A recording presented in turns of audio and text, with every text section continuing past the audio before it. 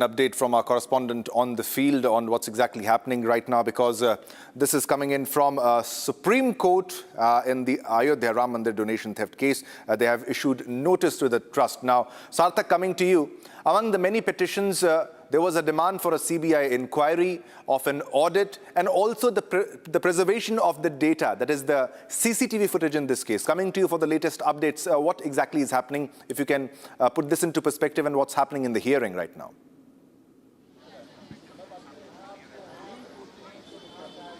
Well, absolutely, Shivam. It is a major development as Supreme Court has accepted the PIL. It has started hearing the matter. It has begun hearing the matter. It has not completely dismissed the PIL. There were multiple PILs filed in the Supreme Court, and where the petition alleges that there are some financial irregularities and how the procurement of contracts has been done by the trust. There is mismanagement and misappropriation being done by the trust. A certain statement came from the council who was involved in this case that for 123 years it took them to rebuild the Ram Mandir, and now a new controversy has erupted where a trust who is responsible for managing the Ram Mandir, the Ram temple, is involved in misappropriation and mismanagement of the funds. As a matter of fact, a few days ago, when the entire controversy erupted, the UP government formed an SIT. Investigation is ongoing. However, what they're demanding at this point, the petitioner in the Supreme Court demands that a separate CBI, an individual CBI probe should be involved in this case. A separate investigation should be done by CBI, and because they do not really rely and trust the investigating bodies and the police and the SIT that has been formed by the UP government. So this is the major contention. Besides that, there are other issues that they have spoken about, that they are expecting the court to direct the UP government to file a status report. As I mentioned before, the UP government has already formed an SIT to investigate the matter so far, but however, they have not yet filed a status report. This is something that they are expecting to file a status report in the court. And besides that, a separate CBI probe, which is the major thing, which is the main contention that they have put forth in the Supreme Court, that a separate CBI probe has to be done in this case, as it is a sensitive matter. The funds have been misappropriated. There is certainly mismanagement of funds that has been done by the trust. So at this point, multiple questions have been raised. They say that there is a lack of transparency in the financial transaction that is being handled by the trust. So multiple things, but CBI probe is one thing that they are putting as the major contention in the court. They are pressing upon this repeatedly, and certainly a status report has been sought by the Supreme Court on the next date of hearing, and SG Tushar Mehta, who is representing the government in this case, says that a proper status report will be filed by the SIT that has been formed by the UP government. All right, thanks a lot, Sarthak, for all the updates. Keep a track of all the developments. We'll come back to you as more details emerge. Thanks a lot. All right. All right, viewers, now let's move on to another big breaking news development that we are tracking. We are tracking all the developments, giving you minute-to-minute updates from the West Asian conflict. And now Iran claims that it has downed a US Lucas one-way attack drone, which is the kamikaze drone, over Bandar Abbas, ladies and gentlemen. This is as per the Iranian reports that we are getting. The Lucas drone that we are talking about, it is a drone that has been reverse engineered as per the Shahed drone of the Iran. So there seems to be a change in strategy of the US military in this case, because this is big. And now this is Iran claiming that they have shot down a Lucas drone, a US Lucas one-way attack drone, which is a suicidal drone, a kamikaze drone. And this has been posted by Iran, exclusive on your television screen, exclusive on Republic. Ladies and gentlemen, this has been posted by Iran. Now this is the drone which has been shot down, and this is a claim by the Iranian media in this regard. Ladies and gentlemen, these are the visuals of the drone which have been shot down, which is a US Lucas one-way attack drone, and Iran claims that it has been shot down over Bandar Abbas as per the Iranian media.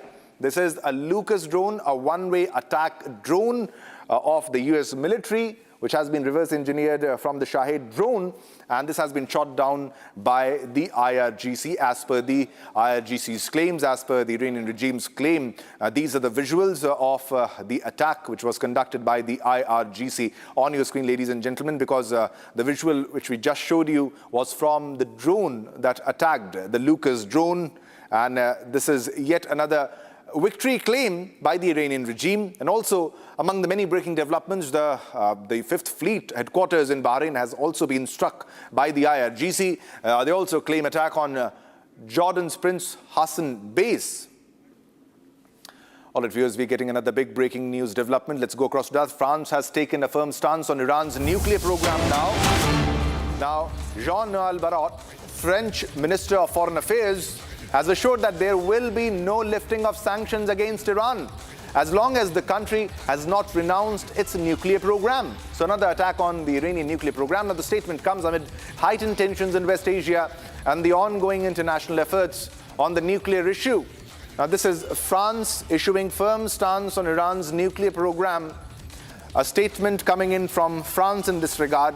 And this is Jean-Noël Barrot, French Minister of Foreign Affairs, who has assured that there will be no lifting of sanctions.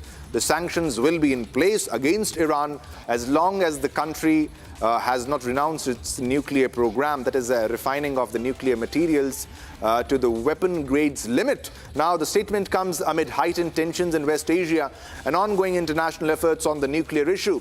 This is France giving a statement on Iran and especially on the nuclear program of Iran. While earlier in the morning, it was Donald Trump who was posting pictures of a nuclear bomber over Washington, D.C.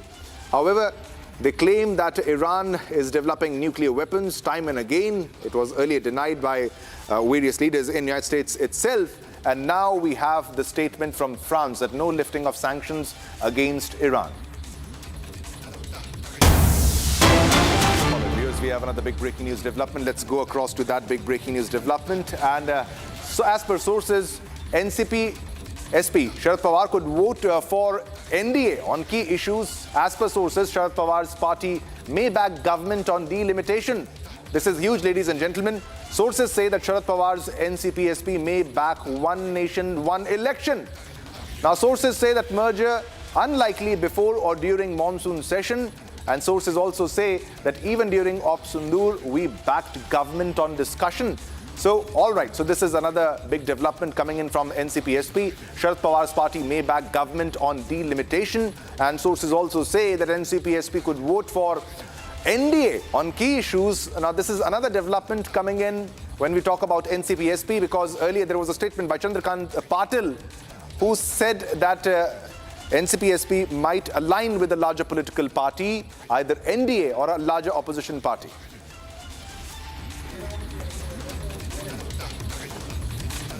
This is another big breaking news development that we are getting. Sharad Pawar's party may back government on delimitation. This is another development that we're getting. NCP-SP could vote for NDA on key issues. That's what we are getting, ladies and gentlemen. Another set of development when we talk about NCP-SP, the party may back government on delimitation. All right, viewers, let's go across to another top development that we are tracking. A huge fire engulfed a pub in Bangkok early Monday, killing at least 27 people before firefighters brought the blaze under control. Now, officials said the Thai Prime Minister Anutin visited the site with rows of bodies laid out at the scene as police and emergency crews worked around him. Now, footage shared online by first responders showed a huge blaze raging and smoke pouring from the front door of the Na Lat Prao pub in the northern part of the Thai capital, with people trying to flee as thick black smoke billowed in the sky.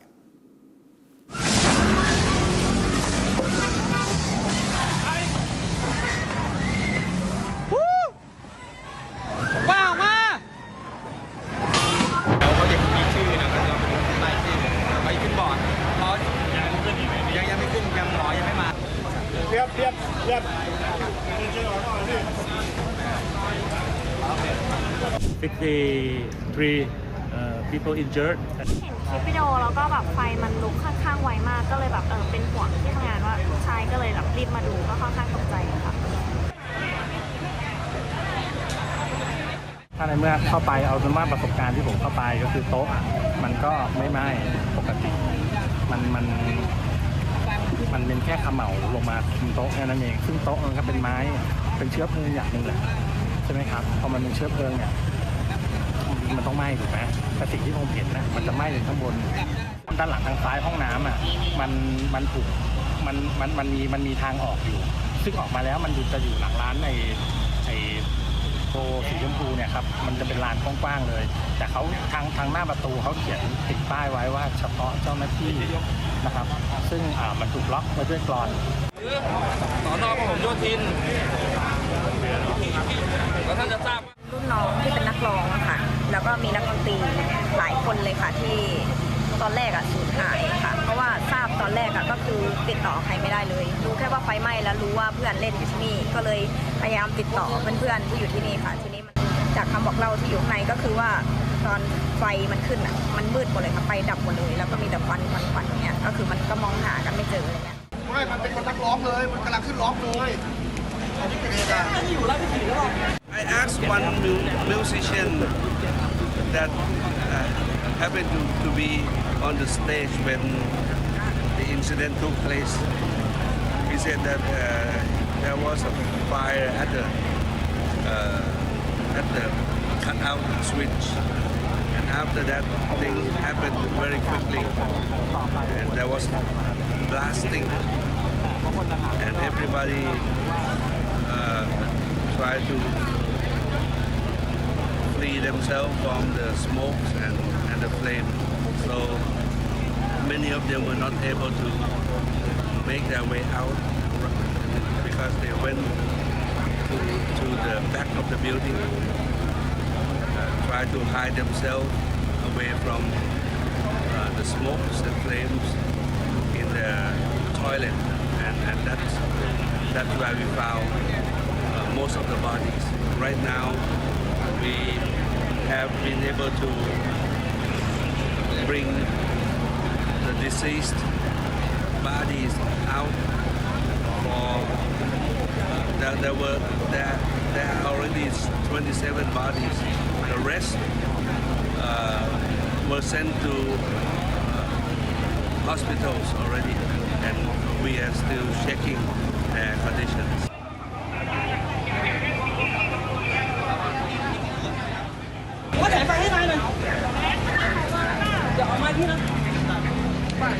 Yeah, the incident started around midnight, and then there are like 27 deaths and 63 people injured and 22 critical condition. ก็ว่ารายงานว่าอย่างนั้นนะก็คงต้องอยู่ในนั้นนะครับก็เข้าใจว่าไฟมันติดเร็วแล้วก็ไปตามThe source, the cause of the fire is still under investigation by the police department.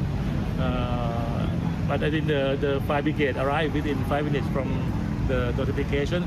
But the fire already spread quickly and a lot of smoke and flame. So I think we have to investigate what is the really cause of the casualties.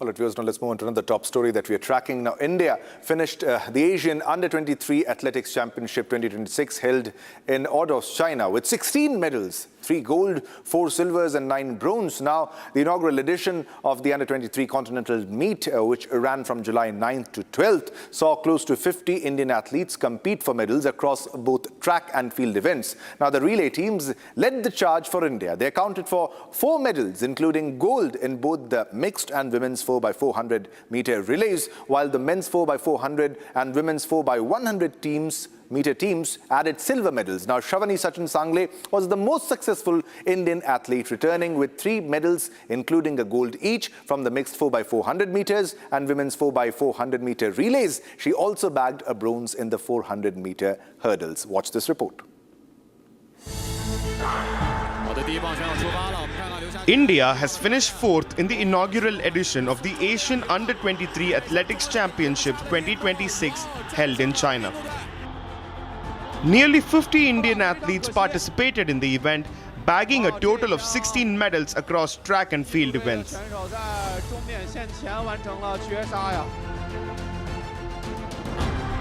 The relay teams led the charge for India, accounting for 4 medals.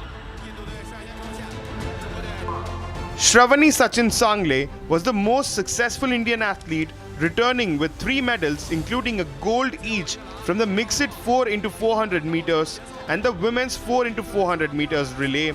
She also bagged a bronze in the 400-meter hurdles.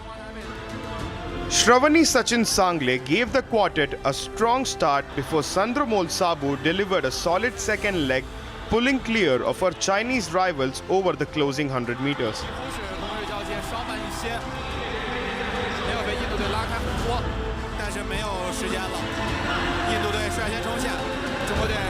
Pravalika Narimala and Nafiza Khatun then protected India's advantage to complete a commanding victory. Meanwhile, the men's 4x400 meters and the women's 4x100 meter teams added silver medals. India's other gold medal came on the final day of the competition, with Anand Singh winning the men's javelin throw. Shivam Lohakare claimed bronze in the same event. Meanwhile, Bhopal athlete Shakil also bagged a bronze medal in the men's 800-meter event. Delivering an outstanding performance against some of Asia's finest middle distance runners, Shakil clocked an impressive 1 minute 48 seconds to secure a podium finish. The young Indian athletes have stamped their mark on the inaugural edition of the Asian Games Under-23 Championship. All right, viewers, we have another big breaking news development from the West Asian conflict, and this is Iran's Atomic Energy Organization, which has denied attack on Bushehr nuclear plant. Iran's Atomic Energy Organization has denied any claims circulating on social media about an attack on the Bushehr nuclear power plant, stating that the facility is in a completely normal, safe and stable condition, with all units operating without interruption, because there were earlier reports, ladies and gentlemen, when the US struck Iran, that the Bushehr nuclear power plant has been struck in the strikes conducted by the US military, by the CENTCOM. Iran says that operations at Bushehr nuclear power plant are stable and normal, because the earlier claims was an attack in the premises of the Bushehr nuclear power plant. It was not actually confirmed that whether a nuclear reactor has been struck in the strikes conducted by the US military. But now Iran says that operations at Bushehr nuclear power plant are stable, everything is safe, everything is normal, and everything is all right when we talk about the Bushehr nuclear power plant in Iran. Now, this is the claim of Iran, the Iranian claim that says that operation at the Bushehr nuclear power plant is stable. Big breaking news development coming in from the West Asian conflict. We are bringing you minute-to-minute update of what's happening in the West Asian region.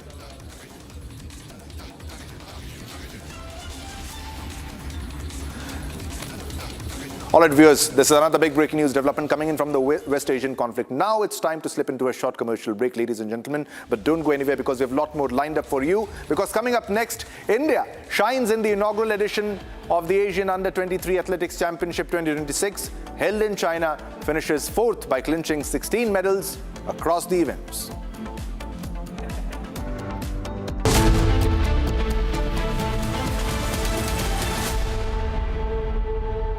चमकी चाट से क्या बना है? Sandwich, लस्सी और छाछ और हर घूंट में चमकी चाट, ड्राई फ्रूट और दही बड़े। चमकी चाट से स्वाद बढ़े। असली स्वाद सिर्फ चमकी चाट। AU सेविंग्स अकाउंट में मिलते हैं amazing benefits, paperless banking and higher interest, वो भी हर महीने। Money money money money every month. सोच बदलो और बैंक भी। थोड़े में ज्यादा स्वाद, यही तो है इसकी खास बात। वाओ मामा, क्या स्वाद है? अरे मेरे राजा, राजा और pure masala.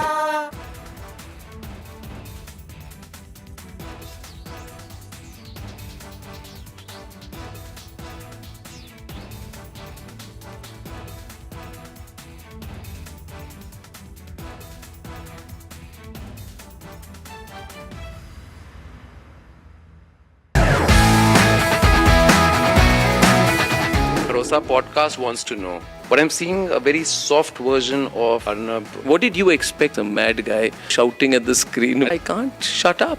As debater, or I'm a crazy debater. Facts everyone has, but I have brought back opinion into journalism because they didn't have the guts.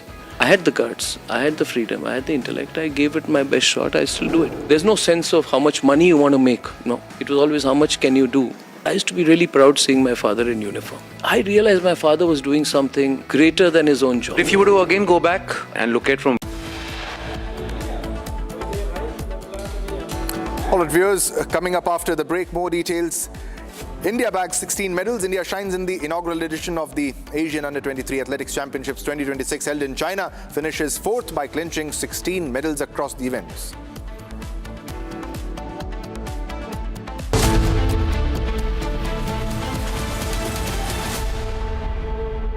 प्यास बुझाए ठंडक लाए सबको भाई जीरा सिंह MDH का जलजीरा जीरा सिंह जीरा सिर्फ असली रिफ्रेशिंग, असली स्वाद, असली मजा।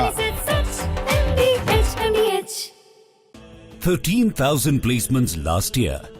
At Amity, we are committed to nurturing passionate, hardworking and proactive professionals.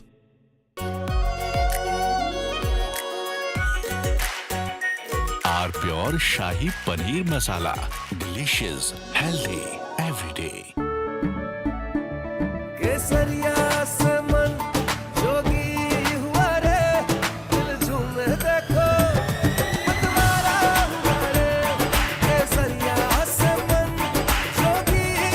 हर पल मनाओ केसरी त्योहार।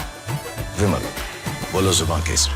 चमकी चाट से क्या बना है? आलू चाट या फ्रूट चाट, स्वाद बनाए चमकी चाट। क्या बात है? स्वादिष्ट पकोड़े और बरसात, अरे चमकी चाट है इसकी जान। असली स्वाद सिर्फ चंकी चाट।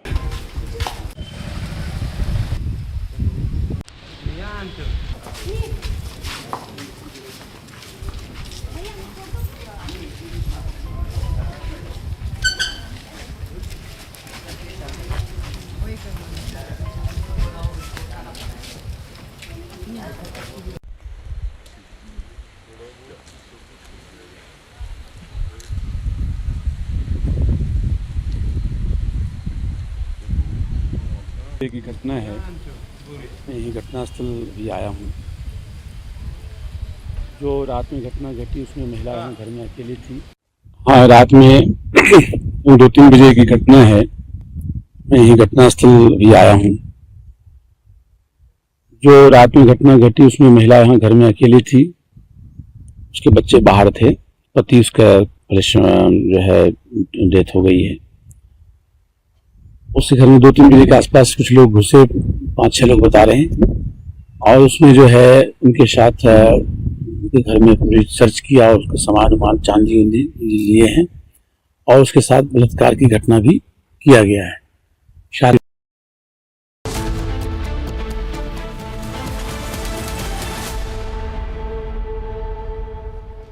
Hello and a very warm welcome. You're watching Live and Breaking on Republic TV with me, Ishita Mitra. Now viewers, India's defence story is entering a transformative new era, powered by indigenous innovation, cutting-edge emerging technology and a rapidly expanding defence industrial ecosystem.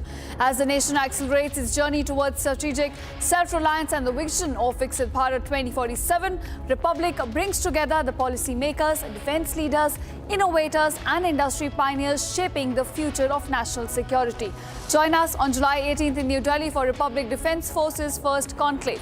Bharat, the defence powerhouse, where the spotlight will be on our next-generation military technologies, advanced defence platforms, indigenous capabilities, and the government and industry partnership driving India's technological transformation. Stay tuned for insightful conversations, exclusive perspectives, and the ideas that will define the future of India's defence ecosystem.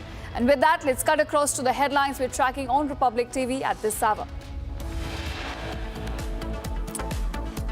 India shines at the inaugural edition of Asian Under-23 Athletics Championship 2026 held in China, finishes fourth by clinching 16 medals across the events. SC seeks SIT report in Ayodhya donation theft case. It directs the team to now issue notice to Ram Mandir Trust. After Uddhav Sena, NCP-SP split next, sources indicate 5 Lok Sabha MPs likely to make the switch to NDA. US strikes central Iran, hits air defense systems, coastal radar sites, missile and drone capabilities along with small boats. Iran launches eye for an eye operation after fresh US strikes targets the US bases across Kuwait, Jordan and Bahrain. BJP sends legal notice to Jammu and Kashmir. Chief Minister Umar Abdullah over 30 crore poaching charge demands unconditional apology.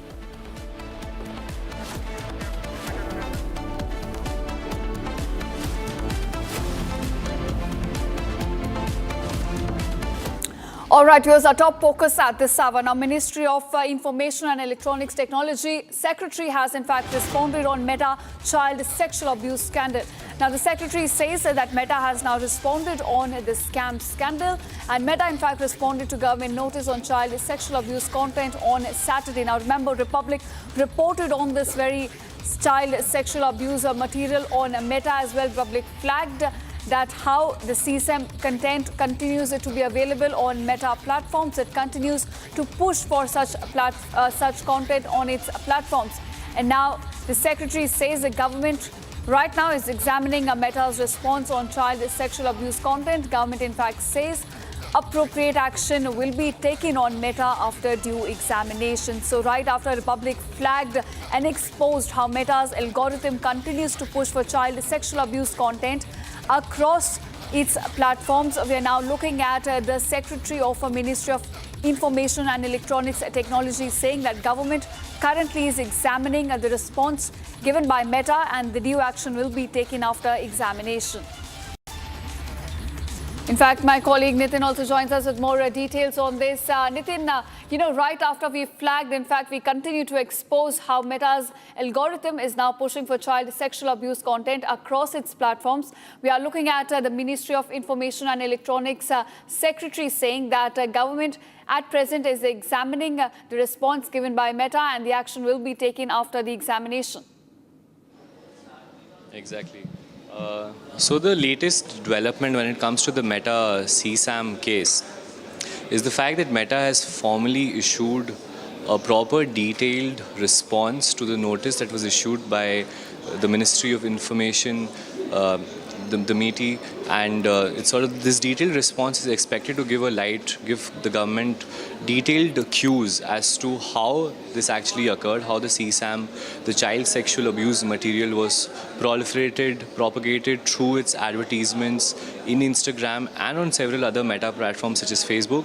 And obviously we've been tracking this story very closely, and all the developments are something that we are bringing it to our viewers as and when we get updates. And so what the ministry's secretary has mentioned, S. Krishnan, is that it's currently under examination. The reply was received on Saturday to a notice issued by Ashwini Vaishnav on July 4th. And what we are looking at in terms of a detailed response is the fact that how much revenue was Meta able to generate through pornographic content in terms of editorials to third-party links. And Republic not only found third-party pornographic content transmitted via Instagram's platform, but also first-party content that deliberately, in a way, because of the lack of guardrails, automated guardrails on part of Meta's ecosystem, which came to light. Back to you. All right, Nitin, keep tracking all the updates we're getting on this. And for now, thanks so much for joining us and getting us the latest information. Now we're shifting focus to more breaking news we're getting from Rashtra politics. Now NCP's Sharad Pawar faction, in fact, we understand, could vote for NDA on key issues in the upcoming parliament session. Now sources indicate that Sharad Pawar's party may back the government on delimitation bill. In fact, Sharad Pawar's NCP-SP may back one nation, one election as well. Now sources are indicating to Republic that a merger is unlikely before or during the monsoon session.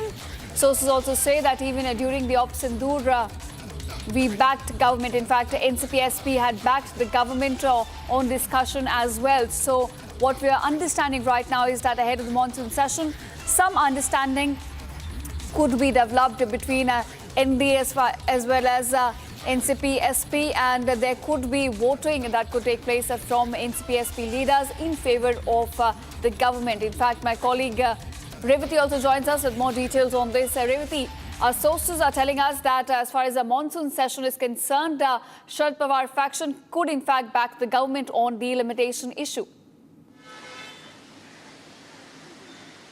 Right, as you rightly mentioned, now currently we have 2 to 3 issues pending in the center, and during the monsoon assembly, it is likely said that during or after the monsoon session, the NCP SP faction might join hands with NDA because there are many pending bills or something bigger to achieve. They need the numbers in the center. Not only that, but also if we look at the stance of the NCP SP leaders during Operation Sindoor or any other big decisions in from the center, we have seen that NCP SP backing the NDA led government. And also if we look at the statements given by the NCP SP leaders after Operation Sindoor, we can see that their stance was slightly blunt. Also, not only that, but also overall the stance on the NDA-led government, may it be PM Narendra Modi or CM Devendra Fadnavis, the sharp jibe that they used to take, it has become somehow blunt. And now, if we look at the current movements in Maharashtra, the other day Sharad Pawar met Eknath Shinde. Also, there were meeting about the Maharashtra-Karnataka border, which was led by CM Devendra Fadnavis, where Sharad Pawar was seen sitting next beside to the CM of Maharashtra. Right. So there are many such happenings currently happening in the Maharashtra politics. So in the near future, we expect that NCP SP will join hands with the NDA government. Over to you. All right. In fact, Revati, as you mentioned that we're also hearing that a merger is on the cards as far as NCP SP is concerned with NDA. Do we have any timeline if this could happen before the monsoon session or even after? As of now, there is no such timeline as to when shall we expect this. But yes, out of 9 MPs, 1 of Rajya Sabha and other 8 of the Lok Sabha, out of 8, 5 are ready to switch their sides, but no names have come forward. Also, some days ago, if we look, that Sunetra Pawar and Parth Pawar held a high-level meeting with Amit Shah, and it is said that even then the talks about NCP SP splitting and joining hands with the NDA-led government or the NCP AP faction. So the talks about the same were happening. So in the near future, as I mentioned earlier, it is likely possible that the NCP SP will be joining hands with the NDA-led government. Over to you. Okay, thanks so much, Revati, for joining us and getting us the latest on this possible split, in fact, that could take place within NCP SP and a merger that is also on the cards with NDA. Thanks so much. And now we are shifting focus to more breaking news we're getting at this hour from West Asia. Now, amidst the escalation that is being witnessed between Iran and the US, the Iranian Foreign Ministry spokesperson has come out with a very strong statement vowing that Iran will pursue justice for its every leader and for every citizen killed in this war. So as we look at both the sides now exchanging fire, the spokesperson Ismail Baghai has come out with a statement saying that they will take revenge for every Iranian leader that has been killed, for every citizen that has lost its life in this escalation. So that is the statement coming in from Iran at the moment.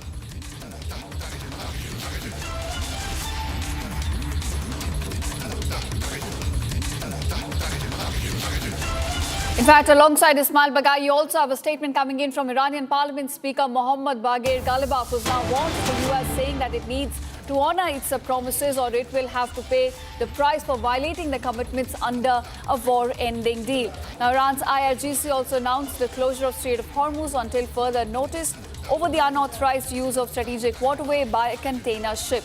It added that the strait will remain closed until the US ends its intervention in the region. So as the Strait of Hormuz, the crucial waterway for oil supplies around the world, now remains shut, we have a warning coming in from Iranian Parliament Speaker Ghalibaf, who says that either US honors its commitment as per the agreement signed between the two sides, or it will have to pay a high price. That's the statement that Ghalibaf has now made, warning US against further escalations in West Asia.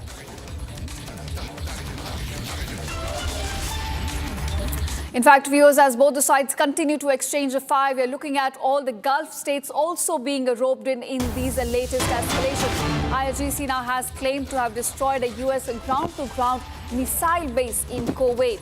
IRGC has announced that a U.S. ground-to-ground missile base in Kuwait was destroyed by its forces, with the 2 HIMARS missile platforms and missile-filled warehouses set ablaze and completely destroyed. So claims and counterclaims coming in from both the sides. In the latest, we have seen U.S. assets coming under attack all across the Gulf nations, across Kuwait, Bahrain, Jordan, UAE as well. And now IRGC claiming that a missile base in Kuwait has now been struck. And in fact, HIMARS launchers have been destroyed as part of this attack.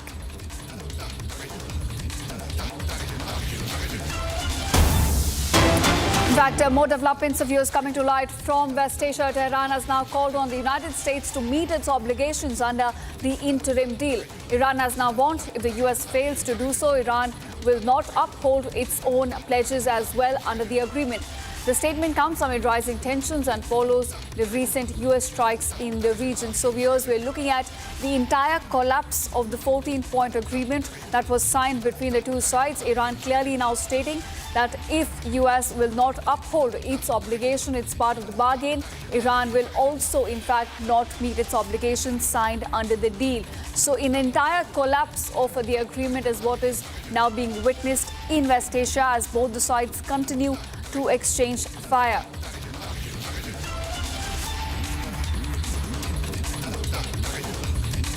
In fact, viewers, as I said before, that claims and counterclaims are continuing from both the sides, and this time Iran has now accused the US of violating the terms of the memorandum related to the Strait of Hormuz. Foreign Ministry spokesperson Baghai says the text of memorandum explicitly states that the arrangement for reopening of the strait are to be carried out by Iran.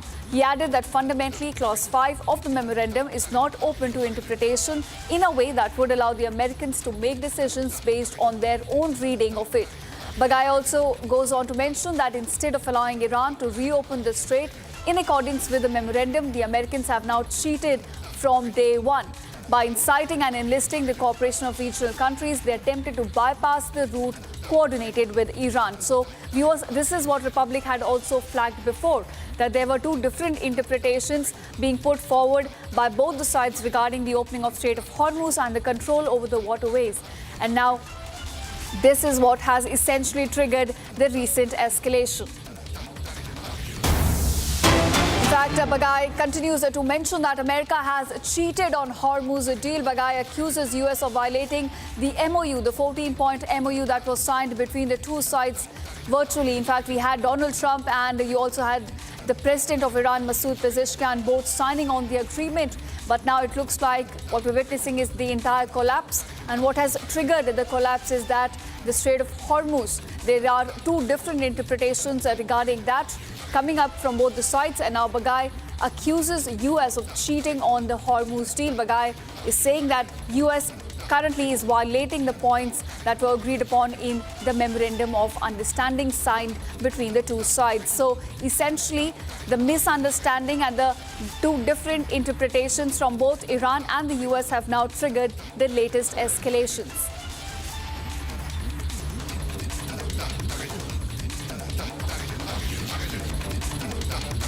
And now we are shifting focus. A typhoon Bafi made a powerful landfall in eastern China's Zhejiang province, packing maximum sustained winds of 144 km/h. Regarded as the strongest storm to hit the Chinese mainland this year, Bafi triggered massive evacuations, forcing nearly 2 million people out of their high-risk coastal regions into emergency shelters. Now, the National Met Agency issued its first red alert for rainstorms alongside an orange typhoon alert, leading to mass cancellations of over 1,000 flights, trains and ferry services across Shanghai and neighboring provinces. Before striking China, the storm in fact intensified deadly monsoonal landslides in Philippines as well and brought severe weather to parts of Taiwan and southern Japan. Here's the report. Take a look.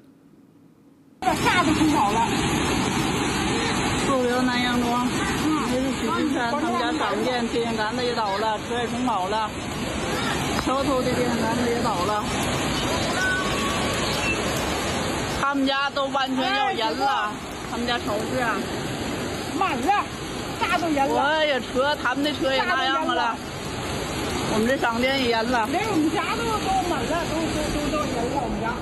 我们这商店，把脚往上搁搁。都严了，这东西呀，冰箱，看看，哦。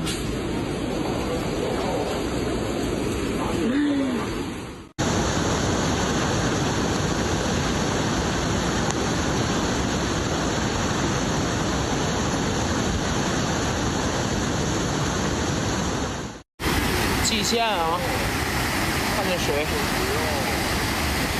蓟县，哎。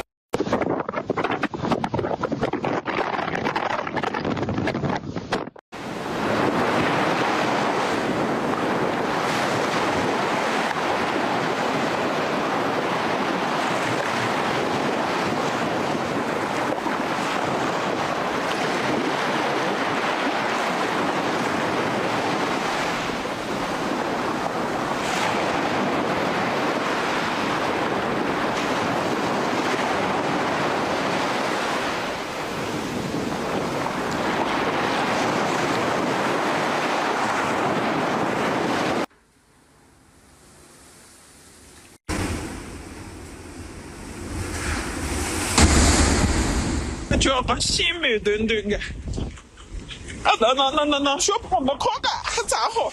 老子不。我是来不谈。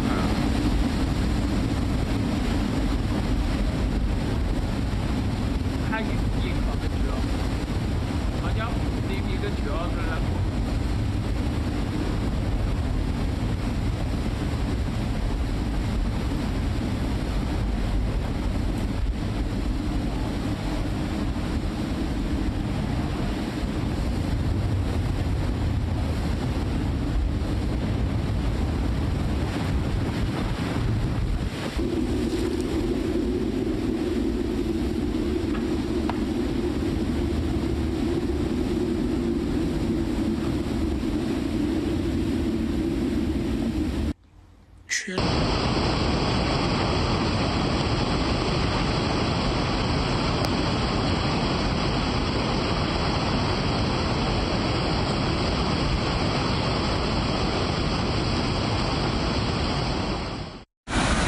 蓟县啊，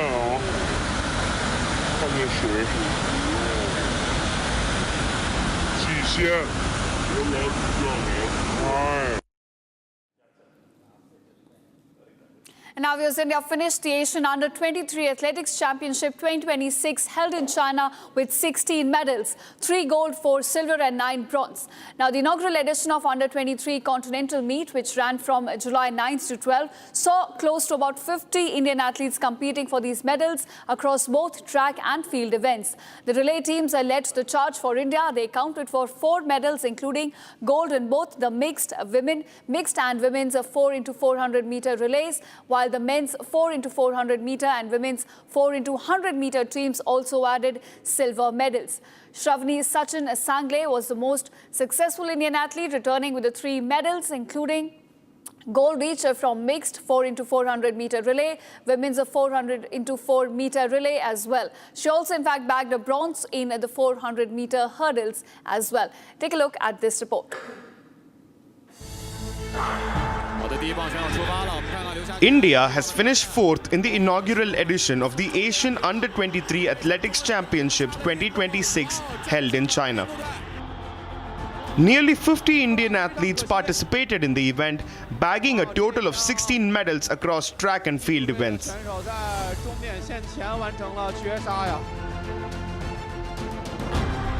The relay teams led the charge for India, accounting for 4 medals.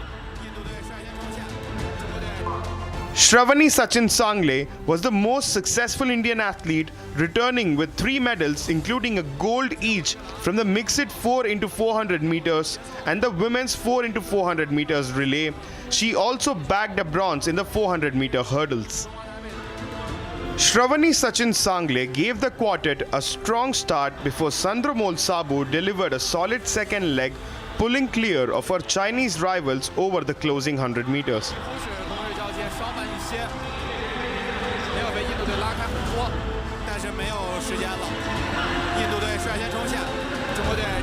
Pravalika Narimala and Nafiza Khatun then protected India's advantage to complete a commanding victory. Meanwhile, the men's 4x400 meters and the women's 4x100 meter teams added silver medals. India's other gold medal came on the final day of the competition, with Anand Singh winning the men's javelin throw. Shivam Lohakare claimed bronze in the same event. Meanwhile, Bhopal athlete Shakil also bagged a bronze medal in the men's 800 meter event. Delivering an outstanding performance against some of Asia's finest middle distance runners, Shakil clocked an impressive 1 minute 48 seconds to secure a podium finish. The young Indian athletes have stamped their mark on the inaugural edition of the Asian Games Under-23 Championship. And now here's more developments coming to light from war-zone West Asia. Now Iran, in fact, has ruled out any attacks on the countries in the region. Foreign Ministry spokesperson Baghai says only US bases and facilities are being targeted in Iran's defensive operations. Tehran reiterated that there will be no attacks on the neighboring countries. So we are looking at attacks unfolding right now, viewers, at the moment as we speak across Kuwait, Bahrain, UAE and Jordan. But Iran says it is only US assets, US facilities which are being struck, and otherwise these are defensive operations being undertaken by Tehran, and no attacks on neighboring countries will in fact take place. That's the big statement coming in from the Foreign Ministry spokesperson Ismail Baghai from Iranian side, who rules out attack on regional countries at the moment, saying that only US assets will be targeted in Iran's defensive operations.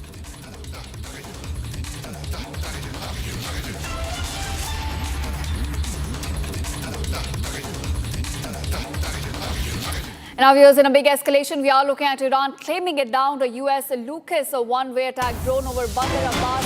According to Iranian media, these are the claims being made by IRGC at the moment, that as US continues to conduct fresh strikes across Iranian landscape, a US Lucas one-way drone has now been shot down over Bandar Abbas. Now remember, Bandar Abbas, in fact, has been hit in the latest US strikes, and IRGC now claiming that a US Lucas one-way drone has been shot down over Bandar Abbas in defensive operations. So that's the statement coming in from IRGC over the latest escalation that is now being witnessed. In fact, they've also put out visuals of the US Lucas drone being shot down over Bandar Abbas by IRGC forces. So those are the visuals put out by Iranian media showing a Lucas one-way drone being shot down over Bandar Abbas.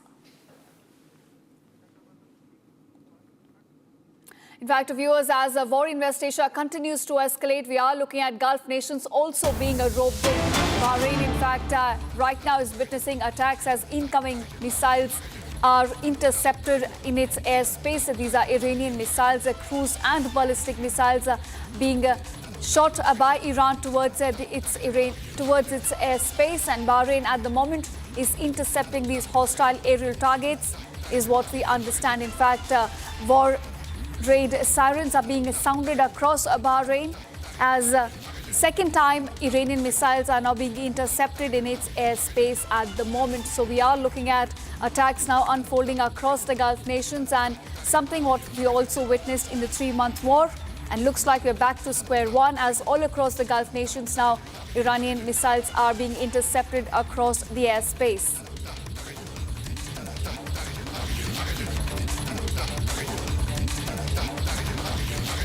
All right, viewers, so that's what we could wrap in this edition of Live and Breaking. Thanks so much for watching. And coming up on the other side, after Uddhav Sena NCP-SP split next, sources indicate that 5 MPs are likely to make a switch to NDA.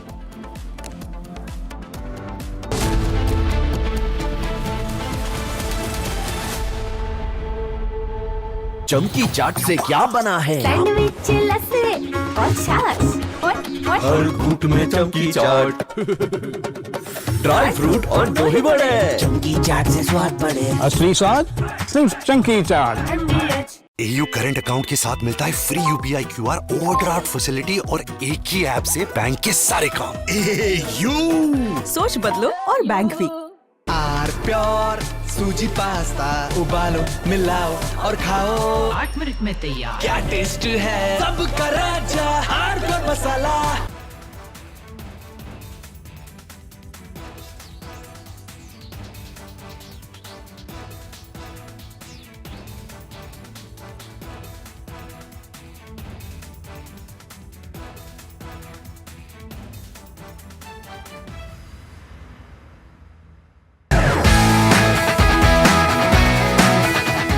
Because our podcast wants to know. But I'm seeing a very soft version of Arnab. What did you expect? A mad guy shouting at the screen. I can't shut up. As debater or I'm a crazy debater. Facts everyone has. But I have brought back opinion into journalism because they didn't have the guts. I had the guts, I had the freedom, I had the intellect. I gave it my best shot. I still do it. There's no sense of how much money you want to make. No. It was always how much can you do. I used to be really proud seeing my father in uniform. I realized my father was doing something greater than his own job. If you were to again Coming up after a short break, after Uddhav Sena NCP SP split next, sources now indicate 5 Lok Sabha MPs likely to make the switch to NDA. Getting you all the updates on that on the other side.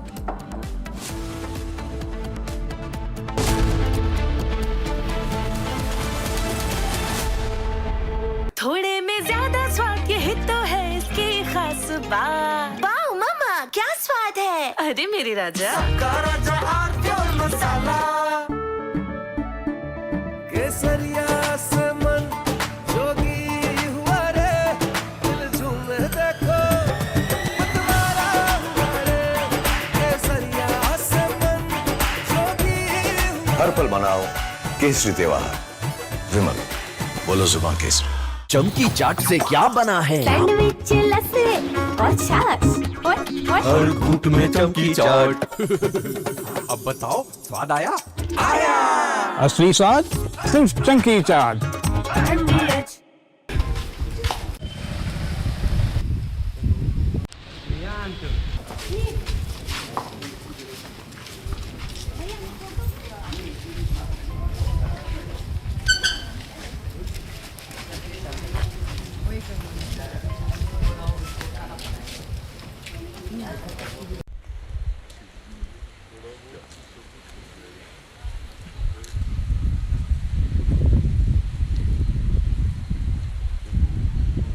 की घटना है, मैं यही घटनास्थल भी आया हूँ।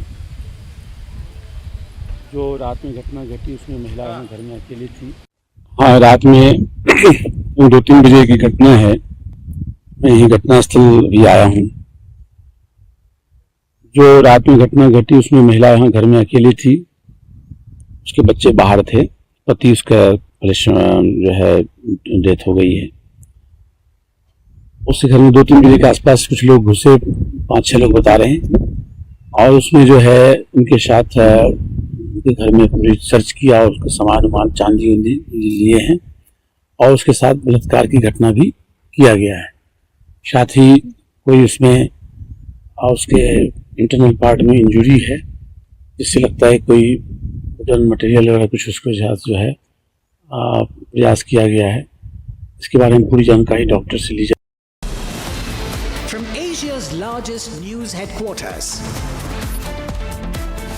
setting the agenda for Bharat.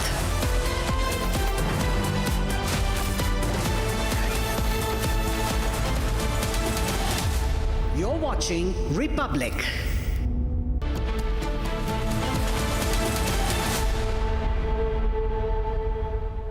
Hello and welcome viewers, you're watching Live and Breaking on Republic TV with me, Ishita Mitra. Now viewers, Republic School of Journalism, India's most sought after live learning program, has opened its applications for its 2026 batch. Now RSJ was launched with a single mission to train the next generation of journalists not in classrooms but on the field live as news breaks, covering elections, wars and the biggest stories of our times under the direct mentorship of India's best journalists at Republic Media Network. And the results speak for themselves. 100% of students from RSJ's inaugural batch are now placed working in newsrooms. The new batch begins this August and aspiring journalists can apply online at www.republicschoolofjournalism.com or call on the number given below to know more. And with that, let's cut across to the headlines we're tracking on Republic TV at this hour. India shines at the inaugural edition of Asian Under-23 Athletics Championship held in China, finishes 4th by clinching 16 medals across the events. Supreme Court seeks SIT report in Ayodhya donation theft case and directs the team to issue notice to Ram Mandir Trust. After Uddhav Sena NCP SP split next, sources now indicate 5 Lok Sabha MPs are likely to make the switch to NDA. US strikes central Iran, hits air defense systems, coastal radar sites, missile and drone capabilities along with small boats. Iran launches eye for an eye operation after fresh US strikes, targets US bases across Kuwait, Jordan and Bahrain.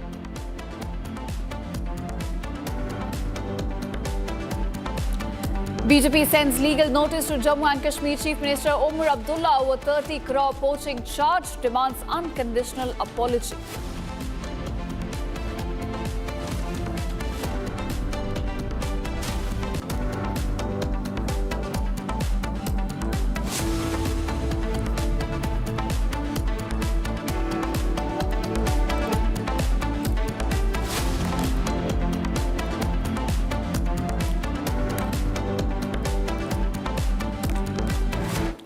Welcome viewers. Our top focus at this hour. Now, Ministry of Electronics and Information Technology Secretary has given out a big statement on Meta child sexual abuse scandal.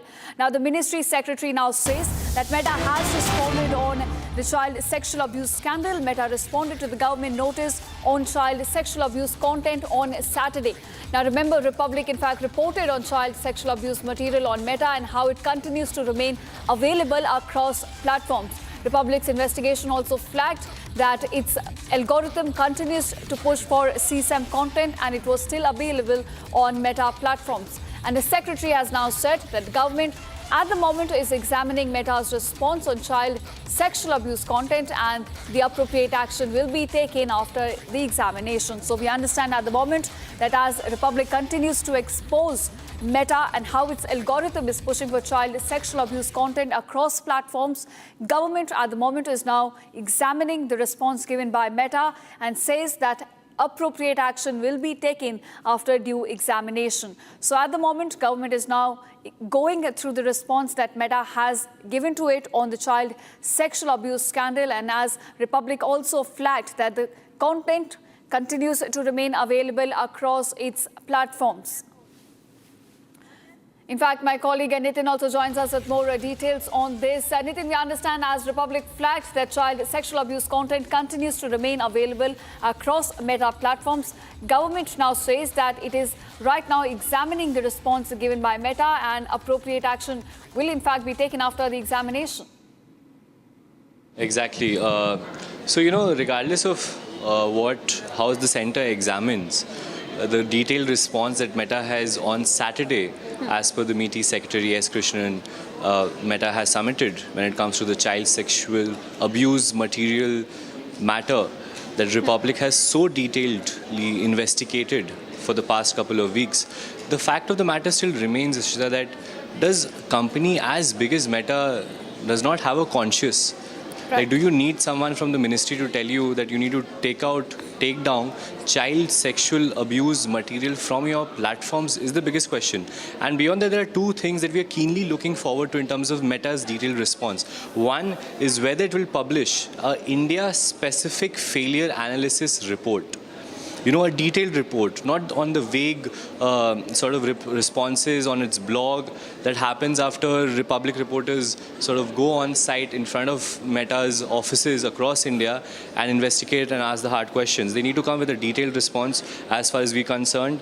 And was too much reliance on automation a failure, a point of failure for Meta?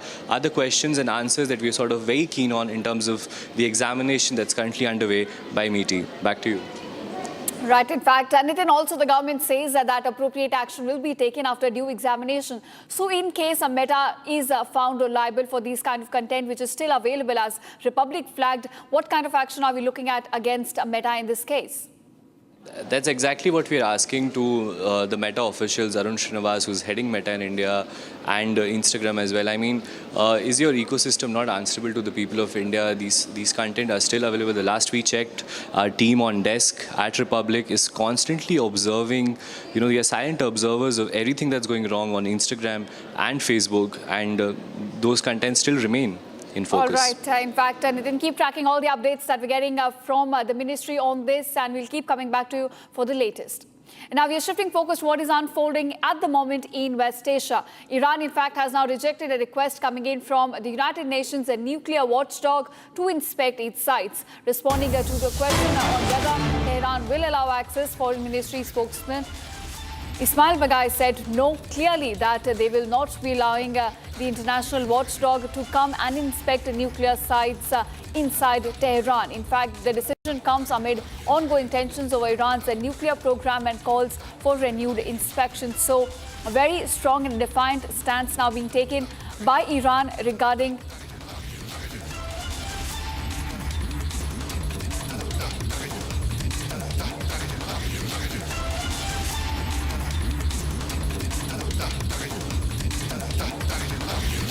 In fact, viewers, let's shift focus and see what is unfolding right now in Maharashtra politics. At the moment, we understand that a possible split is there on the cards for NCP-SP. We understand that Sharad Pawar faction, in fact, may also back the government on several key issues in the upcoming monsoon session, including the delimitation bill as well, which, remember, was not passed due to the opposition's blocking of the bill in the last parliament session.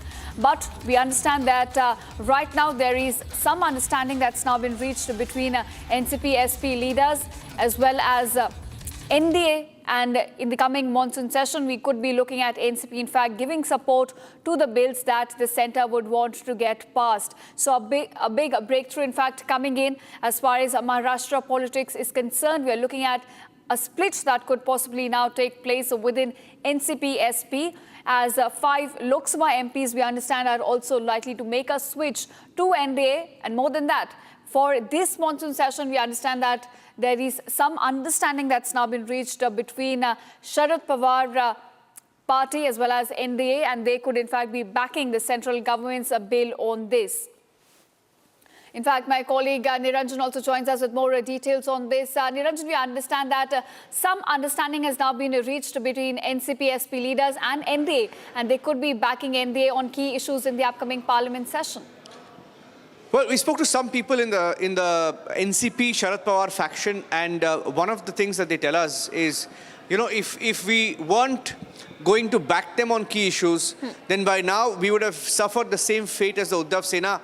Trying to say that obviously there was some kind of understanding with the BJP on these matters.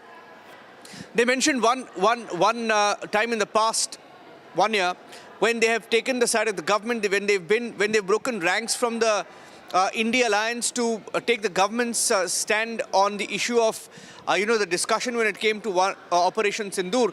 They said on national security issues, on national issues, we have taken a stand with the government, breaking ranks if needed. So in that context, couple of possibilities in this monsoon session. One, they say that there is a possibility of NCP Sharad Pawar faction backing the government on delimitation.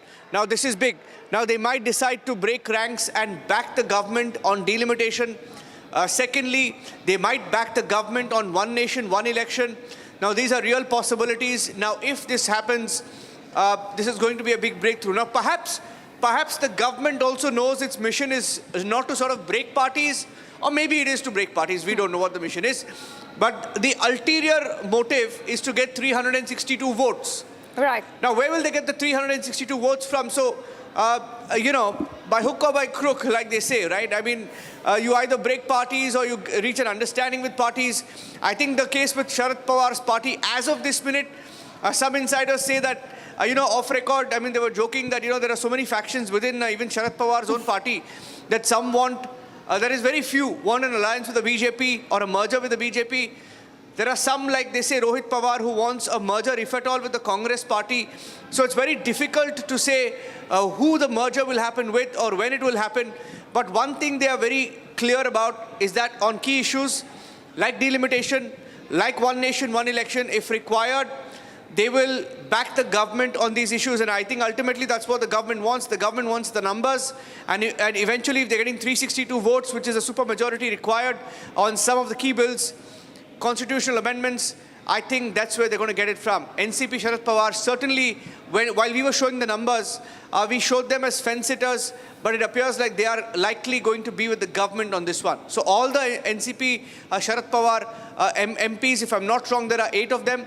All of them could be voting for the government. Right, of course, there are 8 MPs in Lok Sabha and about 1 in Rajya Sabha. So definitely this could be a big boost for NDA, which wants to reach that magic number of 362 as far as their bills are concerned in the upcoming session. But we're also hearing that a split is also likely in the party, as 5 MPs are currently in talks with NDA leaders. So what are we fetching on that front? Well, this has been in the realm of speculation.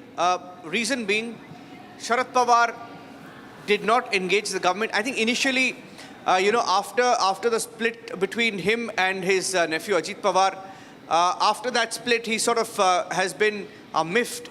And Sharad Pawar, we know, has recently met Eknath Shinde and Devendra Fadnavis. There is that picture. So obviously they have some kind of an understanding. But there is some speculation that even if they were to break party, 5 of them would be joining.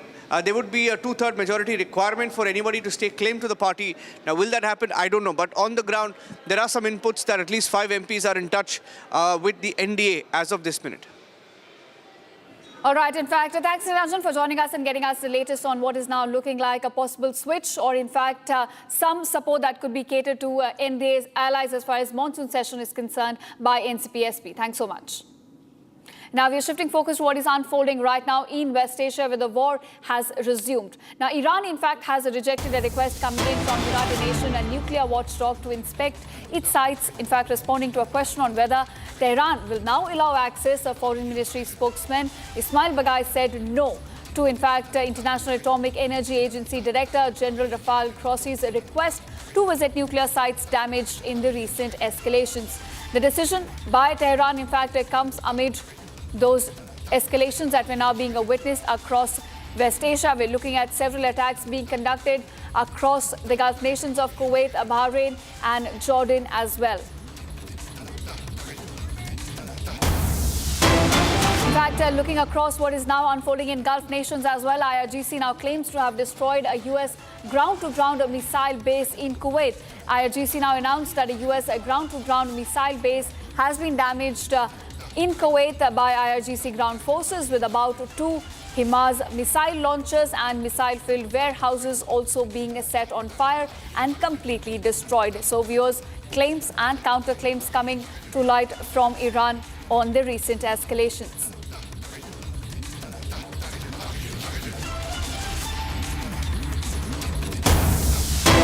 In fact, more statements coming to light from Tehran, as Iran now says that US has not met its obligations under the interim deal signed between the two sides.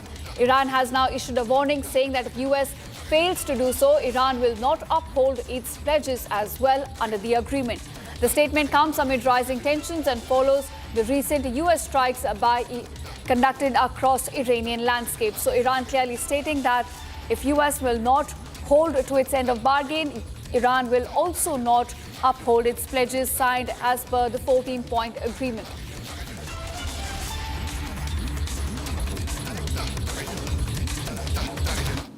And now here's moving on. A huge fire engulfed a pub in Bangkok early Monday, killing about 27 people before the firefighters brought the blaze under control. Now, the Prime Minister of the country visited the site, with rows of bodies being laid out at the scene as police and emergency crews worked around him. Now, footage shared online by first responders showed a huge blaze raging and smoke pouring from the front door of the pub in northern part of the Thai capital, with people trying to flee as thick black smoke bellowed into the sky. Take a look at this detailed report.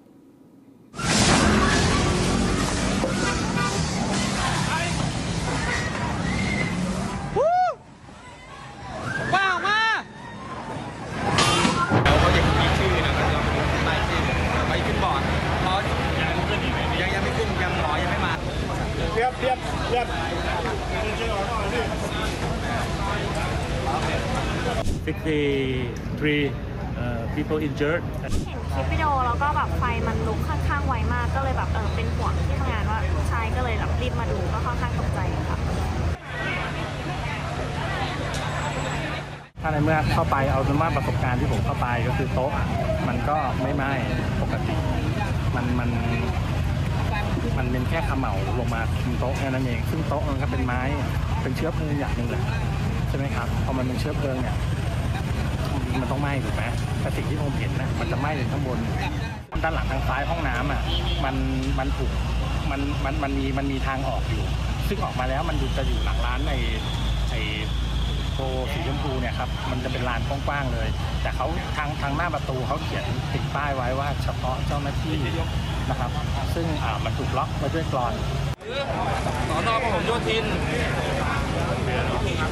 แล้วท่านจะทราบรุ่นน้องที่เป็นนักร้องค่ะแล้วก็มีนักดนตรีหลายคนเลยค่ะที่ตอนแรกสูญหายค่ะเพราะว่าทราบตอนแรกก็คือติดต่อใครไม่ได้เลยรู้แค่ว่าไฟไหม้แล้วรู้ว่าเพื่อนเล่นอยู่ที่นี่ก็เลยพยายามติดต่อเพื่อนๆที่อยู่ที่นี่ค่ะทีนี้จากคำบอกเล่าที่อยู่ข้างในก็คือว่าตอนไฟมันขึ้นมันมืดหมดเลยค่ะไฟดับหมดเลยแล้วก็มีแต่ควันเนี่ยก็คือมันก็มองหากันไม่เจออะไรเงี้ยไม่มันเป็นคนนักร้องเลยมันกำลังขึ้นร้องเลย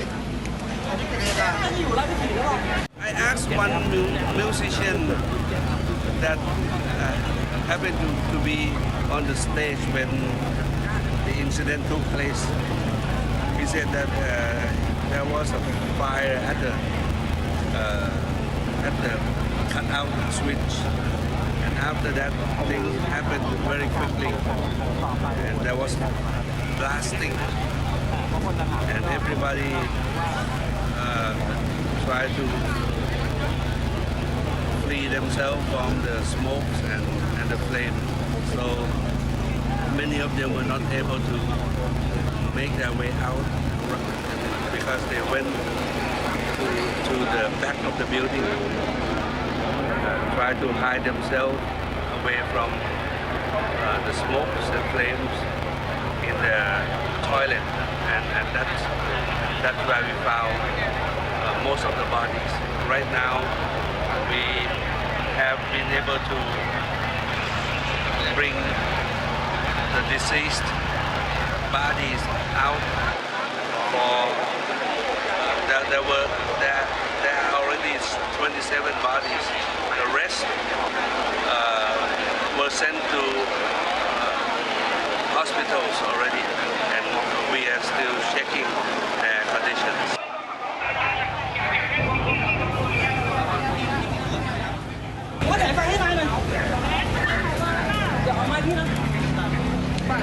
Yeah, the incident started around midnight, and then there are like 27 deaths and 63 people injured and 22 critical condition.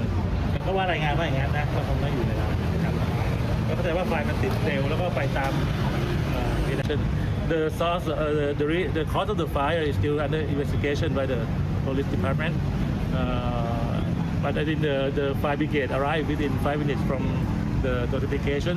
But the fire already spread quickly and a lot of smoke and flame.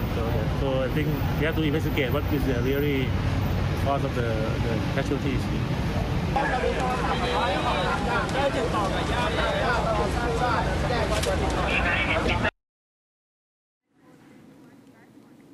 All right, viewers, now India finished in Asian Under-23 Athletic Championship 2026 held in China with 16 medals, 3 gold, 4 silver and 9 bronze. The inaugural edition of Under-23 Continental Meet, which was ran from July 9th to July 12th, saw close to 15 Indian athletes competing for medals across both track and field events. The relay teams led the charge for India. They counted for about 4 medals, including the gold in both the mixed and women's relays. Now, Shravani Sachin Sangle was the most successful Indian athlete, returning with about 3 medals, including a gold each from mixed 4x400 meters and women's 4x400 meter relays. She in fact also bagged a bronze in 400 meter hurdles race. Here's a detailed report. Take a look. India has finished 4th in the inaugural edition of the Asian Under-23 Athletics Championships 2026 held in China. Nearly 50 Indian athletes participated in the event, bagging a total of 16 medals across track and field events.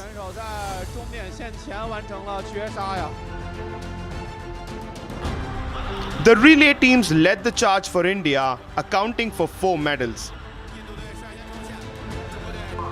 Shravani Sachin Sangle was the most successful Indian athlete, returning with 3 medals, including a gold each from the mixed 4x400 meters and the women's 4x400 meters relay. She also bagged a bronze in the 400-meter hurdles. Shravani Sachin Sangle gave the quartet a strong start before Sandramol Sabu delivered a solid second leg, pulling clear of her Chinese rivals over the closing 100 meters.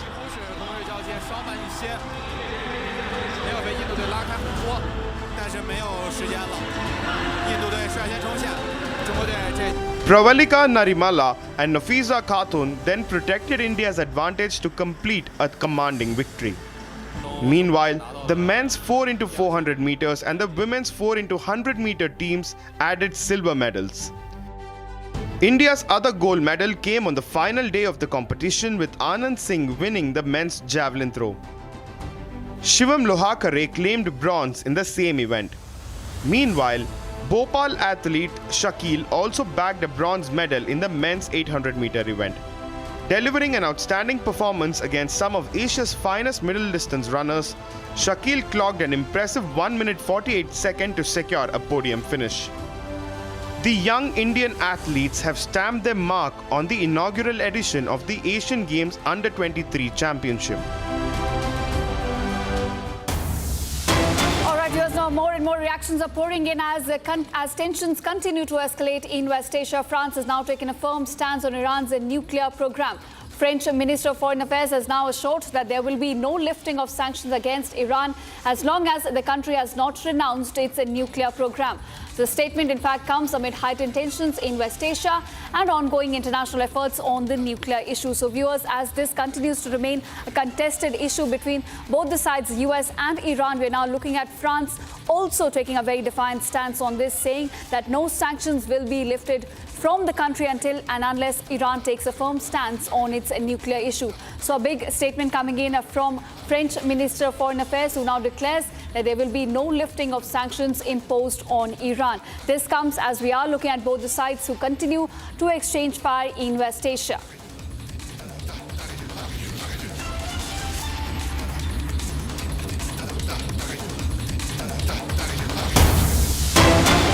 All right, viewers, we're getting some more breaking news at this hour. Iran's Atomic Energy Organization now denies attack on Bushehr plant. In fact, Iran, as the attacks continue, France also now reiterating that no lifting of sanctions will be taking place as far as the war in West Asia is continuing. We are looking at being back to square one after 3 months of conflict. Both the sides are now again exchanging fire. US assets across Kuwait, Bahrain and Jordan are under attack as US continues to now attack several targets across Iranian landscape. So France also now entering the war with a big statement coming in on Iran's nuclear program.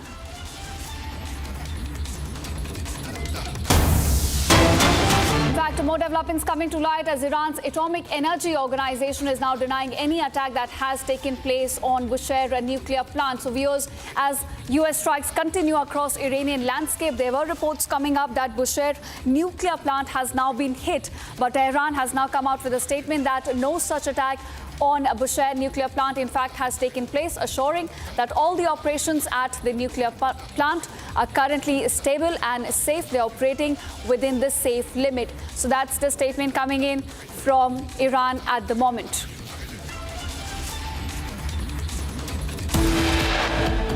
Now, here's coming up after a short break. After Uddhav Sena NCP-SP split next, sources now indicate 5 Lok Sabha MPs likely to make a switch to NDA. Getting you all the updates on that on the other side.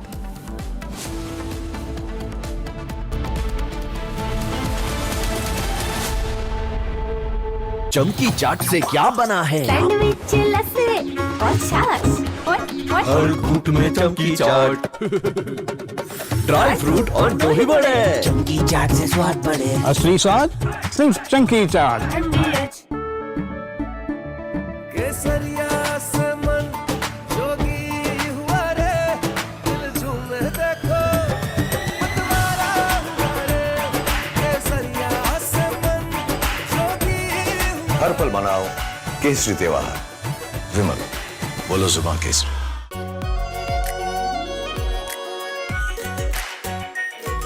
Pure shahi paneer masala, delicious, healthy every day.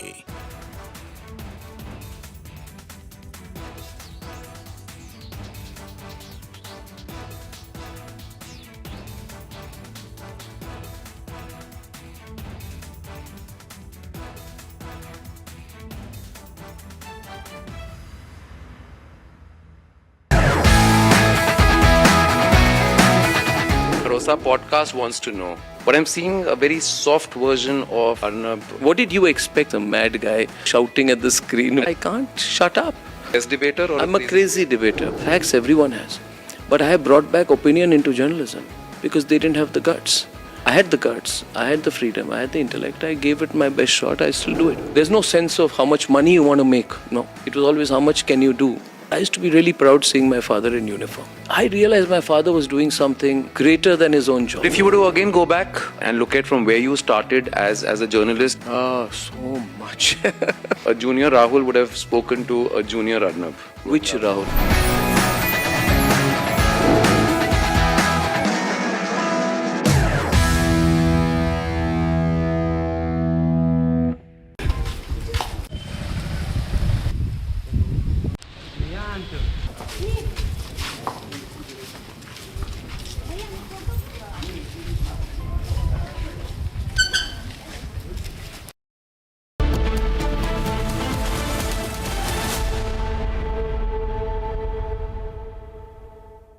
13,000 placements last year. At Amity, we are committed to nurturing passionate, hardworking and proactive professionals. Pure सूजी pasta उबालो मिलाओ और खाओ 8 minute में तैयार। क्या taste है सबका राजा आर प्योर मसाला केसरिया से मन जोगी हुआ रे दिल झूमे देखो मतवारा हुआ रे केसरिया से मन जोगी हर पल मनाओ केसरी त्योहार विमल बोलो जुबान केसरी प्यास बुझाए ठंडक लाए सबको भाई जीरा से MDH का जलजीरा जीरा से जीरा से असली रिफ्रेशिंग, असली स्वाद, असली मजा। MDH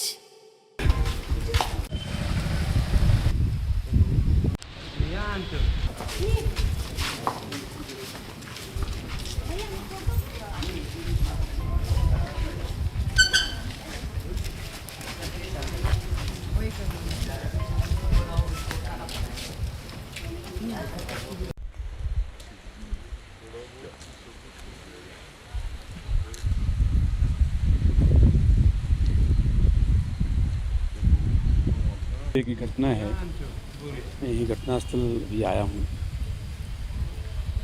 जो रात में घटना घटी उसमें महिला यहाँ घर में अकेली थी।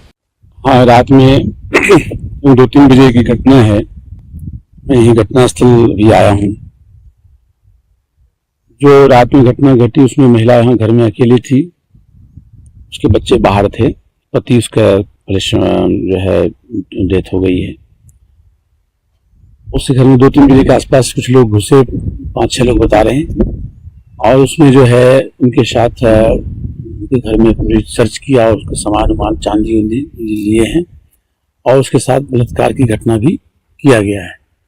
साथ ही कोई उसमें उसके इंटरनल पार्ट में इंजरी है, जिससे लगता है कोई वुडन मटेरियल वगैरह कुछ उसके साथ जो है प्रयास किया गया है। इसके बारे में पूरी जानकारी डॉक्टर से ली जा रही है और इसमें उसको भी इंदौर रेफ़र किया गया है, महिला को वहाँ उनके इलाज के लिए रेफ़र किया गया है, तो पूरा ख्याल रखा जा रहा है। बाकी हम लोग पूरी टीम यहाँ पे जो है हमारी लगी है, FSL की टीम भी आई है, हमारे जो फिंगरप्रिंट की टीम भी है, हमारे साइबर प्लस जो हमारी आसपास के थाने की टीम यहाँ पे आ गई है। इनको मैंने पूरा जल्दी से जल्दी मतलब 24 घंटे 28 घंटे के अंदर में प्रकरण को निकालने का प्रयास किया जाएगा पुलिस की तरफ से।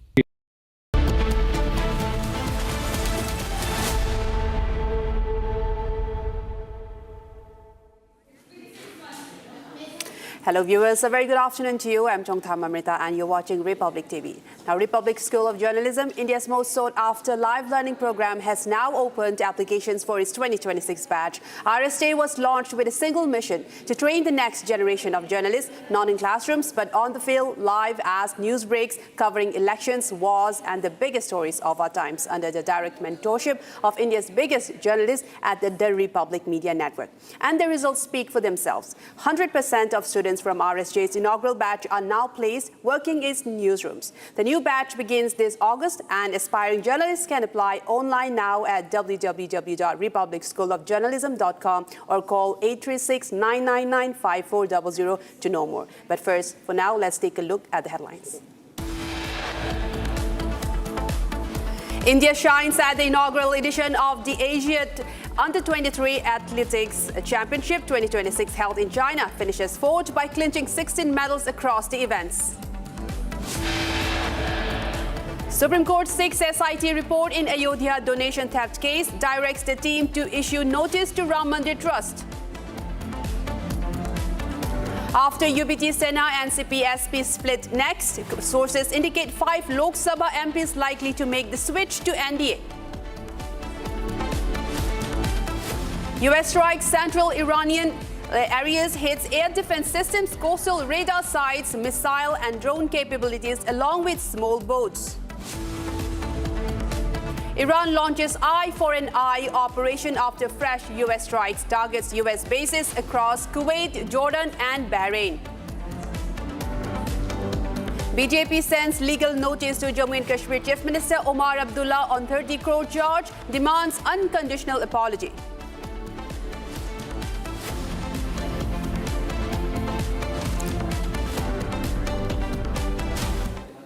Viewers, we begin with a major shocker of a news that's coming in from Hyderabad. Now, a video from Hyderabad has now gone viral after a police officer was allegedly seen allowing a minor girl to drive a car on a busy road. The incident caused a traffic jam and raised serious concerns over road safety. Locals who questioned the officer says that he defended his actions instead of acknowledging the violation. Now, following this backlash, the case has now been registered against Pujari Tirupati for permitting a minor to drive the vehicle. Now, DGP Telangana Anand IPS has also posted on X that he has directed the CP Cyberabad to suspend the concerned officer and initiate a departmental inquiry into the matter after he allowed the minor to drive the vehicle.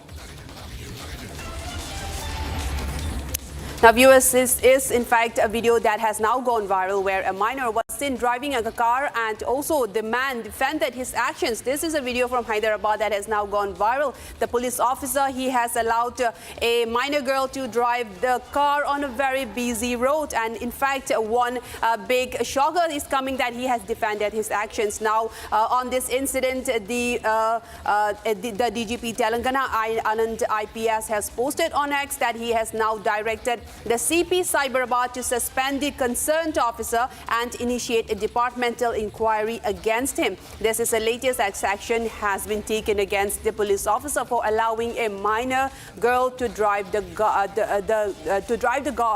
car on a busy road. You can see these visuals that has gone viral, and the police officer was also defending his actions on this.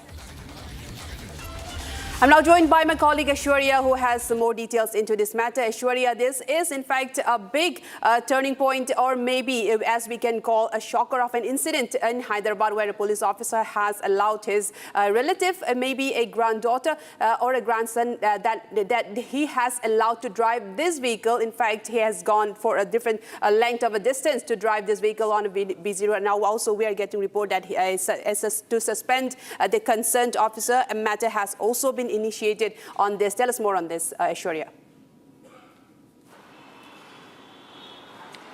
Well, this particular video, which went viral on social media, actually garnered attention and also heavy criticism on how a Hyderabad cop, an SI, could allow his 6.5-year-old granddaughter to drive a car. What went viral was when the other passengers who were behind came to confront and actually saw a 6.5-year-old driving the car. They questioned the cop, but he only had to say, "I am the cop here, I am the police, so I can do whatever I want." And that response actually went viral all over social media, drawing heavy criticism, leading to his suspension today. The Hyderabad cop, we can see in the video, what he was saying to the passengers who were confronting him was that it is an automatic car, and though the granddaughter has the wheels in her hands, it is he who is controlling the entire drive.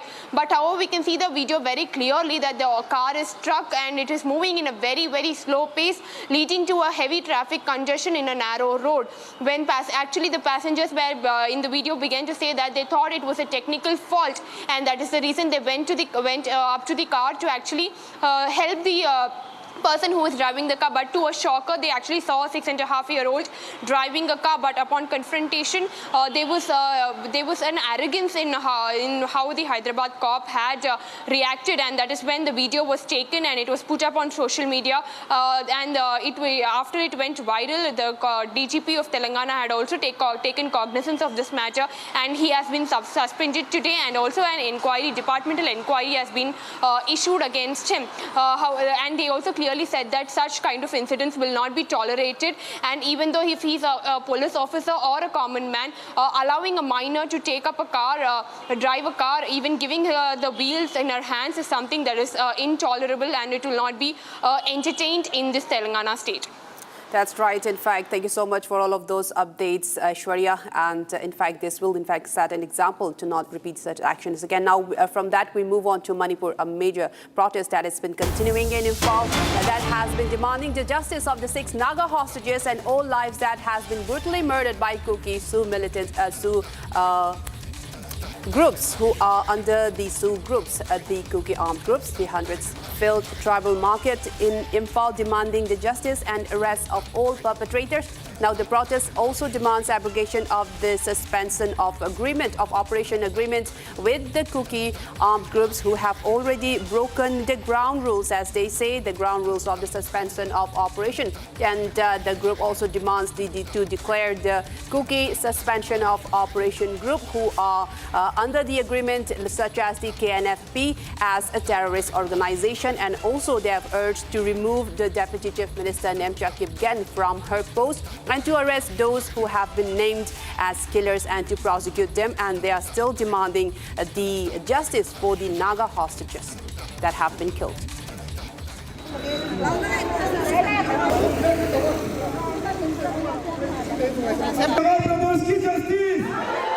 Six Naga brothers की justice. KNFP terrorist group ni haina. KNFP terrorist group ni haina. Nemcha Kipgen. I'm now joined by my colleague Johnson from Imphal, who has more details into this, who has been tracking it in great detail. Johnson, thank you so much for joining us. And we're now getting to see that the demand for the 6 Naga hostages who have been kidnapped and killed brutally, and the people are still demanding justice for them. And one of the main demand is for the abrogation of the suspension of operation. And we are seeing that the latest protests have also demanded the removal of the Deputy Chief Minister. Tell us more into this. Yes, Amrita. The world knows that the 6 Naga hostages have been abducted from Lelembaipai on 13 May, and their mortal remains, who are brutally murdered, who are mutilated into pieces, they were recovered after nearly a month from the adjoining village of Lelembaipai.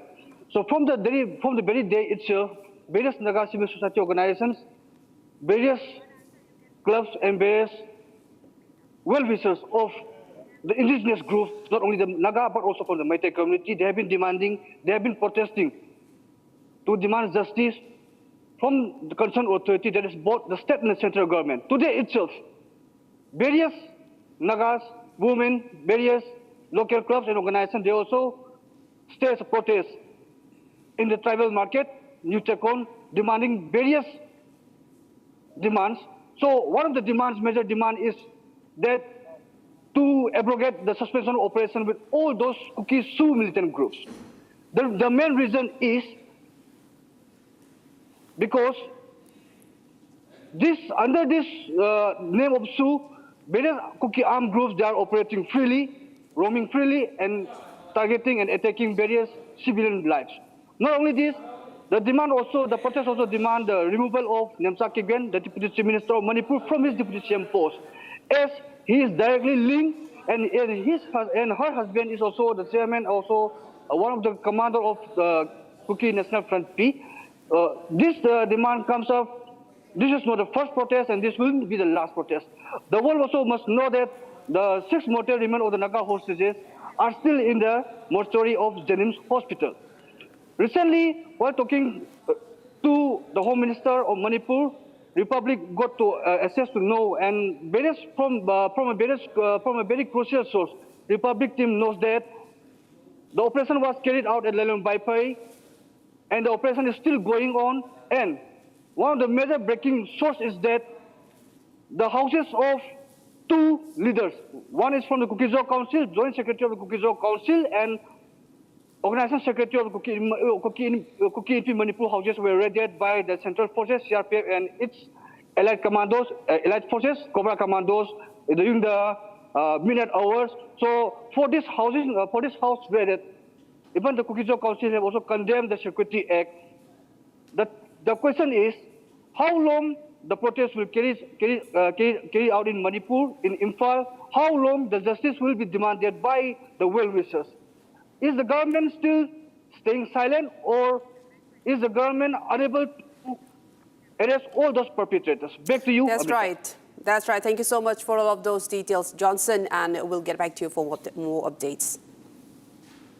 And viewers, we move on to another big story that's breaking, the scandal involving Meta. The Ministry of Electronics and Information Technology has now said on the Meta child sexual abuse scandal. They have said that Meta has responded on the scam scandal, and Meta, in fact, have given a response to the government notice on the child sexual abuse content on Saturday. And in fact, Republic has been reporting on the child abuse, sexual abuse material on Meta, and the investigation has showed that the CSAM material was still online on various Meta platforms even after the government has issued notice against the tech giant. And now Meta, and now the ministry secretary has said that government is now examining Meta's response on the content, on the child abuse content, and government has also said the appropriate action will be taken on Meta after due examination of their response. I'm also joined by my colleague Nitin on this matter, who has been tracking this in great detail since the beginning. And Nitin, do give us more detail on the response that Meta has now given to the government. This after a 7 days explanation period was issued to Meta to explain their explanation on why there are still such child abuse material persistent on their platforms, and they have now given a notice to that. Tell us more on that. Exactly. So I think Meta, while it's given a very detailed response to MeToo, and the Secretary of the central government has sort of acknowledged that fact, and an action, a very detailed action, a corrective measure is expected from Meta after Centre's examination of its response on the child sexual abuse material matter. But the fact is that Meta is such a big company functioning across the globe, literally, with India as its largest consumer base in terms of both Instagram users and WhatsApp users, fails to understand how complex and how much of a trouble they found themselves in at this point of time in India. Because 5 minutes back, I was looking at Instagram, I just searched for the word teen, and the most graphic images of child sexual exploitation, soft porn, name it, and it was available just by searching a very simple word as teen. And this is after a company as big as Meta, Mark Zuckerberg-led company, led by Arun Srinivas in India, is under the scanner already and has given a so-called detailed response to the central government. This is very concerning. I think these foreign companies are truly accountable not only to the central government, but they should directly speak with Republic. We've been there, we've been on ground, we've been covering this issue since it came to light. It came to light through our investigation, both on ground and through our desk reportage, which found several instances across Facebook and its Instagram account, and we'll continue to keep tracking this case in the closest possible manner. Back to you. That's right. Thank you so much, Nitin, for joining us on this and for all of those details. And in fact, we'll continue to track the story. In fact, Republic was the only channel who have flagged the child sexual abuse material on these platforms still persisting. And we'll continue to track the story. And for now, we'll move on to another major political development that's coming in from Maharashtra. Now, as per sources, the NCP Sharad Pawar faction has said for the NDA on key matter. This is a big development coming in from Maharashtra. The NCP Sharad Pawar, in fact, could be aligning closer to the NDA. And as per sources that we are tracking, Sharad Pawar's party may back the government on delimitation sources, a delimitation exercise as well. And Sharad Pawar's NCP-SP, in fact, may back on the one nation, one election elsewhere also. And this is a big big move, in fact, and from reliable sources that we are tracking. And they also say, as per the sources, that a merger is highly unlikely before or during the monsoon session, even though the NCP Sharad Pawar faction is moving closer to aligning and voting for some of the key policies, including the One Nation, One election and also the delimitation exercise. And even during the Operation Sindur, NCP Sharad Pawar's faction, and this is from a key reliable source that have said that we backed on the discussion of the government and the actions of the government on that. So in fact, viewers, this is a big political update that we are tracking, that Sharad Pawar faction could in fact be voting for the government on key issues, including the One Nation, One election and also the delimitation. I'm now joined by my colleague Revati from Mumbai, who has some more details on this. Revati, this is a big, major political development. Now we have seen Operation Tiger taking place across Maharashtra, and this is again a big update that the Sharad Pawar faction is now saying that they could back the government on key issues, including the policies such as One Nation, One election and the delimitation exercise. So this is a big move, in fact. Revati, tell us more on what you know about that. Right. To be very honest, from last 2 to 3 years, Maharashtra politics has been a big drama, and this drama again continues after the Operation Tiger 2.0. Now there's a high speculation and talks about the NCP SP splitting up and joining hands with the NDA or the NCP AP faction. A few days ago, we exclusively saw on Republic that around 5 MPs are in talks and they are on the verge of split, but the timeline isn't fixed yet. But yes, there are talks and movements about splitting up and joining hands with NDA. Also, the most important thing here to be noted is that a few days back, when Maharashtra's monsoon session was going on, at that particular time, Sharad Pawar and Eknath Shinde met in Vidhan Bhavan in Eknath Shinde's cabin. And when Sharad Pawar entered that cabin, Eknath Shinde left the session half and he came and met Sharad Pawar. Also, though these speculations are denied by NCP SP leaders, yes, there are some sources which are indicating that in the near future we will see that NCP SP backing up the NDA's decision. Then it may be delimitation or One Nation, One election. Over to you. That's right. And in fact, a very big development, as you were saying to Revati. Thank you so much for joining us and giving us all of those inputs. And viewers, we move on to a major story. A huge fire has engulfed a pub in Bangkok early Monday, killing at least 27 people before firefighters brought the blaze under control, officials have said. Now, Thai Prime Minister Anutin has said that visited the area of the site and rows of bodies have been laid out at the scene as police and emergency crews worked around him. Now, footage also shared online by first responders shows the huge blaze raging and smoke pouring from the front door of the Na Lad Prao pub in the northern part of the Thai capital, with people trying to flee as thick black smoke billowed into the sky. Take a look at this report for more.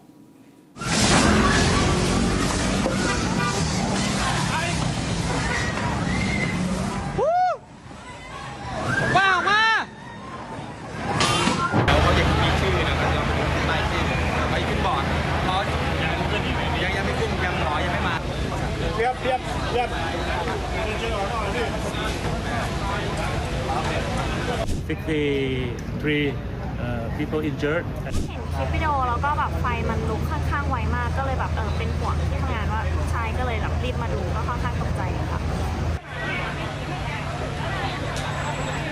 ถ้าในเมื่อเข้าไปเอาเป็นว่าประสบการณ์ที่ผมเข้าไปก็คือโต๊ะมันก็ไม่ไหม้ปกติมั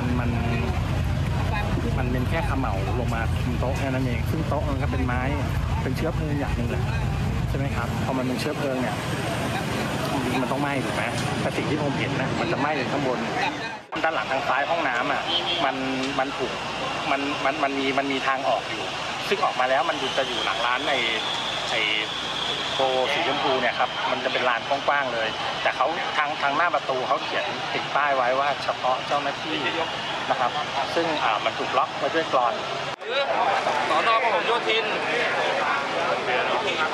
แล้วท่านจะทราบรุ่นน้องที่เป็นนักร้องค่ะแล้วก็มีนักดนตรีหลายคนเลยค่ะที่ตอนแรกสูญหายค่ะเพราะว่าทราบ ตอนแรกก็คือติดต่อใครไม่ได้เลยรู้แค่ว่าไฟไหม้แล้วรู้ว่าเพื่อนเล่นอยู่ที่นี่ก็เลยพยายามติดต่อเพื่อนๆที่อยู่ที่นี่ค่ะทีนี้จากคำบอกเล่าที่อยู่ข้างในก็คือว่าตอนไฟมันขึ้นมันมืดหมดเลยค่ะไฟดับหมดเลยแล้วก็มีแต่ควันเนี่ยก็คือมันก็มองหากันไม่เจออะไรเงี้ยไม่มันเป็นคนนักร้องเลยมันกำลังขึ้นร้องเลย I asked one musician that happened to be on the stage when the incident took place. He said that there was a fire at the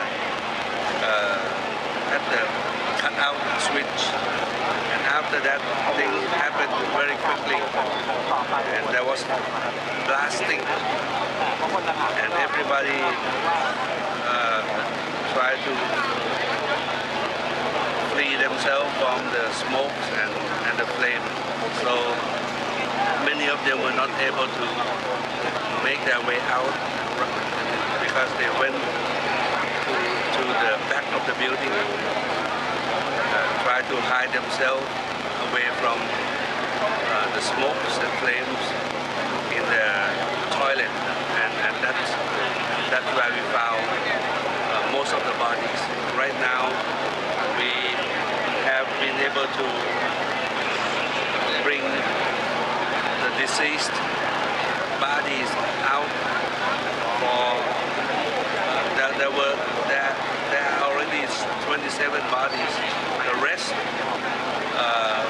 were sent to hospitals already, and we are still checking their conditions.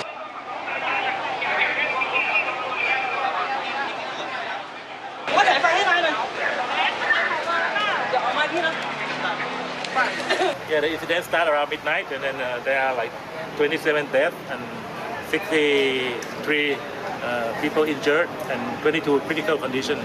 ก็ว่ารายงานว่าอย่างนั้นนะก็คงต้องอยู่ในนั้นนะครับก็เข้าใจว่าไฟมันติดเร็วแล้วก็ไปตาม The source, the cause of the fire is still under investigation by the police department. But I think the fire brigade arrived within 5 minutes from the notification. But the fire already spread quickly and a lot of smoke and flame.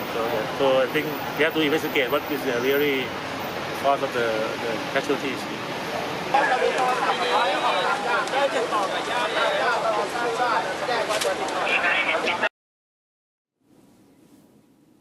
And now shifting focus to a major good news. India finished the Asian Under-23 Athletics Championship 2026 held in Ordos, China with 16 medals, 3 gold, 4 silver and 9 bronze. The inaugural edition of the Under-23 Continental Meet, which ran from July 9 to 12. So close to 50 Indian athletes compete for the medals across both track and field events. The relay teams led the charge for India. They accounted for 4 medals, including gold in both the mixed and women's relays. Now, Shravani Sachin Sangle was the most successful Indian athlete, returning with 3 medals, including a gold each from the mixed 4x 400 meter and women's 4x1 400 meter relays as well. Now, she also bagged a bronze in the 400 meter hurdles. Let's take a look at this report for more updates.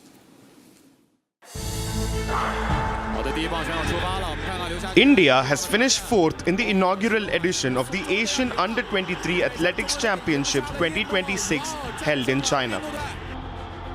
Nearly 50 Indian athletes participated in the event, bagging a total of 16 medals across track and field events.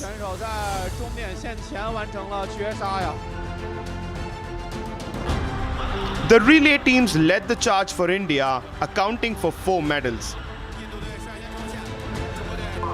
Shravani Sachin Sangle was the most successful Indian athlete, returning with 3 medals, including a gold each from the mixed 4x400 meters and the women's 4x400 meters relay.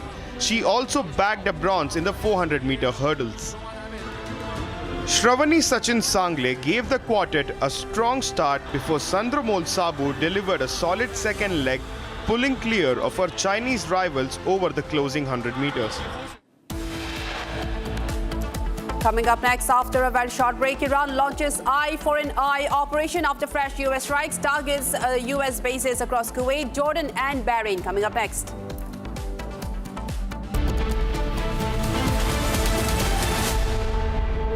थोड़े में ज्यादा स्वाद ये तो है इसकी खास बात। वाओ मम्मा अरे मेरे राजा। रानी, इस घर में कुछ है जो टूटता नहीं। ये पिलर कभी नहीं टूटेगा। रुंगटा स्टील TMT से बना। रुंगटा नहीं तो घर स्ट्रॉन्ग नहीं। रुंगटा स्टील TMT बार एकदम solid.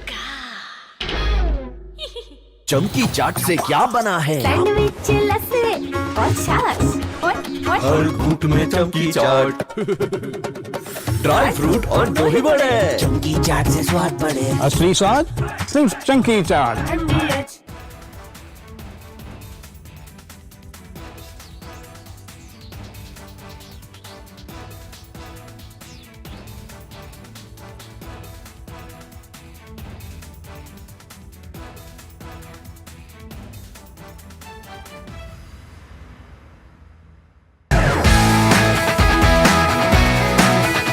Rosa podcast wants to know, but I'm seeing a very soft version of Arnab. What did you expect? A mad guy shouting at the screen. I can't shut up.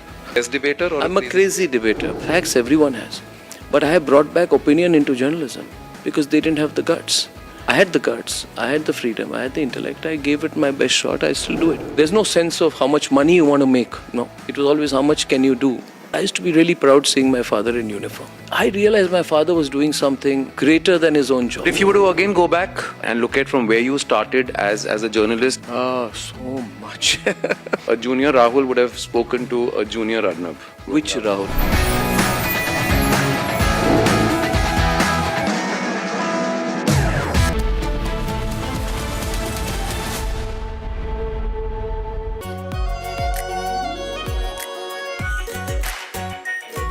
Pure shahi paneer masala, delicious, healthy, everyday. केसरिया से मन जोगी हुआ रे, दिल झूमे देखो मतवारा हुआ रे।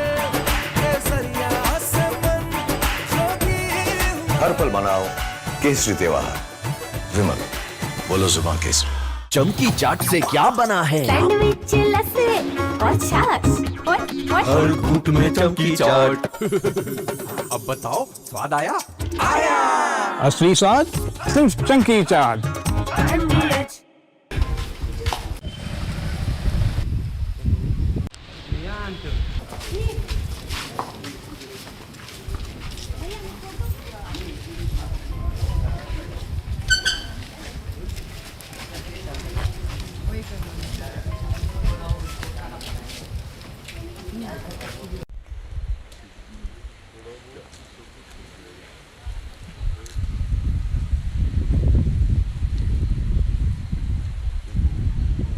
की घटना है, मैं यही घटनास्थल भी आया हूँ।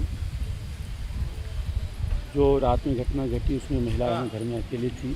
हाँ, रात में 2-3 बजे की घटना है, मैं यही घटनास्थल भी आया हूँ। जो रात में घटना घटी उसमें महिला यहाँ घर में अकेली थी। उसके बच्चे बाहर थे। पति उसका जो है डेथ हो गई है। उसके घर में 2-3 बजे के आसपास कुछ लोग घुसे, 5-6 लोग बता रहे हैं, और उसमें जो है उनके साथ उनके घर में पूरी सर्च किया और उसका सामान चांदी लिए हैं, और उसके साथ बलात्कार की घटना भी किया गया है। साथ ही कोई उसमें उसके इंटरनल पार्ट में इंजरी है, जिससे लगता है कोई वुडन मटेरियल वगैरह कुछ उसके साथ जो है प्रयास किया गया है। इसके बारे में पूरी जानकारी डॉक्टर से ली जा रही है, और इसमें उसको भी इंदौर रेफ़र किया गया है। महिला को वहाँ उनके इलाज के लिए रेफ़र किया गया है, तो पूरा ख्याल रखा जा रहा है। बाकी हम लोग पूरी टीम यहाँ पे जो है हमारी लगी है। FSL की टीम भी आई है, हमारे जो फिंगरप्रिंट की टीम भी है, हमारे साइबर प्लस जो हमारी आसपास के थाने की टीम यहाँ पे आ गई है। From Asia's largest news headquarters, setting the agenda for Bharat.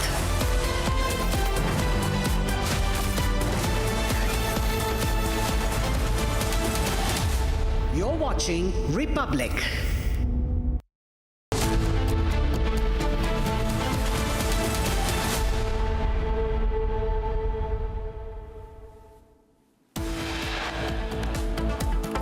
The top headlines: India shines at the inaugural edition of Asian Under-23 Athletics Championship 2026 held in China, finishes fourth by clinching 16 medals across the events.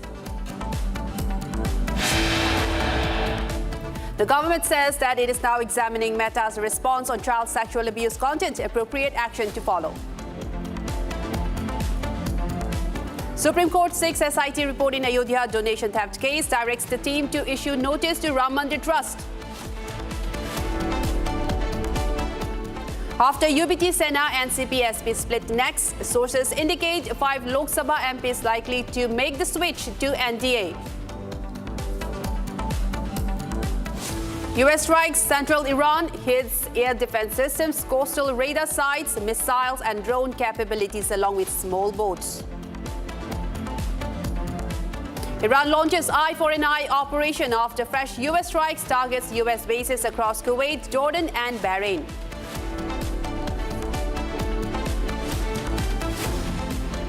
BJP sends legal notice to Jammu and Kashmir Chief Minister Omar Abdullah on 30 crore charges, demands unconditional apology.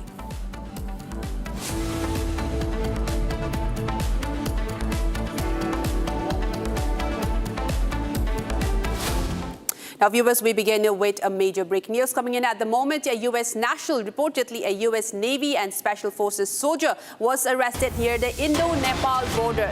And the latest, as the U.S. citizen has been arrested and the India-Nepal border, and a case also registered for illegal entry into India. Interrogation also reveals that his passport was lost in Thailand and that he had reached Sri Lanka via a sea route, but his attempt to travel to Nepal through India failed. The security agencies stationed at the border apprehended him, and at that time he had no valid travel documents with him during the time of questioning. And also the detained foreign national has been identified as Jordan Brown, a resident of California. A U.S. Navy and Special Forces police have also registered. He says that he claims to be a U.S. Navy and Special Forces. Now police have also registered a case against the U.S. citizen under sections 21 by 23 of the Immigration and Foreigners Act, and are proceeding with further legal action. Now, viewers, the arrest took place at the Sonauli border of the Indo-Nepal border and international crossing between India and Nepal. And he also told investigators that he had studied at the University of California and had served in the U.S. Navy and Special Forces for 6 years before leaving military service around 2 years ago. Now, he also said that both his parents passed away, and this after he was apprehended at the crossing of the India-Nepal border. And the station officer, Mahendra Mishra, has reported of this during interrogation. Now, according to police, the man also gave varying accounts of his travel within India.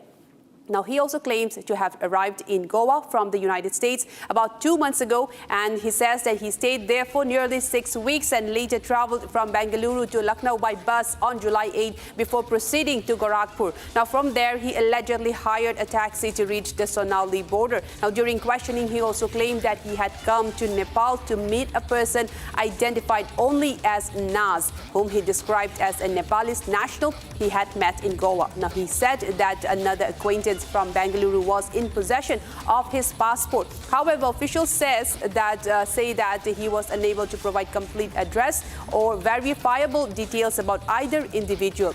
Now, the man also told investigators that he had met an Indian woman from Uttarakhand in Italy 3 years ago and married her in October 2024. Now, he claimed that she works as a yoga instructor, and police said that the foreign national has repeatedly changed his statements during the time of interrogation. This has prompted security agencies to verify every aspect of his identity, his travel route, and also claims that he has met during the interrogations.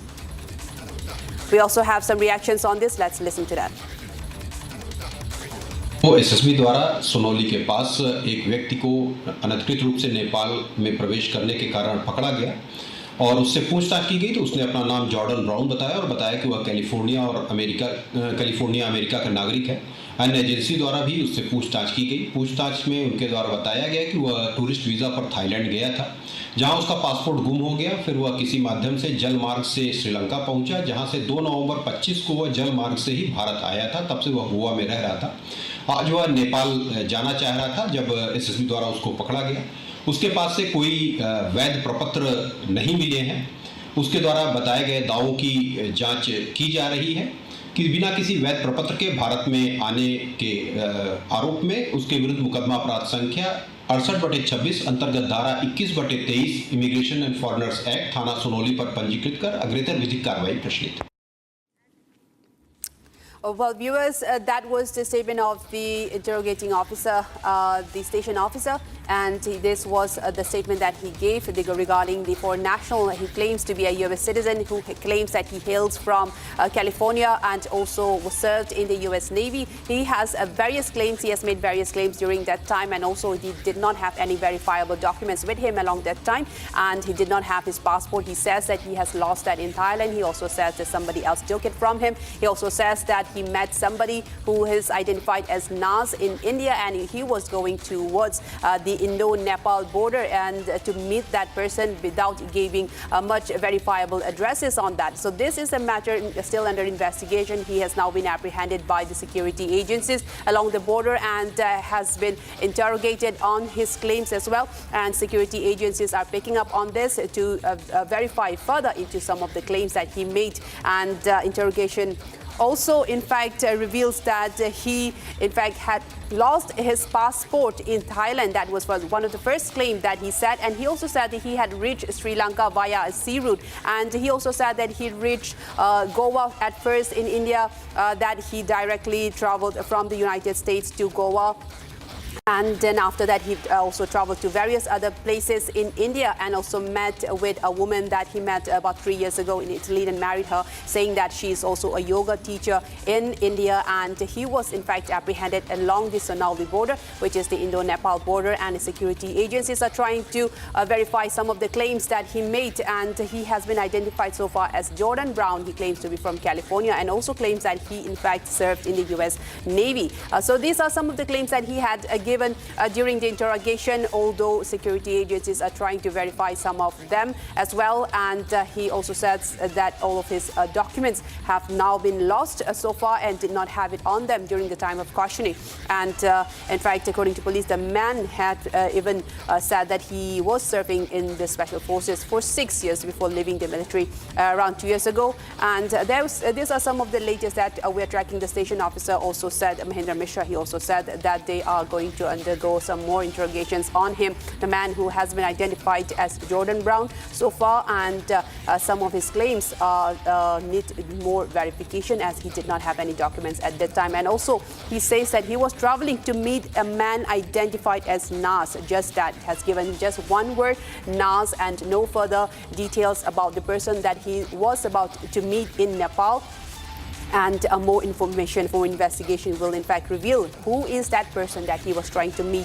And he was apprehended at around Sonauli area, the region where he was in fact traveling to meet this person, Nas. And the man also told investigators that he had met an Indian woman from Uttarakhand and that he married her. So these are some of the claims that he has made. And although he is now under the custody of the security agencies, who are still undergoing some interrogation on him and the claims that he made. And security agencies are also trying to verify all of every aspect of his claims that he made. And let us also take a listen to the police statement on this regard. Take a listen. पास एक व्यक्ति को अनधिकृत रूप से नेपाल में प्रवेश करने के कारण पकड़ा गया और उससे पूछताछ की गई तो उसने अपना नाम जॉर्डन ब्राउन बताया और बताया कि वह कैलिफोर्निया अमेरिका का नागरिक है।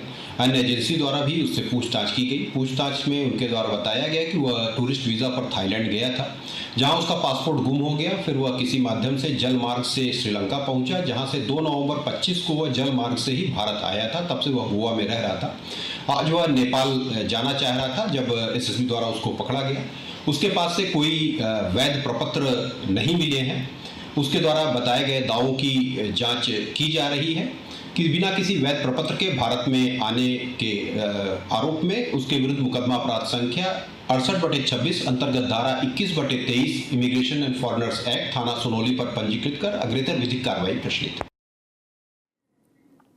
Right, so that was the statement of the station officer saying that various sections of the Foreigners and Immigration Act has been put on him, and the man during questioning also said that he had come to Nepal to meet a person identified only as Nas. That's all the detail that he gave, and did not even provide an address for this person that he was going to meet. And he said that this particular person, Nas, that he described is a Nepalese national, and that somebody he had met in Goa during his visit there. And he also said that another acquaintance from Bengaluru was also in possession of his passport. So in this regard, he has given two differing claims about his passport. The first, he says that he has lost it in Thailand, and another part, he says that somebody from Bengaluru has in possession of his passport. At the time of questioning, he did not have any verifiable documents on him. But so far, security agencies are trying to confirm some of the claims that he made, and he is just now identified only as Jordan Brown, a man who hails from California, and he claims that he had served in the U.S. Navy for several years before retiring, and that he was traveling to Nepal along the Indo-Nepal border to meet a particular person named Nas, without giving any more details or address about who this person that he was going to meet, that person that he met in Goa while his travels during his travels in India. He said that he traveled to Goa at first from the United States, and he traveled to various other places, and also traveled to Sri Lanka, and that his documents were lost in Thailand. So these are many travels that he has made during this period of time, and says that he is now traveling towards Nepal to meet a Nepalese national who is identified, who he claims identified as Nas. Just one word of a name without giving any more address or any details about him. He is still under the custody of the security agencies, and various questioning will even reveal who this man is. For a national U.S. citizen, claims to be from California, and he is identified as Jordan Brown, and says that his passport has been lost in Thailand, and also says another claim that he made, that his passport is in the possession of another individual from Bengaluru. So some of the claims that he has made, police and security agencies are trying to verify these statements that he made during the time of questioning, but he did not possess the documents on him at that time. And he also says that he in fact traveled to Lucknow from Bengaluru by bus on July 8th, and after that he proceeded to travel to Gorakhpur. And from there, he allegedly hired a taxi to reach the Sonauli border. So this was a long ways to travel to Nepal, that he could have flown directly from there as well. But he took a bus from Lucknow on July 8th, that he says. And from there, he took a taxi to reach the Sonauli border. That's where he was apprehended by the security agencies and is now in the custody of the security agencies. This is, in fact, a big major development that we are tracking as it develops. And now, viewers, we move on to another story. As part of the Supreme Court's nationwide mediation initiatives, Samadhan Samaro 2026, the court administration invited parties in several disputes to explore an amicable settlement before a special Lok Adalat scheduled for the August 21 to 23, 2026 event. Now, both the Hindu plaintiffs and the Muslim mosque management bodies have rejected the proposal and informed the court and the concerned legal services authorities that they want the disputes decided through the regular judicial process instead of mediation. A major breaking development, viewers, this in regard as the event that's scheduled to take place of the Samadhan Samaro 2026. The Supreme Court has said that the nationwide mediation initiative, in fact, the Samadhan Samaro 2026, the court administration has invited parties in several disputes to explore settlements before a special Lok Adalat. And in fact, the Hindu plaintiffs and Muslim mosque management bodies have rejected this proposal of the Supreme Court, and they've said that the concerned legal service authorities that they want the dispute decided through regular judicial process and not by this particular mediation initiative. I'm now joined by my colleague Sarthak to give us more information on this. Sarthak, can you tell us a bit more about this mediation initiative that has been rejected by both the Hindu plaintiffs and the Muslim mosque?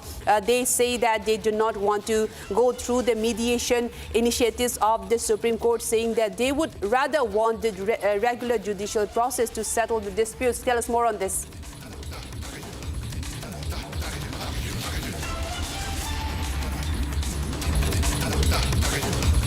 Well, Sarthak, if you can hear me, can you...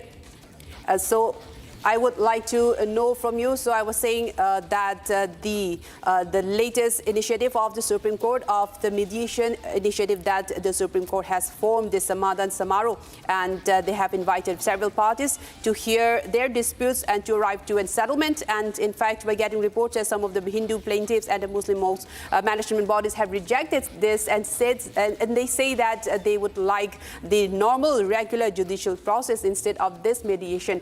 Tell us more on the latest and why they are rejecting this mediation and would seek a rather judicial process on this.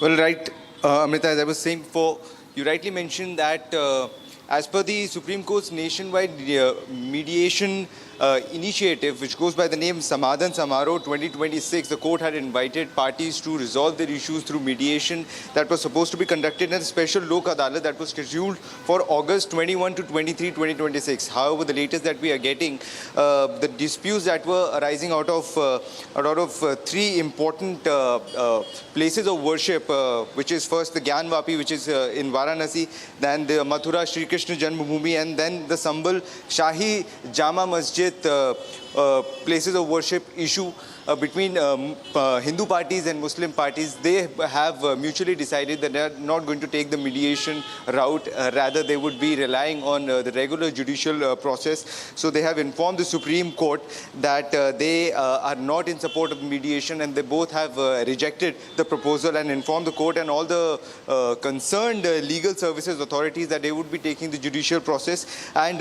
certain arguments that they have placed in support of this, they have said that there are questions over the title of the immovable properties, which has to be addressed through regular judicial process only. This cannot be resolved through mediation. And they have also quoted the Places of Worship Special Provision Act of 1991.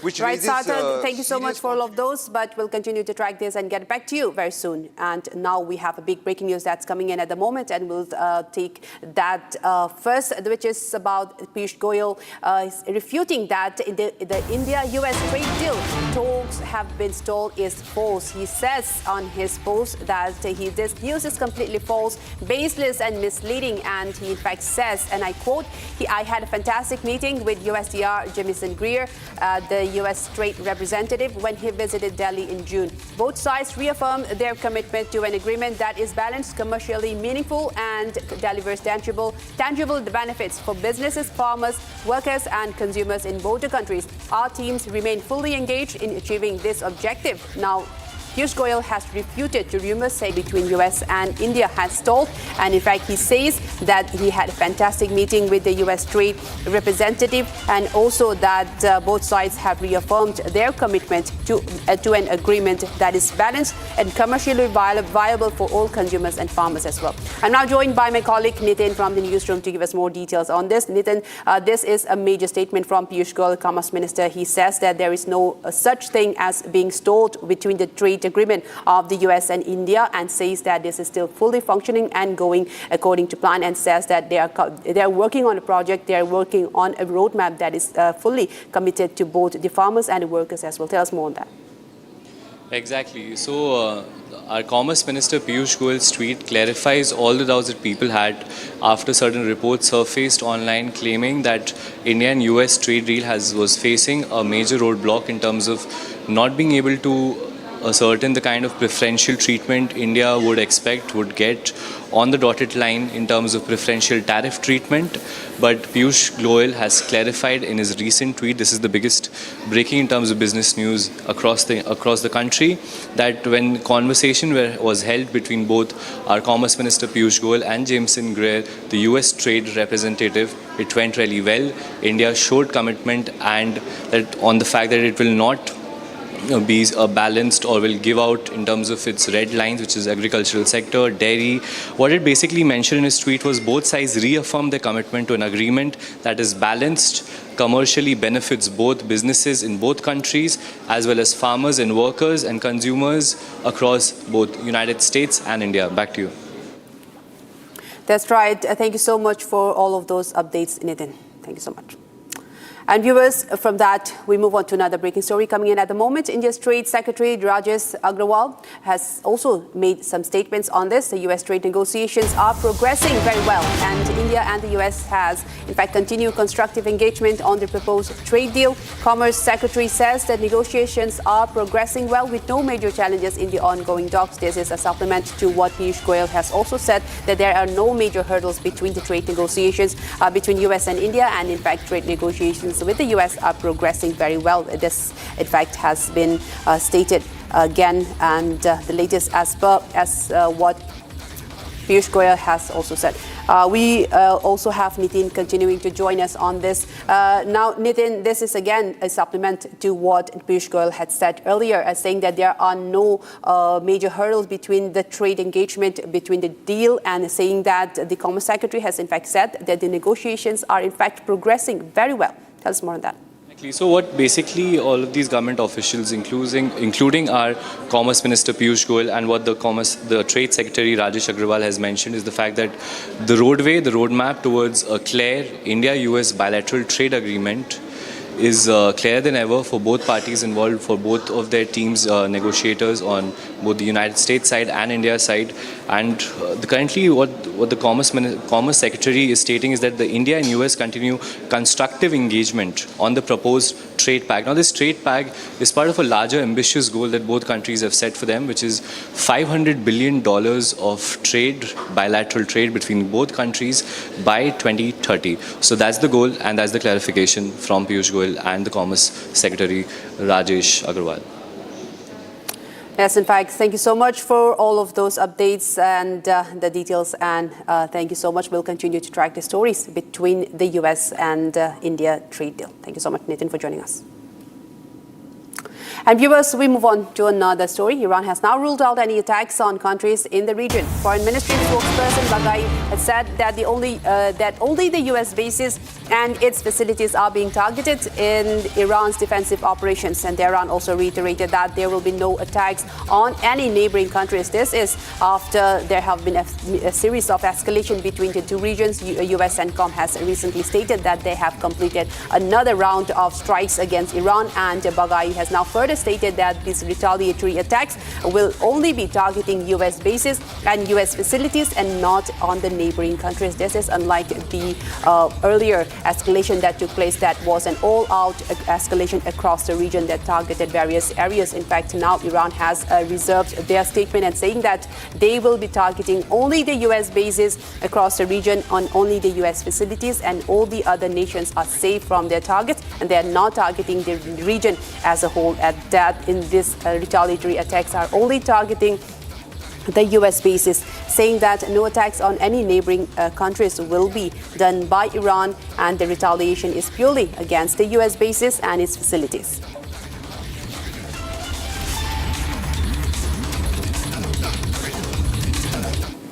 And viewers, moving ahead, France has also taken a firm stance on Iran's nuclear program. Now, Jean-Noël Barrot, France Minister of Foreign Affairs, has assured that there will be no lifting of any sanctions against Iran as long as the country has not renounced its nuclear program. The statement comes, viewers, amid heightened tensions in West Asia and ongoing international efforts on the nuclear issue. Now, France has given their firm stance on the possession of nuclear by Iran, and has said, the French Minister of Foreign Affairs has assured that there will be no lifting of sanctions against Iran as long as the country has not renounced its nuclear program. France taking a firm stance, this after the NATO summit that happened recently.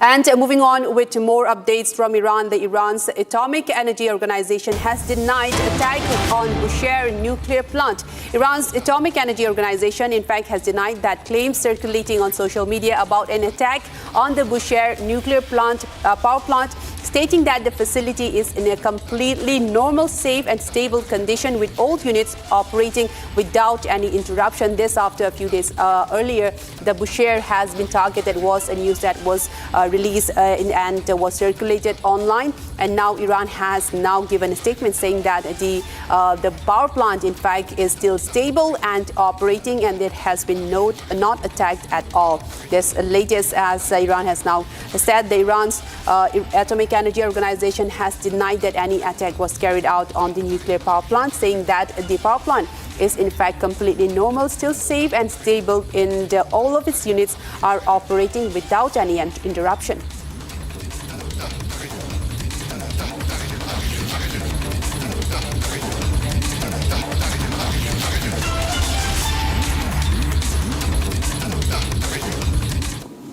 And viewers, with that, we come to the end of this bulletin, but we'll be tracking more stories for you on the other side. Coming up after a very short break, India shines at the inaugural edition of the Asian Under-23 Athletics Championship 2026 held in China, finishes fourth by clinching 16 medals across the events. Coming up next.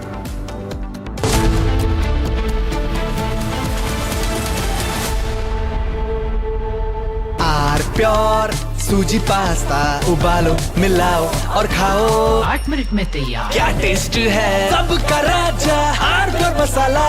AU current account के साथ मिलता है free UPI QR overdraft facility और एक ही app से bank के सारे काम। AU सोच बदलो और बैंक भी।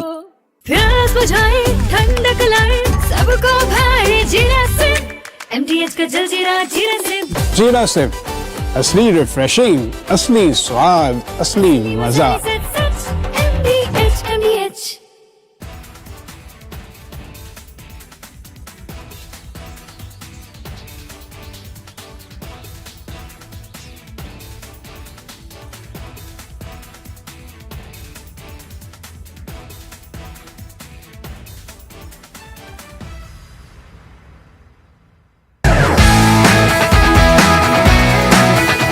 Rosa podcast wants to know, but I'm seeing a very soft version of Arnab. What did you expect? A mad guy shouting at the screen. I can't shut up. Best debater or I'm a crazy debater. Facts everyone has. But I have brought back opinion into journalism.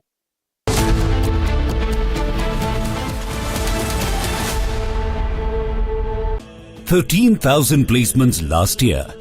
At Amity, we are committed to nurturing passionate, hardworking and proactive professionals. चमकी चाट से क्या बना है? Sandwich लस्सी और छाछ हर घूंट में चमकी चाट। ड्राई फ्रूट और दही बड़े। चमकी चाट से स्वाद बढ़े। असली स्वाद सिर्फ चंकी चाट। केसरिया से मन जोगी हुआ रे, दिल झूमे देखो मतवारा हुआ रे। केसरिया से मन जोगी हुआ। हर पल मनाओ केसरी त्योहार। विमल बोलो जुबान केसरी। थोड़े में ज्यादा स्वाद यही तो है इसकी खास बात। वाओ मामा क्या स्वाद है। अरे मेरे राजा सबका राजा R pure masala.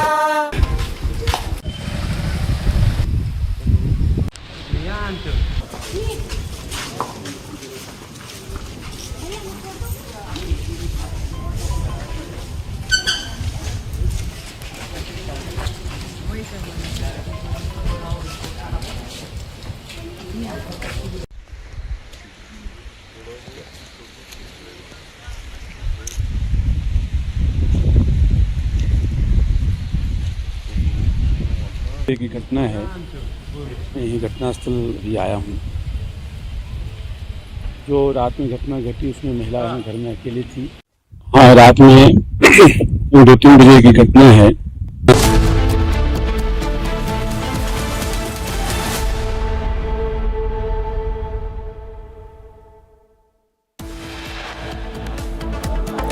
India shines at the inaugural edition of Asian Under-23 Athletics Championship 2026. Finishes fourth by clinching 16 medals across the events.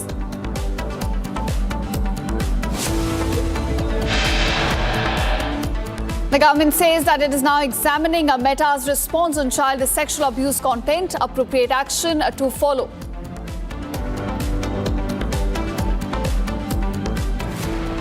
Supreme Court seeks SIT report on Ayodhya donation theft case. It directs the team to issue notice to Ram Mandir Trust.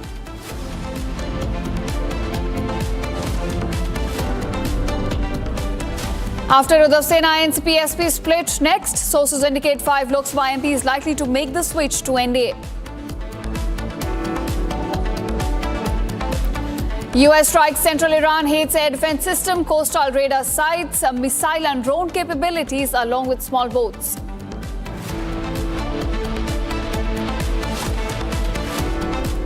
Iran launches eye for an eye operation after fresh US strikes targets US bases across Kuwait, Jordan and Bahrain.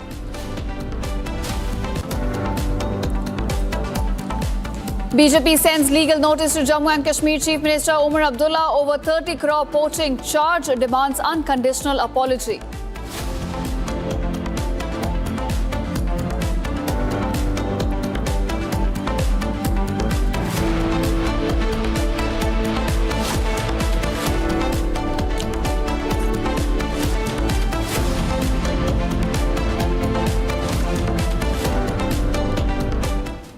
Hello and welcome viewers. You're watching live and breaking on Republic TV with me, Ishita Mitra. Now viewers, our top focus at this hour. India showcased a strong performance at the inaugural Asian Under-23 Athletics Championship held in China. We clinched about 2 gold medals through javelin sensation Anand Singh and the formidable women's 4x400 meter relay team, contributing to a total haul of about 16 medals.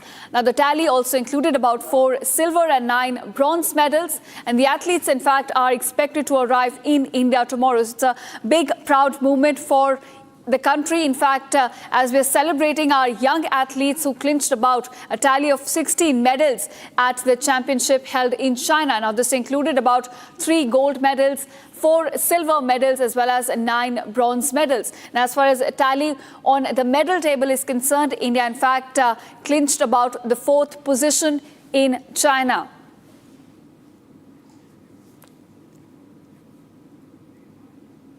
In fact, my colleague Rakshita also joins us with more details on this. In fact, joining us also is the Chief of Athletics Federation with us. Rakshita, over to you.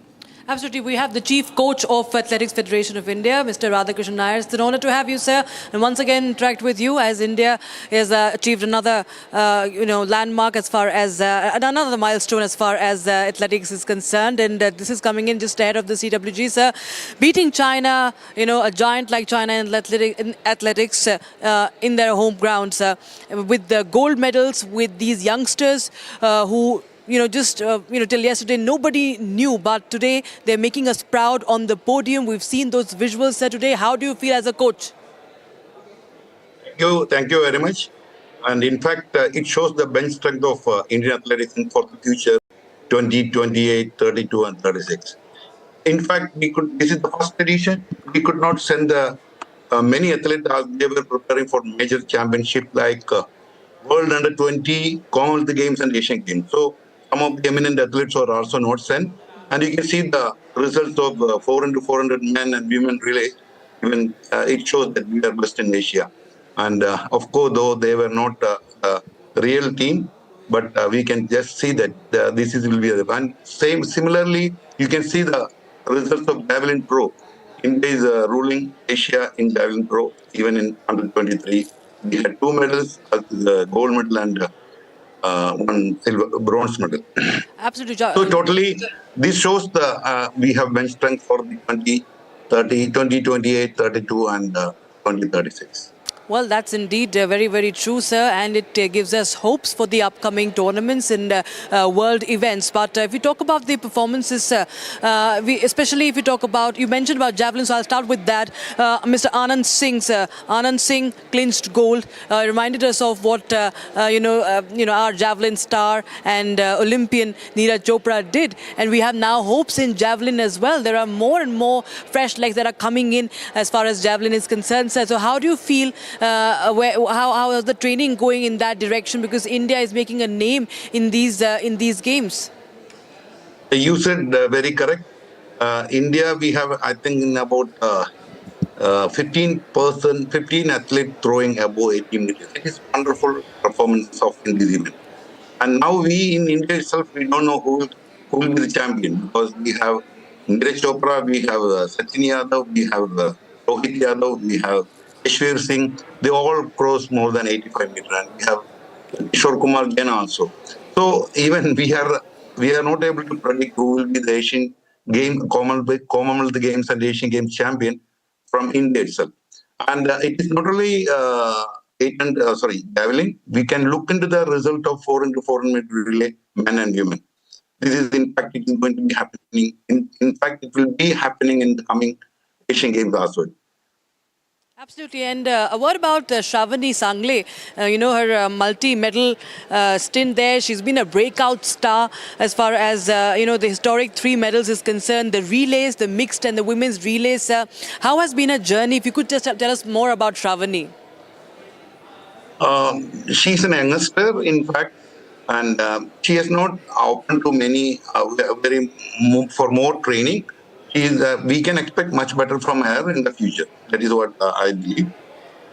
Right, sir.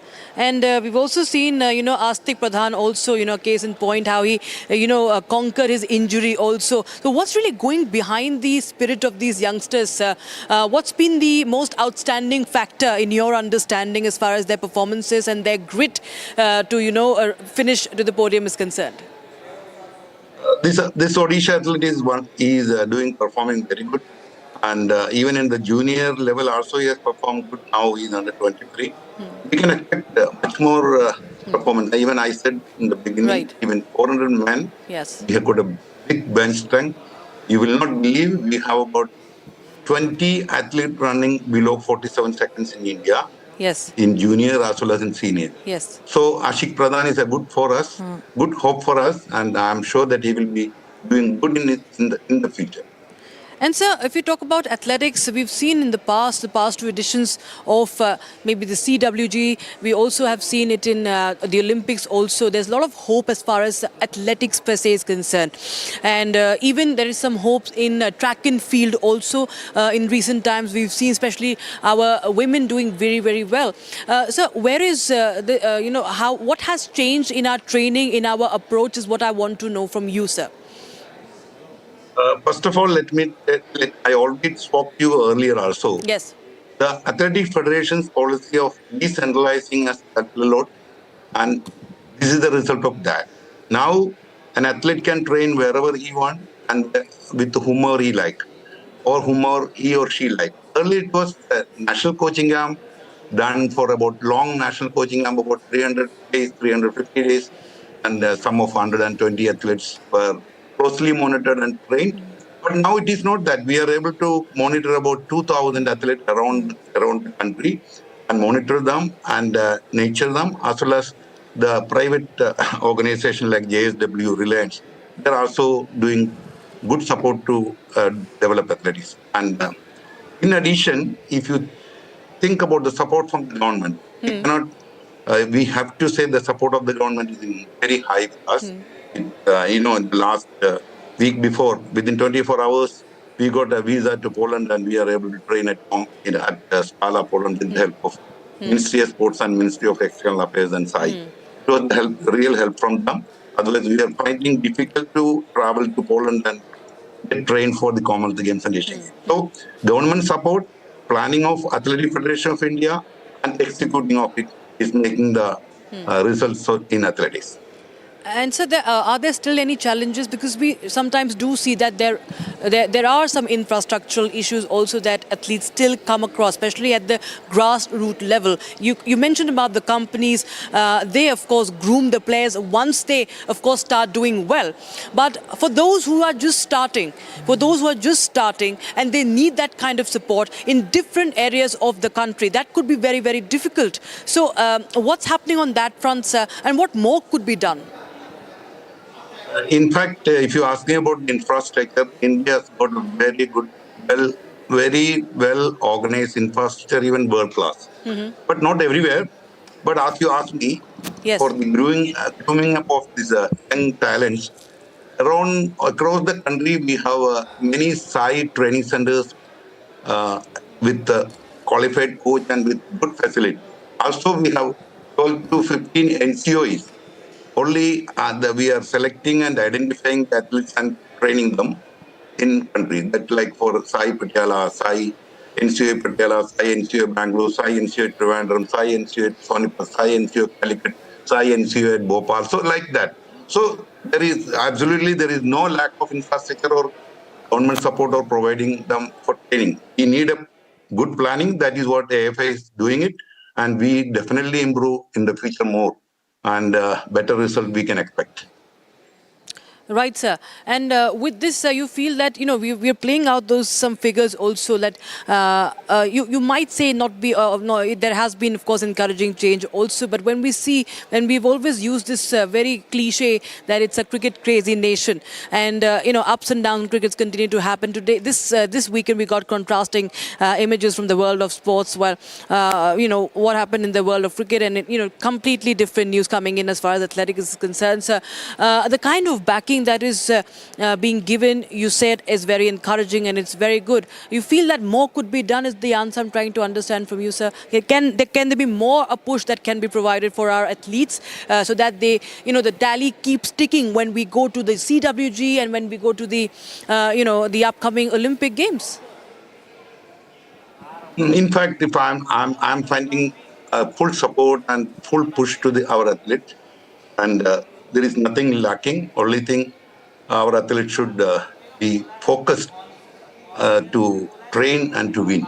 That's all I want to say about that. Otherwise, from the government side or from the federation or for athletic federation, there is no lack of supporting them, monitoring them, and nutrition. And sir, how do you see this, performance? The upcoming Commonwealth Games. What are your hopes as far as that tournament, that event is concerned, and how do you see the tally going in that in those games? Sure, it will be better than the last edition. That's all I can say now. It will be better than the last edition. Last edition, we will increase the number of medals and we will change the color of medals. Right. Mr. Nair, you've trained the best of our athletes who have done us proud. So we take your word for that, and we really wish you and the contingent all the very best. And thank you so much. We hope to have more conversations on these occasions and more of such occasions to talk, sir. Thank you so much. Thank you. Thank you very much. Back to the studio, Ishita. All right, thanks Rakshita, and thanks to Mr. Radhakrishnan as well. And now we are shifting focus to another news that we're covering at this hour. Now, US national, reportedly a US Navy and Special Forces soldier, has now been arrested near the Indo-Nepal border. A US citizen, in fact, has now been arrested at India-Nepal border, and a case has also been registered for illegal entry into the Indian territory. In fact, interrogation now revealed that his passport was lost in Thailand and he had reached Sri Lanka via sea route, but his attempt to travel to Nepal through India in fact failed. Security agencies stationed at the border apprehended him, and no valid travel documents were in fact found with him during the questioning. The detained foreign national has now been identified as Jordan Brown, who claims that he's a resident of California and a US Navy and Special Forces soldier. So these are the claims being made by Jordan, who's now been apprehended at India-Nepal border. Police at the moment have now registered a case against the US citizens under Section 21 and 23 of the Immigration and Foreigners Act, and are in fact proceeding with further legal action. Now remember, the arrest took place at Sonauli, a border and international crossing between India and Nepal. And during the investigation, Jordan told investigators that he had studied at the University of California and had also served in the US Navy and Special Forces for about 6 years before leaving military service. In fact, we also have a reaction coming in from the police officer regarding the arrest of the US national. Let's take a listen. वो SSB द्वारा सोनौली के पास एक व्यक्ति को अनधिकृत रूप से नेपाल में प्रवेश करने के कारण पकड़ा गया और उससे पूछताछ की गई तो उसने अपना नाम जॉर्डन ब्राउन बताया और बताया कि वह कैलिफोर्निया अमेरिका का नागरिक है। अन्य एजेंसी द्वारा भी उससे पूछताछ की गई। पूछताछ में उनके द्वारा बताया गया कि वह टूरिस्ट वीज़ा पर थाईलैंड गया था, जहां उसका पासपोर्ट गुम हो गया। फिर वह किसी माध्यम से जल मार्ग से श्रीलंका पहुंचा, जहां से 2 नवंबर 25 को वह जल मार्ग से ही भारत आया था। तब से वह गोवा में रह रहा था। आज वह नेपाल जाना चाह रहा था जब एसएसबी द्वारा उसको पकड़ा गया। उसके पास से कोई वैध प्रपत्र नहीं मिले हैं।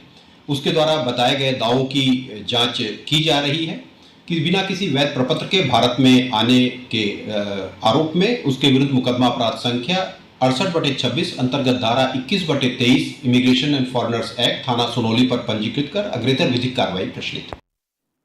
All right, joining us on the broadcast is now Major Samar Paltur. Major Tur, how do you look at this incident from security point of view? A US national who claims to have served in US Navy and Special Forces has now been arrested along the India-Nepal border, and in fact, no valid travel documents were found with him.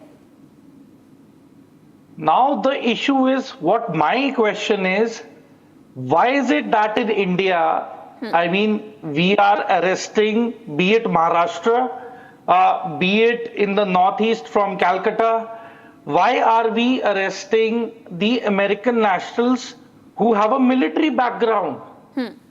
That is the common thing which is coming in amongst everybody. Right. And now this is the third case. So there was one American officer who retired and was a pastor who was converting the people in Maharashtra. He was picked up. Then Matthew Van Dyke, we definitely know he's a stooge of the CIA. Right. He's been the trainer and the distributor. So he's been another mercenary on the loose who's been creating unrest in the Northeast. Now this is another individual who is caught at the border of India and Nepal. So they are definitely trying to create some issue amongst these northeastern states and countries. You have Bhutan, you have Nepal, we have India there, we have Myanmar there, we have Bangladesh there. It's a very sensitive area where we are bordering with many other countries. So it's very easy for the Americans to plant a false flag operation and stir up a misunderstanding between Nepal and India, and probably then India gets busy in tackling the problems from Nepal border itself. So this is a indicator and a evidence that yes, American deep state is very much involved. They are up to some planning which is not in the favor of India. President Trump 2 weeks back himself, disclosed that they spent $21 million in the last elections, in which the victim was ab ki baar 400 par. The BJP couldn't cross 400, despite being very sure of the majority, because the Americans pumped in $21 million. And just prior to the elections, the Americans were visiting only the opposition and Congress ministers in various states. For what? So basically, their bluff has been called out. This US citizen who's been arrested, he needs to be interrogated. His route needs to be again rechecked, from which route he entered. Probably they're saying he's coming from Sri Lanka as well. So Sri Lanka needs to be contacted. Thailand needs to be contacted, because that is the detail that his passport is disclosing. That he's been in Thailand, he's been to Sri Lanka, now he's in Nepal. Then what is the requirement of sorry to interrupt you there, but as you've rightly pointed out, that there is a pattern that's now emerging as far as these Americans' arrests are concerned. You had two being nabbed in Srinagar, then somebody from Northeast as well. Van Dyke was there, and now Jordan Brown as well. So do you think that there is a deliberate attempt being played there to create unrest in India? I certainly feel CIA is having a very active role in this. Okay. Similarly, they have again done a crackdown on the so-called Bishnoi gang and their made-up story that Raw is helping the Bishnoi gang operate on foreign soil, whereas the Indian government had already warned the consulate in Canada about the Bishnoi gang. They'd want the Americans to take action against the Bishnoi gang, and now that they've started, taking action, they are blaming the Indian government, and they are, putting false allegations that there's allegiance of Raw with the Bishnoi gang. So these are baseless allegations only because Matthew Van Dyke is not being granted bail for the anti-terror activities that he'd been doing. He'd been running a terror training camp in the Northeast. Right. He'd been distributing drones and bulletproof jackets and weapons. So I think it is high time that the Indian Ministry of External Affairs sits in front of the American diplomatic mission and they talk face to face with the diplomatic officials and, to draw a red line that these are the red flags which will not be tolerated by India anymore, and it will only deteriorate the relations between US and India in months to come. All right, so very, very concerning, in fact, a development coming to light with the arrest of Jordan Brown. Thanks so much, Major Tur, for joining us and decoding all the developments related to this on us. Now, viewers, in fact, shifting focus to what is now taking place in Thailand. A huge fire now engulfed a pub in Bangkok early morning, killing about 27 people, and this is before the firefighters brought the blaze under control. Thai Prime Minister also visited the site with the rows of bodies laid out at the scene as police and emergency crews worked around him. Footage that was shared online by first responders showed a huge blaze rising and smoke pouring from the front door of the pub in northern part of the Thai capital, with people in fact trying to flee as thick black smoke bellowed into the sky. Here's a detailed report on the entire rescue op and what exactly triggered the blaze in the first place. Take a look.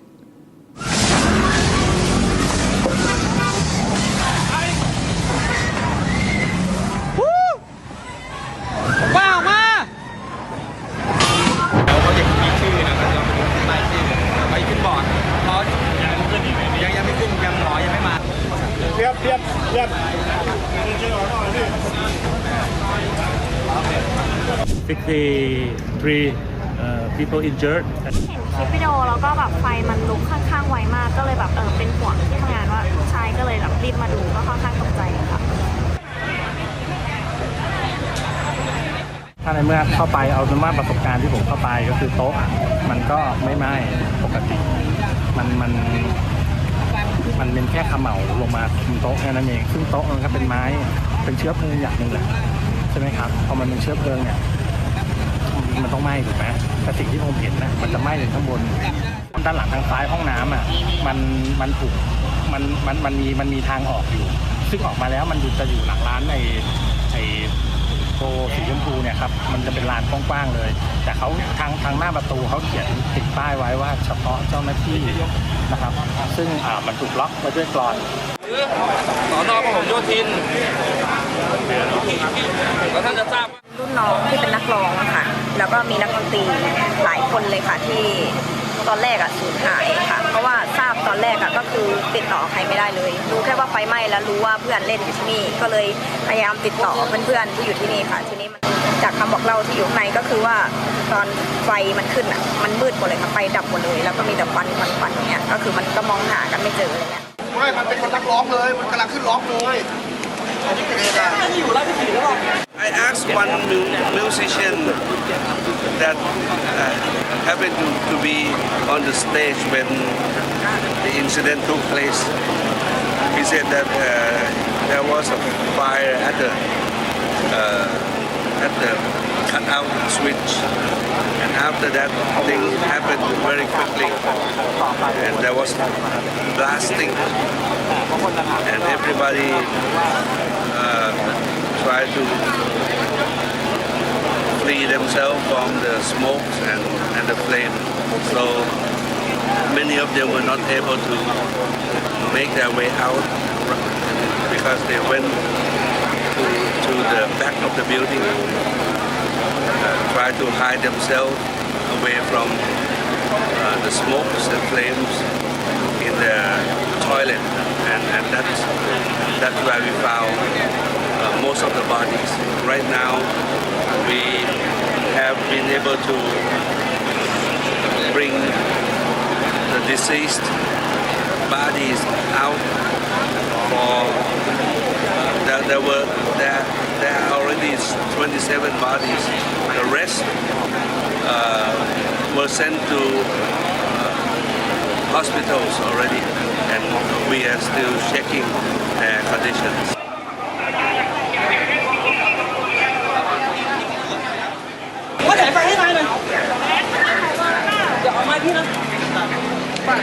Yeah, the incident started around midnight, and then there are like 27 deaths and 63 people injured and 22 critical condition. ก็ว่ารายงานว่าอย่างนั้นนะก็คงต้องอยู่ในร้านครับก็เข้าใจว่าไฟมันติดเร็วแล้วก็ไฟตามThe source, the cause of the fire is still under investigation by the police department. But I think the fire brigade arrived within 5 minutes from the notification. But the fire already spread quickly and a lot of smoke and flame. So I think we have to investigate what is the really cause of the casualties.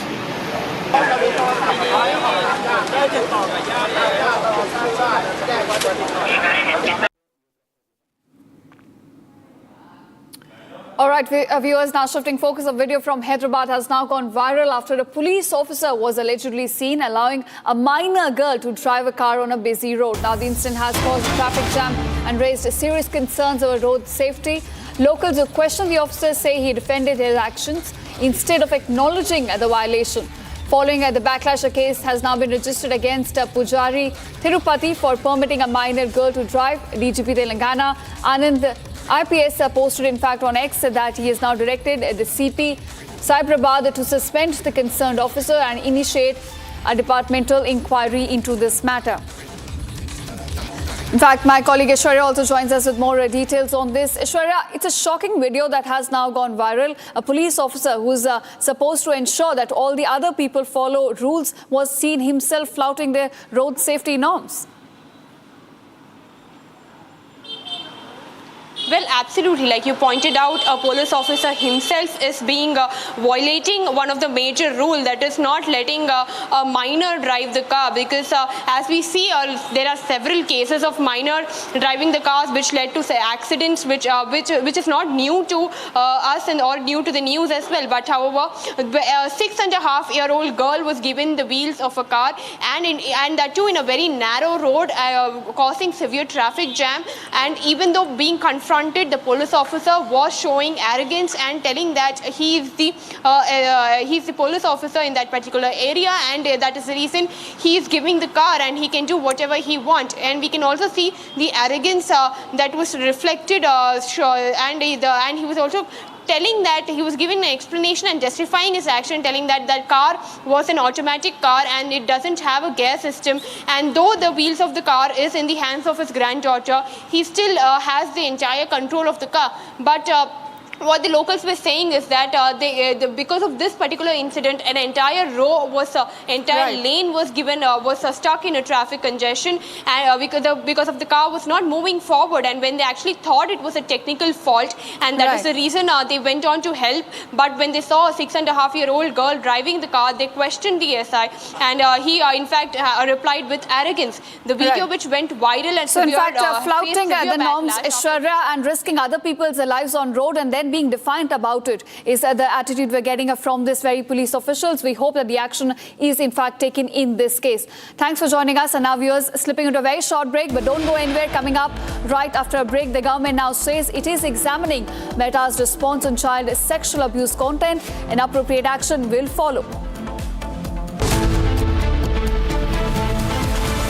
AU current account के साथ मिलता है free UPI QR, overdraft facility और एक ही app से bank के सारे काम। AU सोच बदलो और बैंक भी।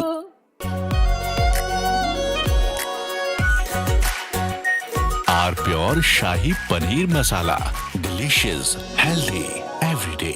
रानी, इस घर में कुछ है जो टूटता नहीं। ये पिलर कभी नहीं टूटेगा। रुंगटा स्टील टीएमटी से बना। रुंगटा नहीं तो घर स्ट्रॉन्ग नहीं। रुंगटा स्टील टीएमटी बार एकदम solid.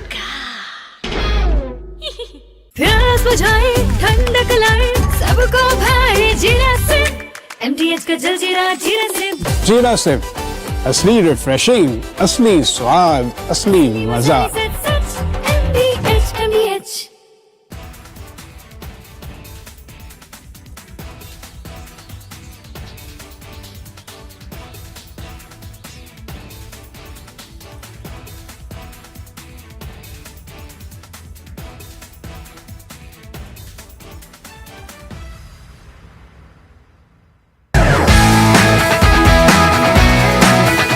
Rosa podcast wants to know, but I'm seeing a very soft version of Arnab. What did you expect, a mad guy?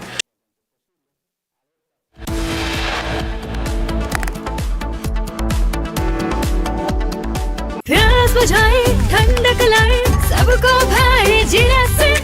MTH का जल जीरा, जीरा से। जीरा से असली रिफ्रेशिंग, असली स्वाद, असली मजा। MTH।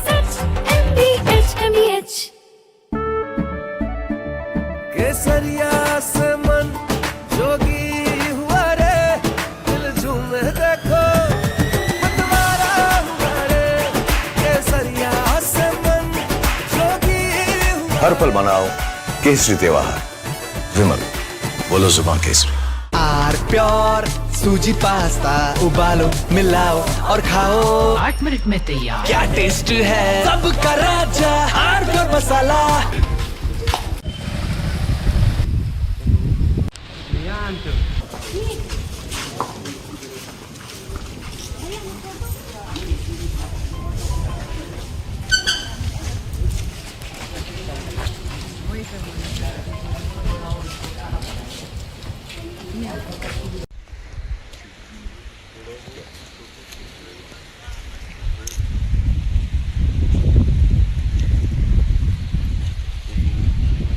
की घटना है, यही घटनास्थल भी आया हूँ।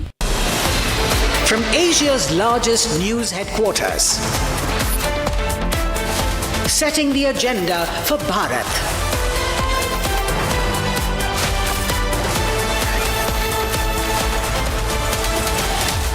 You're watching Republic.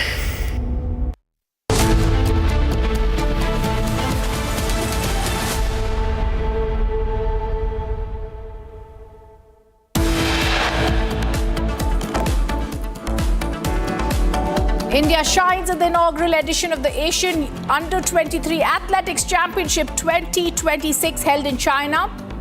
Finishes fourth by clinching 16 medals across the events.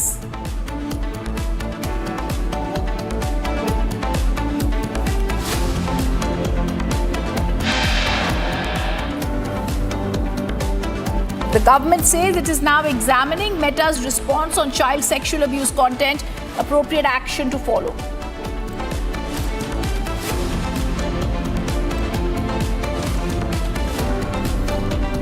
SC seeks Supreme Court is now seeking SIT report in Ayodhya donation case, directing the team to issue notice to Ram Mandir Trust.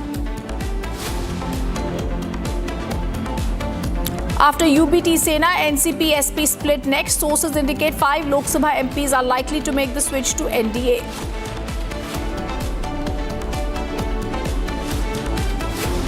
US strikes central Iranian, hits air defense systems, coastal radar sites, missiles and drone capabilities along with small boats.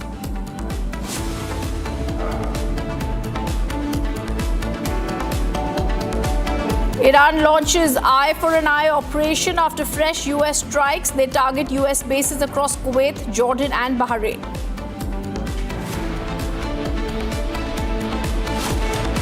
And the BJP sends a legal notice to Jammu and Kashmir Chief Minister Umar Abdullah on 30 crore charge, demand an unconditional apology.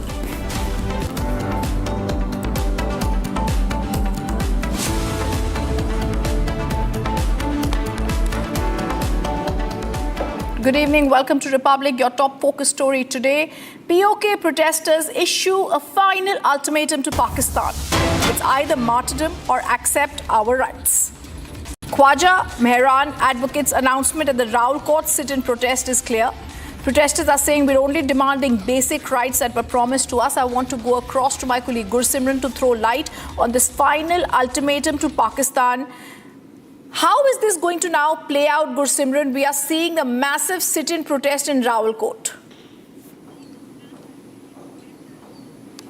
Yes, if we speak of the present situation, the sit-in protests are continuing in the Dhir Eric Cricket Stadium in the Ravla Court, and the people are thronging from different parts of the Pakistan-occupied Jammu and Kashmir to Ravla Court. Now, the protesters in Ravla Court have come out with the new statement in which they have completely conveyed it to the Pakistani establishment that this is a do or die. They said that either our demands are met or we die. It is only the solution that is now left to them. And that's a reality, because we have seen that starting from 2024, 25 and 26, there have been a series of protests that have taken place. Despite assurances being given, there have been no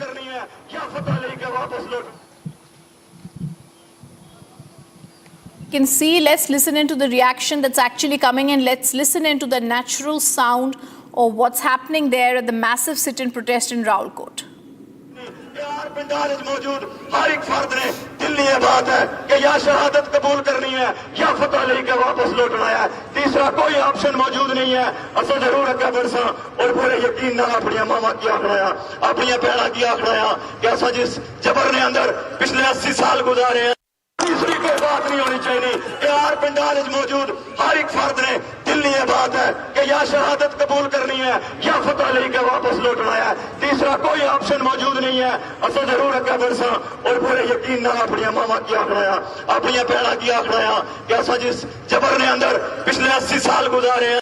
तीसरी कोई बात नहीं होनी चाहिए कि यार पंडाल में मौजूद हर एक फर्द ने दिल ये बात है कि या शहादत कबूल करनी है या फतह लेके वापस लौटना है। तीसरा कोई ऑप्शन मौजूद नहीं है। असं जरूर अगर बरसा और पूरे यकीन नाल अपनी मामा की आखना अपनी भैन की आखना कि असा जिस जबर ने अंदर पिछले 80 साल गुजारे हैं। तीसरी कोई बात नहीं होनी चाहिए। Gursum, these are exclusive pictures that you've got us. What is going to happen as the POK protesters have had enough? It's an ultimatum to Pakistan. There's going to be martyrdom or acceptance of the rights. How serious and how soon do you think there will be the next step in this protest? See, we are 2 days to the next step that has been already announced. That is on the 15th of July, when the protesters in Pakistan-occupied Jammu and Kashmir, they will come on the streets of POJK. They have given the long march call, and that is going to start from the Rawalakot and will head towards Muzaffarabad. As we speak today, we have seen large-scale protests taking place. Even the students in uniforms, school uniforms, have come out on the streets of Pakistan-occupied Jammu and Kashmir. In the Eric cricket ground area, they have held the protest, holding the banners that they want peace. They have also sought the intervention of the United States and have said that we are not terrorists as we have been fired upon. So they have sent a message to the Pakistan establishment that starting from 8 to 80, all are on the streets of Pakistan-occupied Jammu and Kashmir, because this time it is their democratic rights, this time it is their humanitarian rights that are the fundamental rights of any of the people living on the earth. But Pakistan has subjected them to the torture. Brute use of force is what has become a new normal in Pakistan-occupied Jammu and Kashmir, and now they want that either they die or they get their rights, because they also know that the life without these rights is no life for them. It is only passing the time that they have been doing for years, and this time they want an absolute solution. They want their demands to be met so that they can live a life with dignity, with peace, and with access to their own resources. All right, thank you, Gursimran, for giving us those details, a top focus that we'll continue tracking. Meanwhile, viewers, shifting focus to Karnataka, where the AI Township project tensions are escalating at the Kodiala in Vidadi during the official land survey that happened as farmers led by women staged a fierce protest. They were carrying brooms opposing the survey. They demanded officials stop the process. It turned violent as farmers allegedly pelted stones. Windshield of an official car was shattered, resulting in further confrontation between farmers and police. I want to go across to Abhishek to get sense of these protests. Abhishek, what is the reason that the land survey exercise turned violent in Karnataka? A police intervention was needed to prevent them, leading to heated arguments between the women and the security personnel. We're also being told, in fact, viewers, that the windshield of an official's car was shattered at this attack. Protesters had blocked vehicles. They continued raising slogans. Take a look at that, and then we go to my colleague.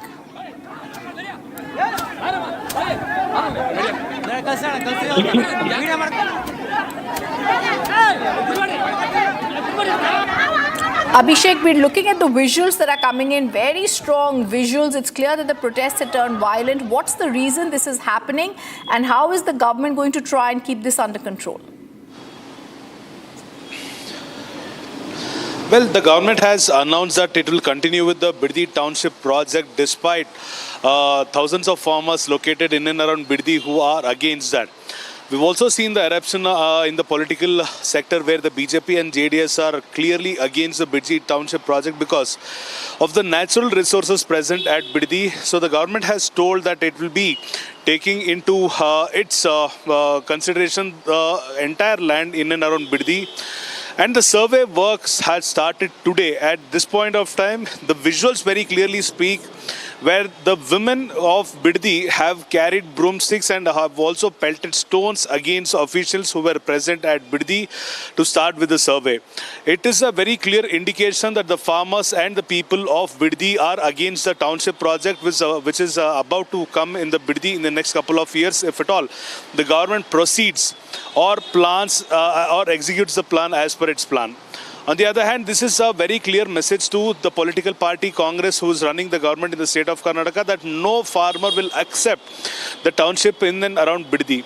On the other hand, we've seen that the police had to intervene and interfere to make sure that the position or the situation is taken under control. Even the police were attacked on a humanity basis. The people didn't want to attack the police because they were there to make sure that the situation doesn't turn any wrong any forth. So at this point of time, we shouldn't forget the fact that the farmers are against the project of township. The BJP and JDS is against the project of township. It's only the Congress government along with DK Shivkumar, who is the Chief Minister, who's along with the project, who wants the project to be brought into force no matter what. We've also seen the leaders of the Congress party itself, the ministers in the cabinet of Sidramaya and DK Shivkumar, on various other notes had mentioned that they do not want to continue with this project because the farmers are opposing that. We will have to see how this unfolds in the next couple of days. All right, now as you're telling us what's happening there, Abhishek, the one question that I wanted to ask is, how did these protests begin? Are they getting sponsored? What is happening and what is the reason that the protesters have been able to achieve this kind of lawlessness that we are seeing there? Well, the Karnataka government had decided there will be a township which will be emerging in Biddi in and around 9,000 acres of the farmers' land to be taken over by the Karnataka government, where at least lakhs and lakhs of trees are planted for the last couple of decades. The green mat would completely be lost. The agriculture land would be lost to a township. The water will be lost to the AI or the township which will be coming up in Biddi. And the farmers had very clearly mentioned that they know nothing else other than agriculture, and they will be left jobless and they will be left landless for the next couple of generations. The farmers had also mentioned that they aren't ready to give up their agricultural land, which is their ancestral land, to any government project or any township, because the only survival means is agriculture to the farmers of Biddi. Despite knowing the fact, it was the Congress government which wanted to continue in the leadership of DK Shivkumar for the Biddi township project. BJP and JDS, who are a part of NDA, had very openly mentioned that DK Shivkumar, in the respect of Biddi issue, is only creating a real estate mafia and not helping the farmers, and is not creating any township. Despite the political parties opposing the plan of DK Shivkumar, the Congress government wanted to continue with the Biddi township project by taking 9,000 plus acres, and this is when the survey officers visited Biddi area to start their survey, and this incident has broken out. Thank you, Abhishek, for giving us those details. We'll track that story closely. Viewers, moving to the big story that was investigated right here. The Ministry Secretary on Meta child sexual abuse scandal has spoken up. They have said Meta has responded on the scam on Saturday, and they have stated Republic reported, remember, on the child sexual abuse material on Meta. The investigation showed CSAM material was still on Meta platforms. Now the ministry has stated and clearly stated that the government is now examining the response on child abuse content by Meta. The government says appropriate action will be taken on Meta after due examination. Let me go across to Nitin, who's joining us from the newsroom, the digital newsroom. Nitin, a few days ago, we saw how you were one of the first journalists to have tried to get a response from Meta. You tried to confront them. Finally, Meta's actions are under the scanner. How soon do you think the government could be acting? Any other word that you've had with Meta itself? Right, we've obviously spoken to a lot of former Meta officials, and they're so worried about the consciousness which with the Meta is functioning as an organization in our country. Because, you know, few minutes back, our team was investigating again the kind of content. Has Meta, in fact, taken any kind of corrective measures, steps that could matter, because they're still answerable to the people of India at large, specifically to the mothers in the country. And we saw that as soon as you search, you know, like simple terms, 4-letter terms like teen, child, and you get the most disturbing graphic content on their platforms. It is still available. And they've gotten views over 15 million. So obviously that speaks to it's not only a question anymore of just the AI guardrails at place. It's a question of their consciousness as an organization which runs social media platforms in a country as large as India. Back to you. All right, thank you, Nitin, for giving us those details. It's a focus story that we'll continue tracking.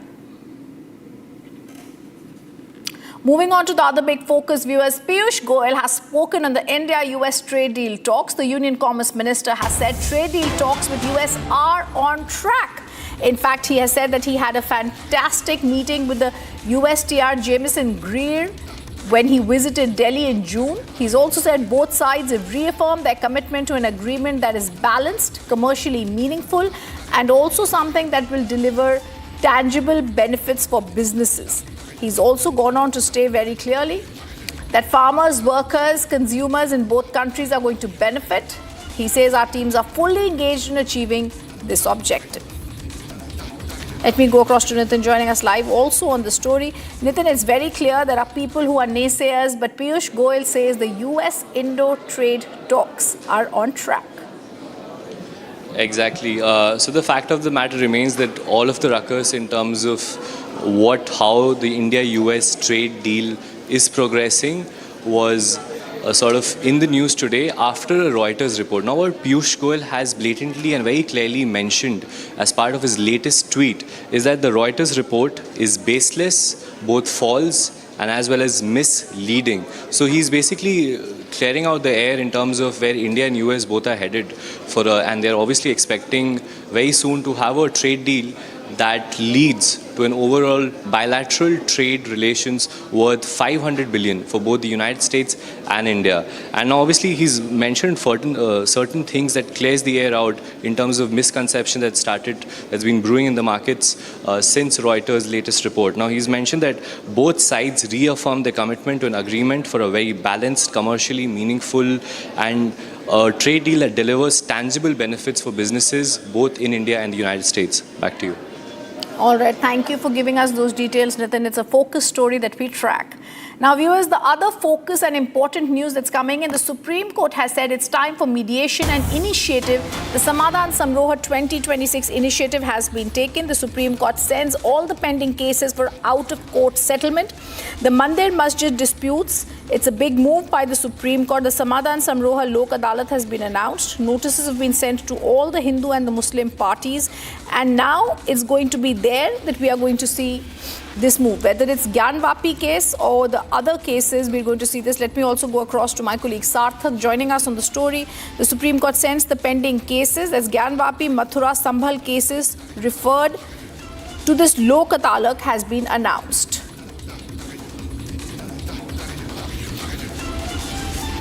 Let me go across to Sarthak. Sarthak, this is a big move. We've seen this earlier also when I remember Republic TV had covered the steps that had been taken during the Ayodhya hearing when mediation had been something that the Supreme Court had considered. I think it's the same view right now. It's mediation initiative taken by the top court. I don't know how successful it will be, but it's an important move, Sarthak, to send all these cases now to mediation.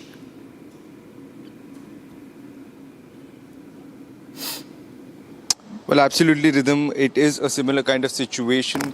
As a matter of fact, some time ago, Supreme Court had invited parties to resolve their disputes through mediation, and they were also conducting this nationwide mediation initiative, which goes by the title Samadhan Samaro 2026, which was supposed to be conducted from August 21 to 23, and both Hindu and Muslim parties were invited to resolve the disputes regarding certain religious places and there are typically three locations and three worship places of worship dispute. One is the Gyanvapi Mosque in Varanasi, the other one is the Shahi Idgah Mosque, and the third one is the Shahi Jama Masjid in Sambhal. So these were the three places that were in dispute. They have been in dispute for a very long time, and both the Hindu litigants and Muslim parties were invited to resolve the dispute through mediation. However, at this point, the latest that we are getting, it seems like that idea has completely gone for the toss, because both sides, both the Hindu and Muslim parties, have mutually decided that they would not be relying on mediation, they would not be going for mediation, and they would go for the typical judicial process. And because the major argument that they have put forth before the court is that the dispute involved questions over the title of the immovable property, whether it was a mosque, whether it was a temple, and they have also raised certain constitutional and legal issues like interpretation of the Places of Worship Special Provisions Act 1991. And the third thing that they have mentioned, that they believe that these issues required authoritative judicial determination. So judicial intervention is important. These things cannot be resolved through dialogue. These things cannot be resolved through mediation.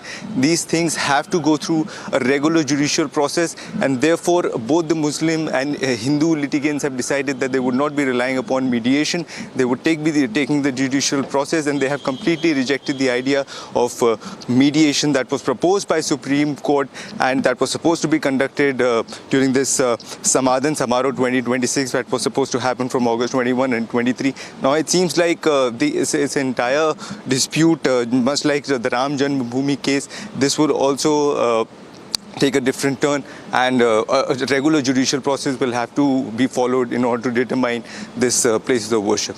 Thank you, Sarthak, for giving us details. Very, very clearly, Sarthak elucidates how this case is going to proceed. Now, viewers, we're also going to move on to what's making headlines across the nation. Eggs were thrown allegedly at former TMC candidate Tirthankar Ghosh while he was being escorted out of Kharda police station. Police intervened to prevent any escalation. Security was tightened in the area. Floodwaters have inundated Naharani village in Assam's Lakhimpur district following heavy rainfall. Vast stretches of crop fields, roads and pathways remain submerged, affecting normal life, disrupting connectivity.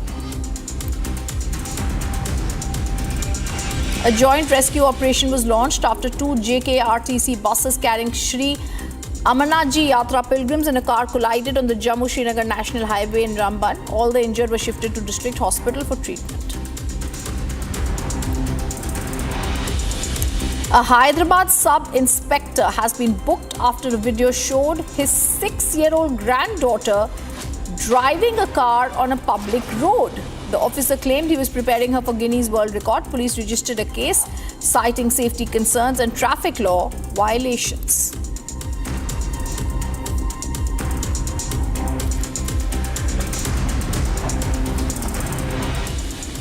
Typhoon Bavi has made a powerful landfall in eastern China's Zhejiang province, packing maximum sustained winds of 142 kilometers per hour. Regarded as the strongest storm to hit the Chinese mainland this year, Bavi triggered massive evacuations, forcing nearly 2 million people out of high-risk coastal regions into emergency shelters.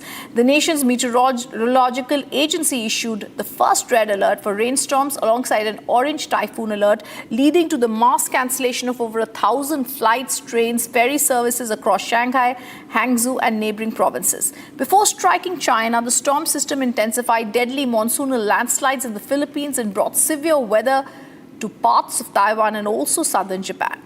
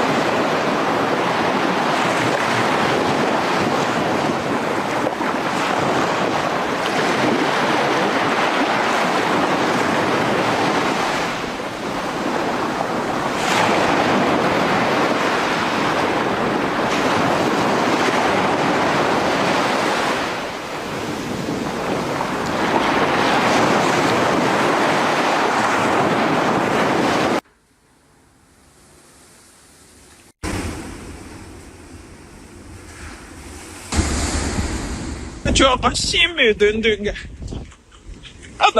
那小朋友看个还咋好？老子不。老子来不谈。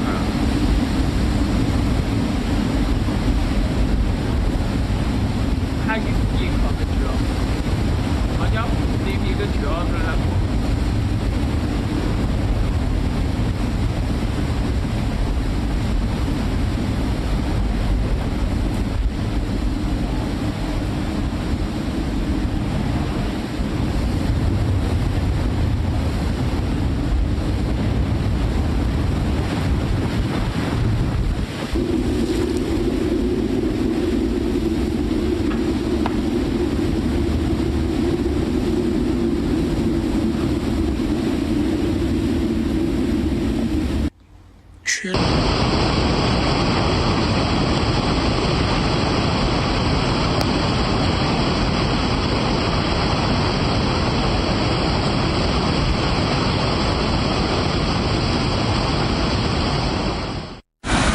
极限啊！看见谁？极限！我老子叫你。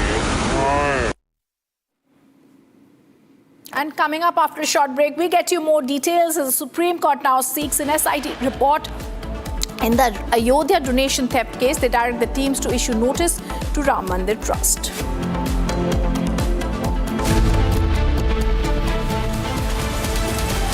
चमकी चाट से क्या बना है? आलू चाट या fruit चाट, स्वाद बढ़ाए चमकी चाट। क्या बात है? स्वादिष्ट पकोड़े और फरसान, अरे चमकी चाट है इसकी जान। असली स्वाद सिर्फ चंकी चाट। केसरिया से मन जोगी हुआ रे, दिल झूमे देखो मतवारा हुआ रे। केसरिया से मन जोगी हुआ। हर पल मनाओ केसरी त्योहार। विमल, बोलो जुबान केसरी। थोड़े में ज्यादा स्वाद, यही तो है इसकी खास बात। वाओ मामा, क्या स्वाद है? अरे मेरी राजा, सबका राजा आरती और मसाला।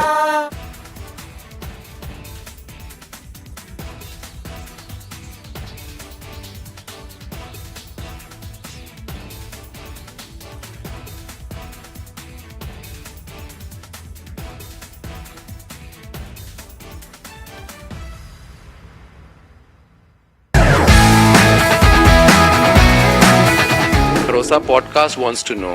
But I'm seeing a very soft version of Arnab. What did you expect? A mad guy shouting at the screen. I can't shut up. As debater or I'm a crazy debater. Facts everyone has. But I have brought back opinion into journalism because they didn't have the guts. I had the guts, I had the freedom, I had the intellect. I gave it my best shot. I still do it. There's no sense of how much money you want to make. No. It was always how much can you do. I used to be really proud seeing my father in uniform. I realized my father was doing something greater than his own job. If you were to again go back and look at from where you started as a journalist, so much. a junior Rahul would have spoken to a junior Arnab. Which Rahul?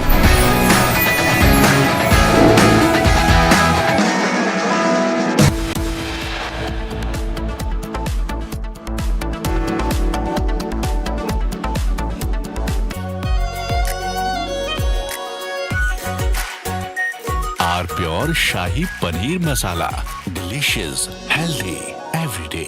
AU savings account में मिलते हैं amazing benefits, paperless banking and higher interest, वो भी हर महीने। Money money money money every month. सोच बदलो और बैंक भी। प्यास बुझाए, ठंडक लाए, सबको भाए जीरा सिप। MTH का जल जीरा, जीरा सिप। जीरा सिप, असली रिफ्रेशिंग, असली स्वाद, असली मजा। MTH।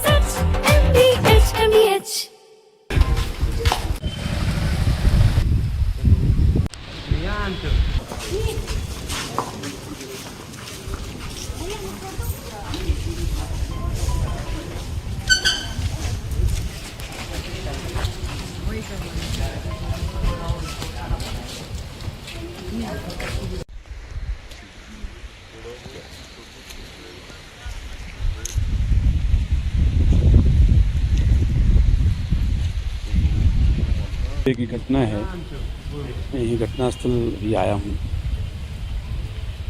जो रात में घटना घटी उसमें महिला घर में अकेली थी। हाँ, रात में 2-3 बजे की घटना है। मैं यही घटनास्थल भी आया हूँ। जो रात में घटना घटी उसमें महिला घर में अकेली थी, उसके बच्चे बाहर थे, पति उसका जो है डेथ हो गई है। उसके घर में 2-3 बजे के आसपास कुछ लोग घुसे, 5-6 लोग बता रहे हैं, और उसमें जो है उनके साथ उनके घर में पूरी सर्च किया, उसका सामान चांदी लिए।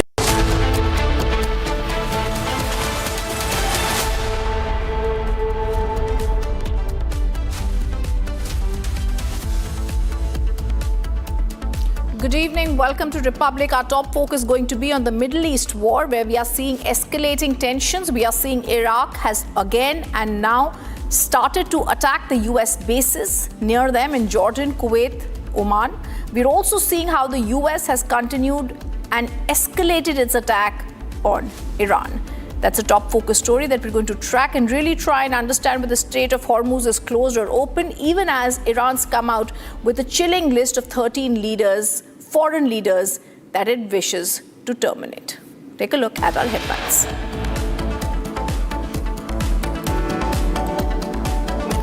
A big focus story on Iran, but before that, the top focus, good news for India. India shines at the inaugural edition of the Asian Under-23 Athletics Championship 2026 held in China, finishes 4th by clinching 16 medals across the events.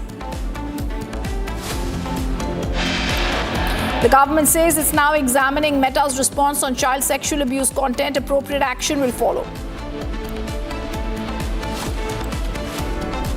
The Supreme Court seeks SIT report in Ayodhya donation theft case.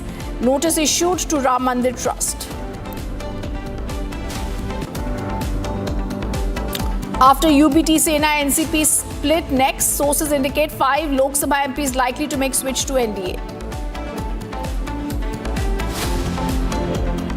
US strikes central Iranian, hits air defense systems, coastal radar sites, missiles and drone capabilities along with small boats.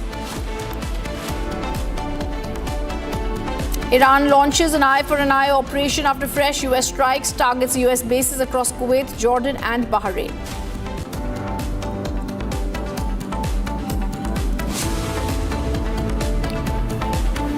And BJP sends legal notice to Jammu and Kashmir Chief Minister on 30 crore charge, demands an unconditional apology.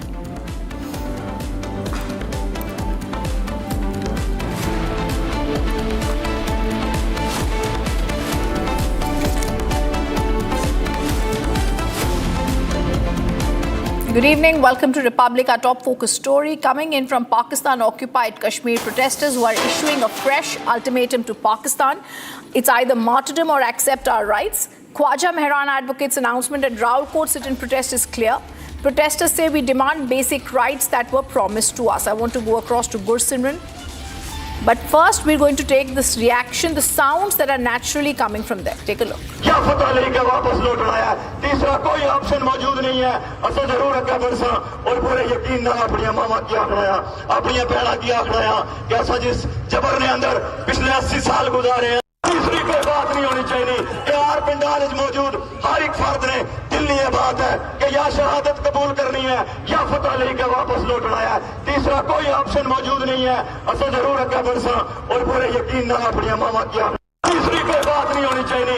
यार पिंडाल मौजूद हर एक फर्द ने दिल में ये बात है कि या शहादत कबूल करनी है या फतवा लेके वापस लौटना है, तीसरा कोई ऑप्शन मौजूद नहीं है, असल जरूर अगर बरसा और पूरे यकीन ना अपनी मामा की आखड़ाया, अपनी बहना की आखड़ाया, कैसा जिस जबर ने अंदर पिछले 80 साल गुजारे हैं, तीसरी कोई बात नहीं होनी चाहिए। यार पिंडाल मौजूद हर एक फर्द ने दिल में ये बात है कि या शहादत कबूल करनी है या फतवा लेके वापस लौटना है, तीसरा कोई ऑप्शन मौजूद नहीं है, असल जरूर अगर बरसा और पूरे यकीन ना अपनी मामा की आखड़ाया, अपनी बहना की आखड़ाया, कैसा जिस जबर ने अंदर पिछले 80 साल गुजारे हैं, तीसरी कोई बात नहीं होनी चाहिए। यार पिंडाल मौजूद हर एक फर्द ने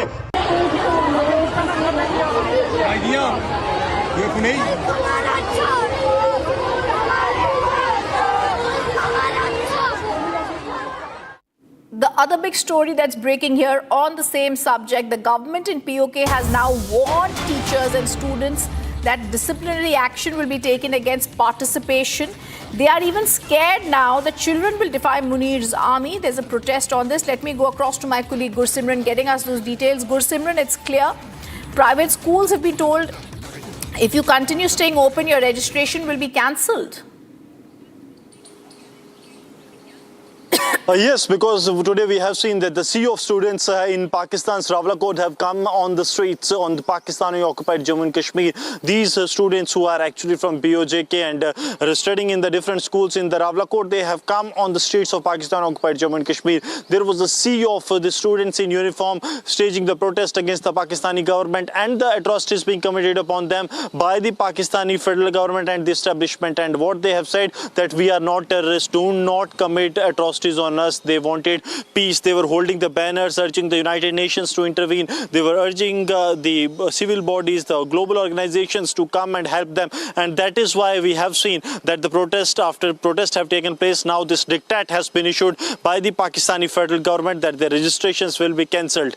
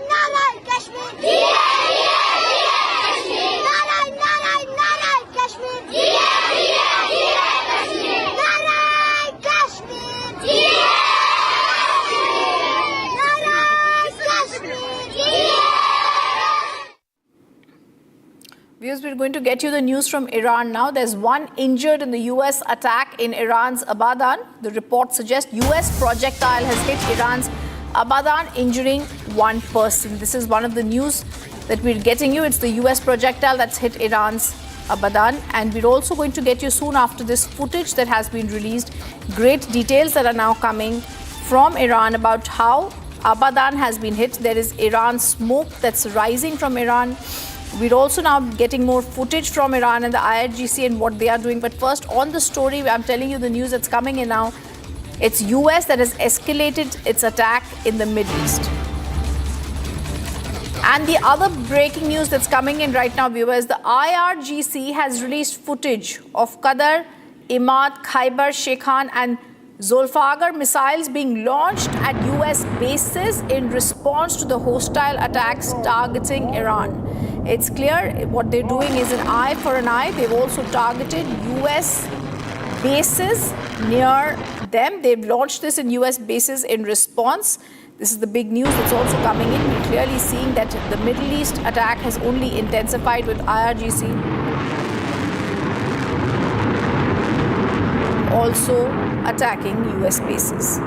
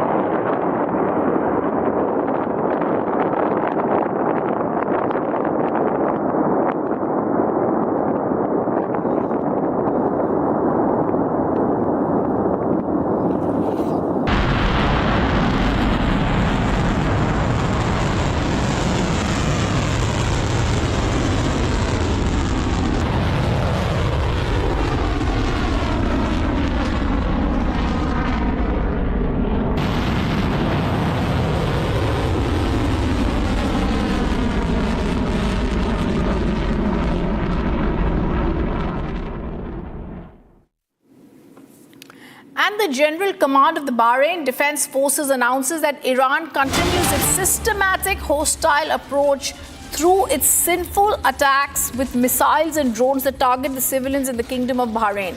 Bahrain is saying Iran is targeting civilians in the attack. That's the news that's just coming in, whereas Iran has clarified that the attack will not be on civilians, only on the bases. They've accused Iran of targeting civilians. The military has accused Iran of also in the latest attack having targeted civilians.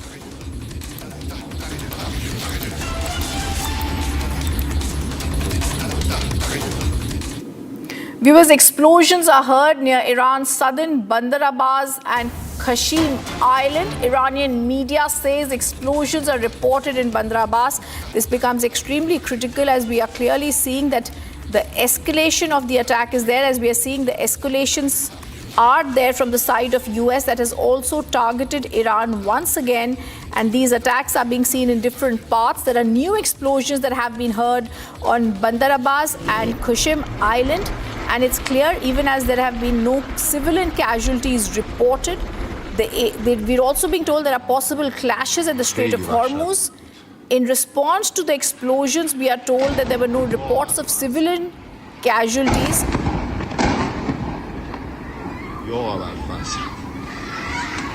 The explosions came amid the escalating tensions. There are two powerful blasts in Bandar Abbas that were seen early today morning. Remember, Iran is also retaliating with missile and drone attacks targeting US military facilities in the regional countries. And they accused Washington of repeatedly violating their 17th of June Memorandum of Understanding. US President had earlier declared that memorandum as over.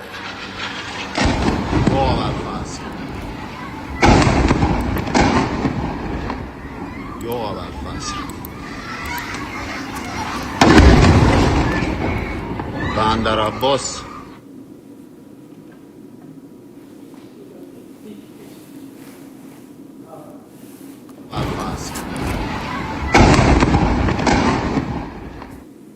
Typhoon Bavi made a powerful landfall in eastern China's Zhejiang province, packaging maximum sustained winds of 144 kilometers per hour. Regarded as the strongest storm to hit the Chinese mainland this year, Bavi triggered massive evacuations, forcing nearly 2 million people out of high-risk coastal regions into emergency shelters.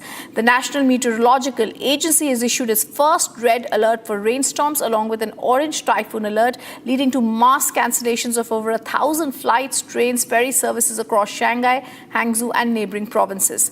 Remember, before striking China, the storm system intensified deadly monsoonal landslides in the Philippines and brought severe weather to parts of Taiwan and southern Japan. 下都冲跑了，后流南阳庄，许金山他们家厂建电线杆子也倒了，车也冲跑了，桥头的电线杆子也倒了，他们家都完全要淹了，他们家超市啊，满了，啥都淹了。我也车，他们的车也那样了，我们这商店也淹了，连我们家都满了，都淹了我们家，我们这商店。 把脚往上，哥哥，都淹了这东西呀、这冰箱，看看，厚啊！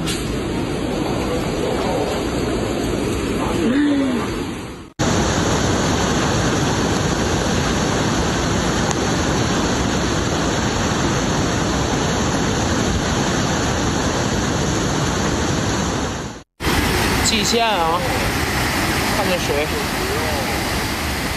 蓟县，哎。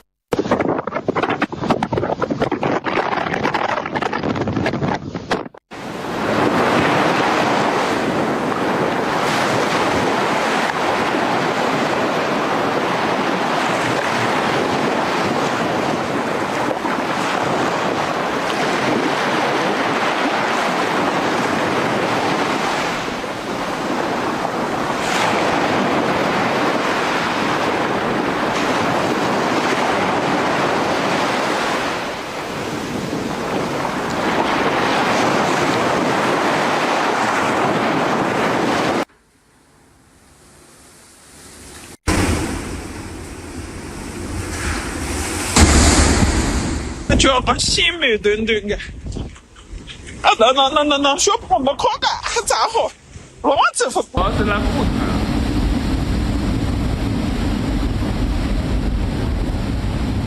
还有一个的车，好像那边的车子那不。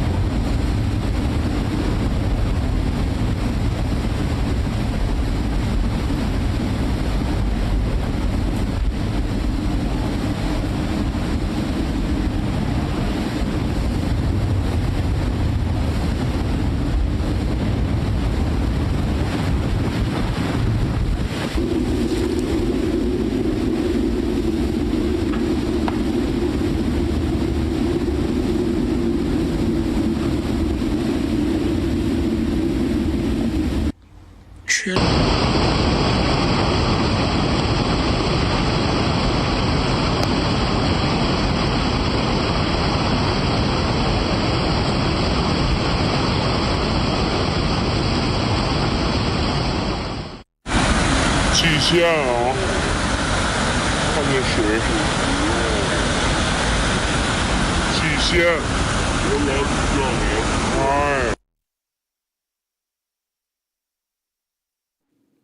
Let's take a look at what's making headlines across the nation.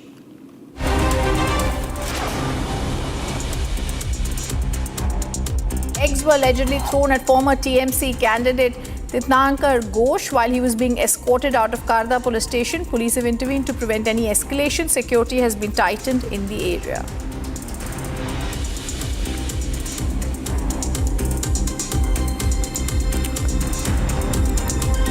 Flood waters have inundated Naharani village in Assam's Lakhimpur district following heavy rainfall. Vast stretches of crop fields, roads and pathways remain submerged, affecting normal life and disrupting connectivity. A joint rescue operation was launched after two JKRTC buses carrying Shri Amarnath Ji Yatra pilgrims and a car collided on the Jammu-Srinagar National Highway in Ramban. All the injured were shifted to district hospital for treatment. A Hyderabad sub-inspector has been booked after a video showed his 6-year-old granddaughter driving a car on a public road. He claimed he was preparing for the Guinness World Records. Police registered a case citing safety concerns.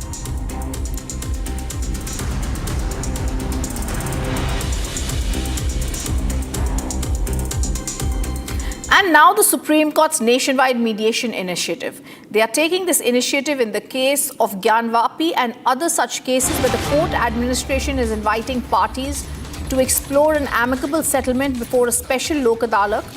Both the Hindu plaintiffs and the Muslim mosque management bodies have rejected the proposals, informed the court and the legal service authorities. They want the disputes declared through the regular judicial process instead of mediation. However, it's an important initiative that has been now taken by the top court of the country to try and ensure that there is some consensus reached in these cases. It's also similar to what had been done earlier. I want to go across to my colleague Sarthak. There is no breakthrough in the three cases in the pre-litigation mediation attempts in lower court since 21st of April.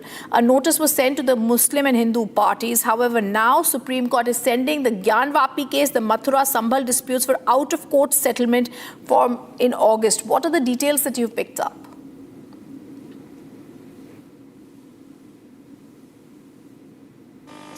Well, absolutely. There has been a dispute between the Muslim parties and the Hindu parties regarding these three places of worship. One is the Gyanvapi Mosque, one is the Shahi Idgah Mosque, and the third one is the Shahi Jama Masjid.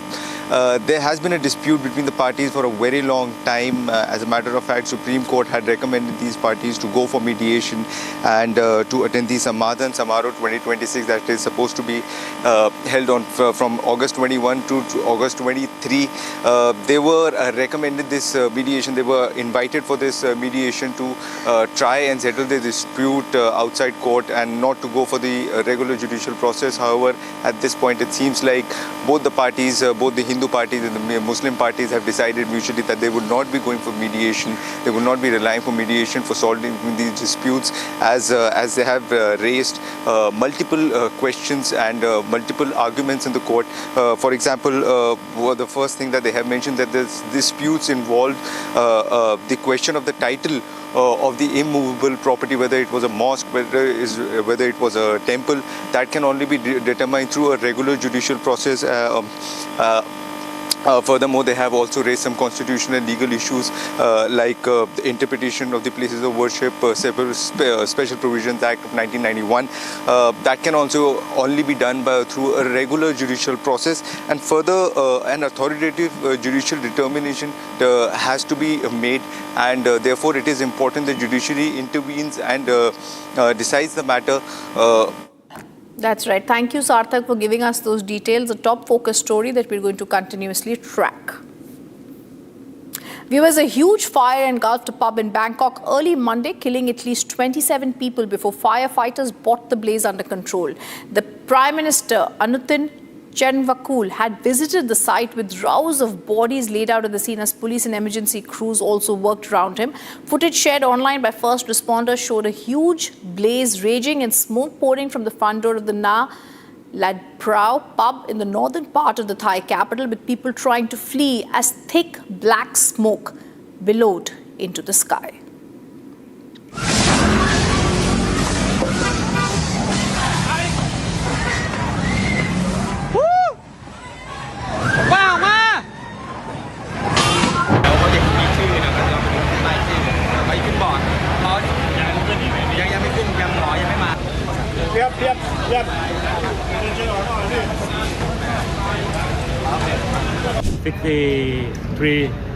People injured. คลิปวิดีโอแล้วก็แบบไฟมันลุกค่อนข้างไวมากก็เลยแบบเป็นห่วงที่ทำงานว่าใช่ก็เลยแบบรีบมาดูก็ค่อนข้างตกใจค่ะ ถ้าในเมื่อเข้าไปเอาเป็นว่าประสบการณ์ที่ผมเข้าไปก็คือโต๊ะมันก็ไม่ไหม้ปกติมันเป็นแค่ขมเหลาลงมาคุมโต๊ะแค่นั้นเองซึ่งโต๊ะมันก็เป็นไม้เป็นเชื้อเพลิงอย่างหนึ่งแหละใช่ไหมครับพอมันเป็นเชื้อเพลิงเนี่ยมันต้องไหม้ถูกไหมแต่สิ่งที่ผมเห็นนะมันจะไหม้ถึงข้างบนด้านหลังทางซ้ายห้องน้ำอ่ะมันถูกมันมีทางออกอยู่ซึ่งออกมาแล้วมันจะอยู่หลังร้านไอ้โตสีชมพูเนี่ยครับมันจะเป็นลานกว้างๆเลยแต่เขาทางหน้าประตูเขาเขียนติดป้ายไว้ว่าเฉพาะเจ้าหน้าที่นะครับซึ่งมันถูกล็อกไว้ด้วยกลอนสน.พหลโยธิน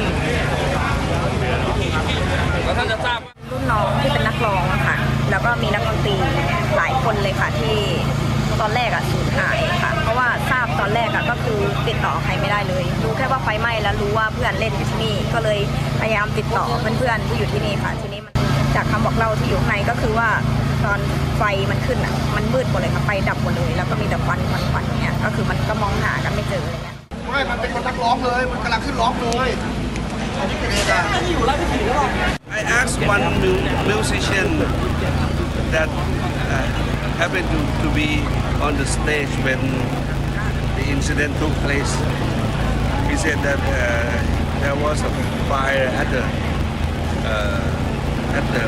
cutout switch, and after that thing happened very quickly, and there was blasting, and everybody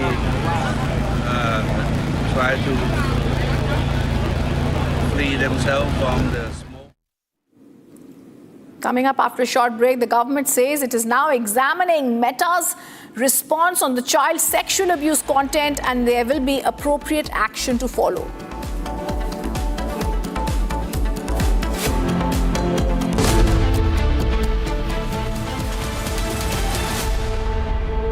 चमकी चाट से क्या बना है? Sandwich लस्सी और छाछ।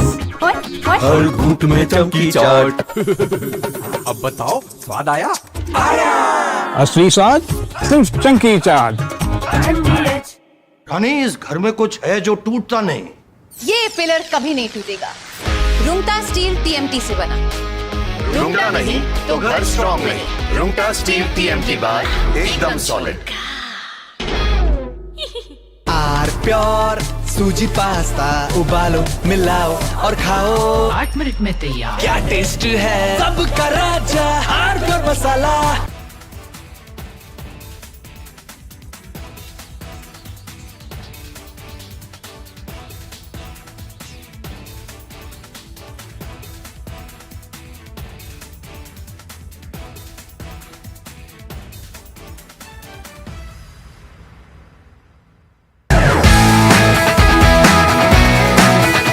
Rosa podcast wants to know, but I'm seeing a very soft version of Arnab. What did you expect? A mad guy shouting at the screen. I can't shut up. As debater or I'm a crazy debater. Facts everyone has. But I have brought back opinion into journalism because they didn't have the guts. I had the guts, I had the freedom, I had the intellect. I gave it my best shot. I still do it. There's no sense of how much money you want to make. No, it was always how much can you do. I used to be really proud seeing my father in uniform. I realized my father was doing something greater than his own job. If you were to again go back and look at from where you started as a journalist, so much. a junior Rahul would have spoken to a junior Arnab. Which Rahul?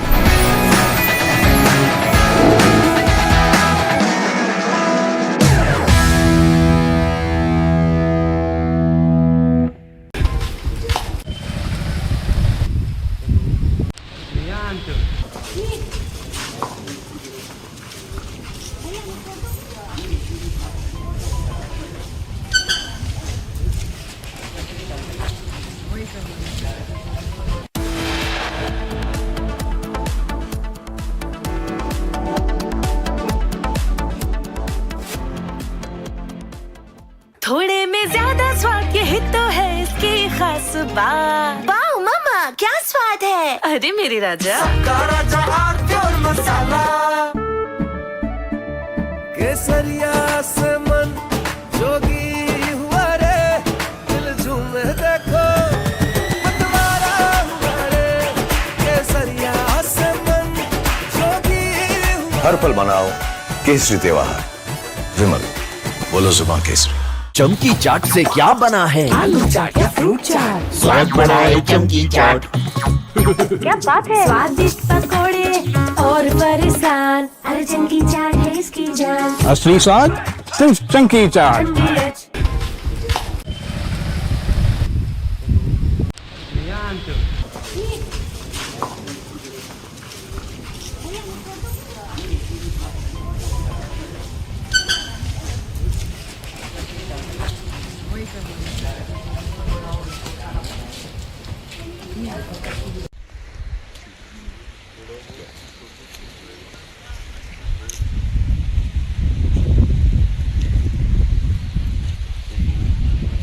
की घटना है, मैं यही घटनास्थल भी आया हूँ।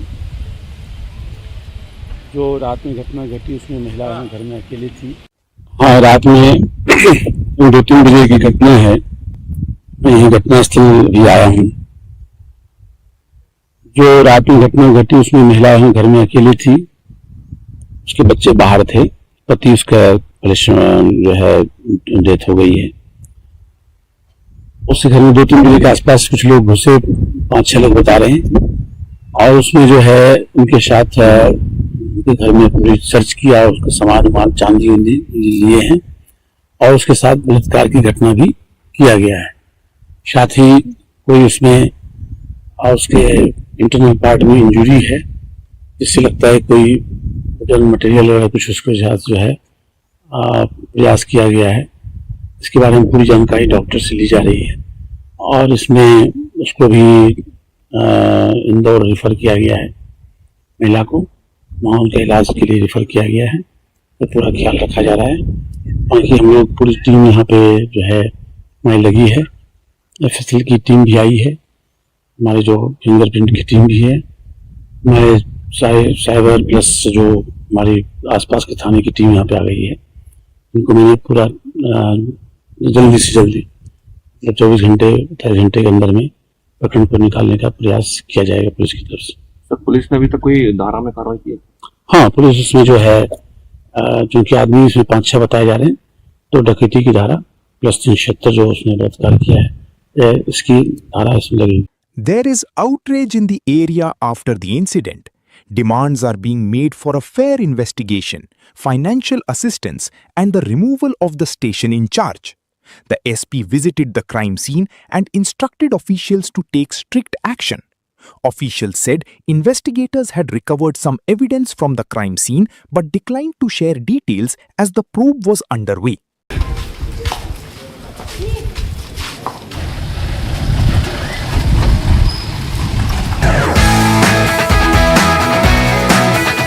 Rosa podcast wants to know, but I'm seeing a very soft version of Arnab. What did you expect? A mad guy shouting at the screen. I can't shut up. As debater or I'm a crazy debater. Facts everyone has. But I have brought back opinion into journalism because they didn't have the guts.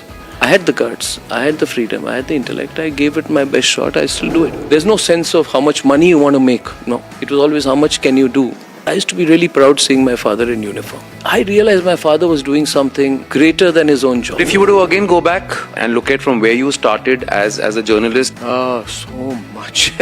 A junior Rahul would have spoken to a junior Arnab. Which Rahul?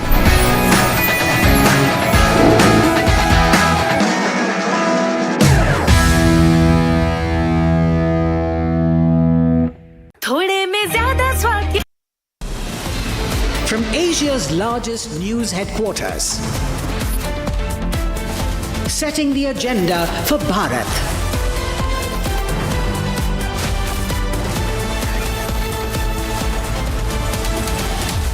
You're watching Republic.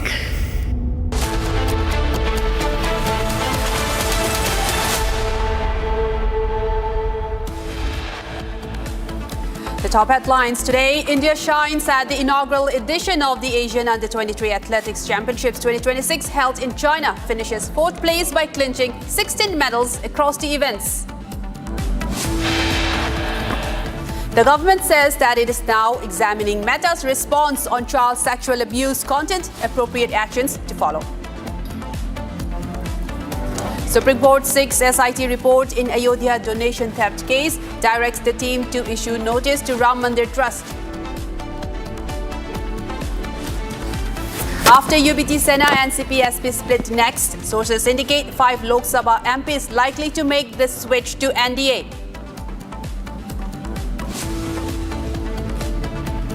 US strikes hit central Iranian region, hits air defense systems, coastal radar sites, missiles and drone capabilities along with small boats.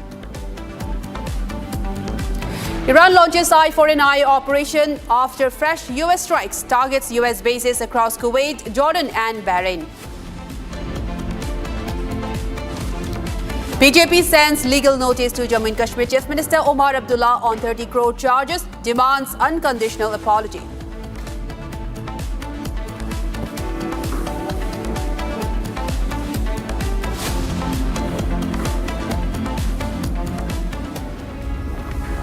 A very good afternoon, viewers. You're watching Republic. I'm Chongtham Amrita, and today we begin with a major story that we are focusing on. This regarding India's big performance at the inaugural edition of Asian Under-23 Athletics Championships by clinching 2 gold medals through javelin sensation Anand Singh and the formidable women's 4x400 meter relay team, contributing to a total haul of 16 medals. The tally also includes 4 silver and 9 bronze medals. The athletes are expected to arrive in India tomorrow. Let's take a look at this full report and look at India's performance at the Athletics Championships.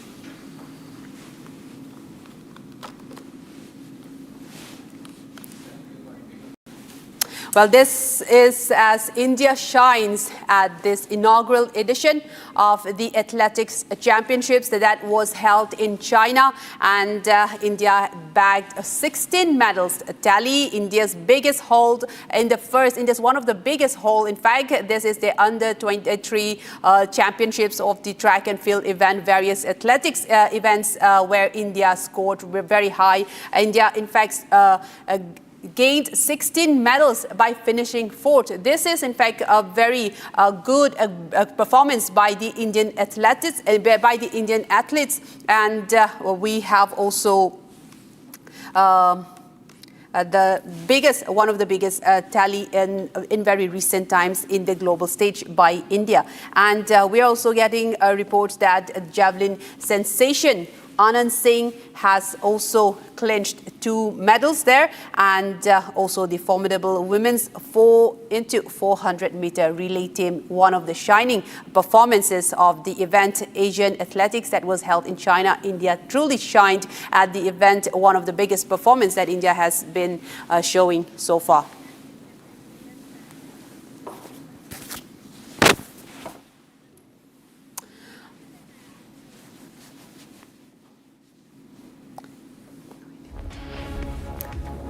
Right, and the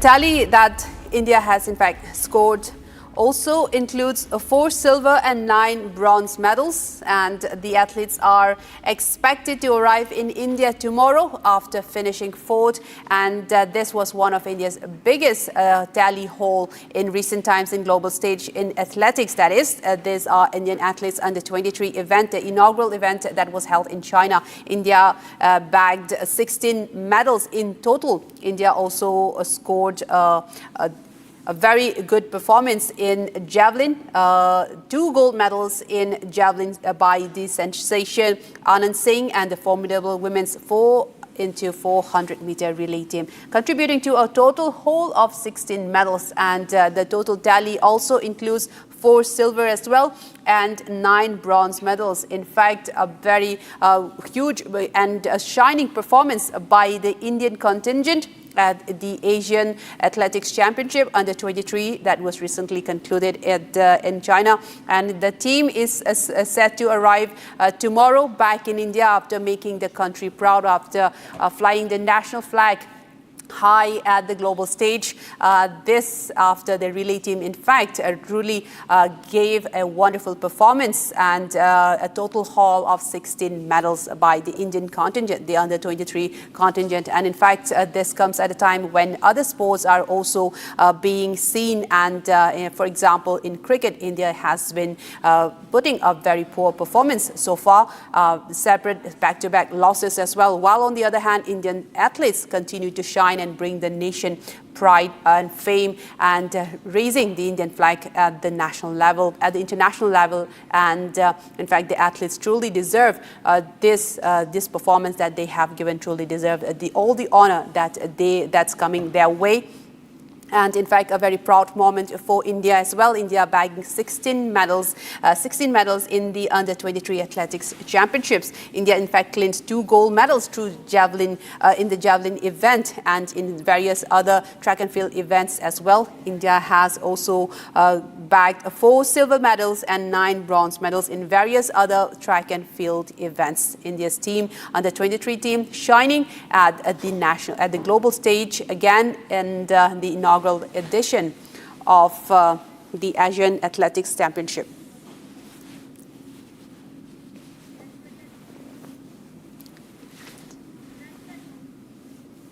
Now we also have Republic also spoke to one of the athletes there, and let's listen to this statement, that the exclusive statement that was given to Republic. So kickboxing is not a very mainstream sport when compared to India. So how do you look, and what do you think are the necessity measures that can be taken to save kickboxing and develop it into a mainstream media? I think in India they are giving priority to some games only. When they are giving preference to and encourage the kickboxing infrastructure, coaches and good academies, then kickboxers also win medals in international level, world level. This is a very, very important. I won gold medal in World Cup and 2 international medals, but still also I am struggling. But I want to request to encourage kickboxing with the good infrastructure and academies and everything, etc.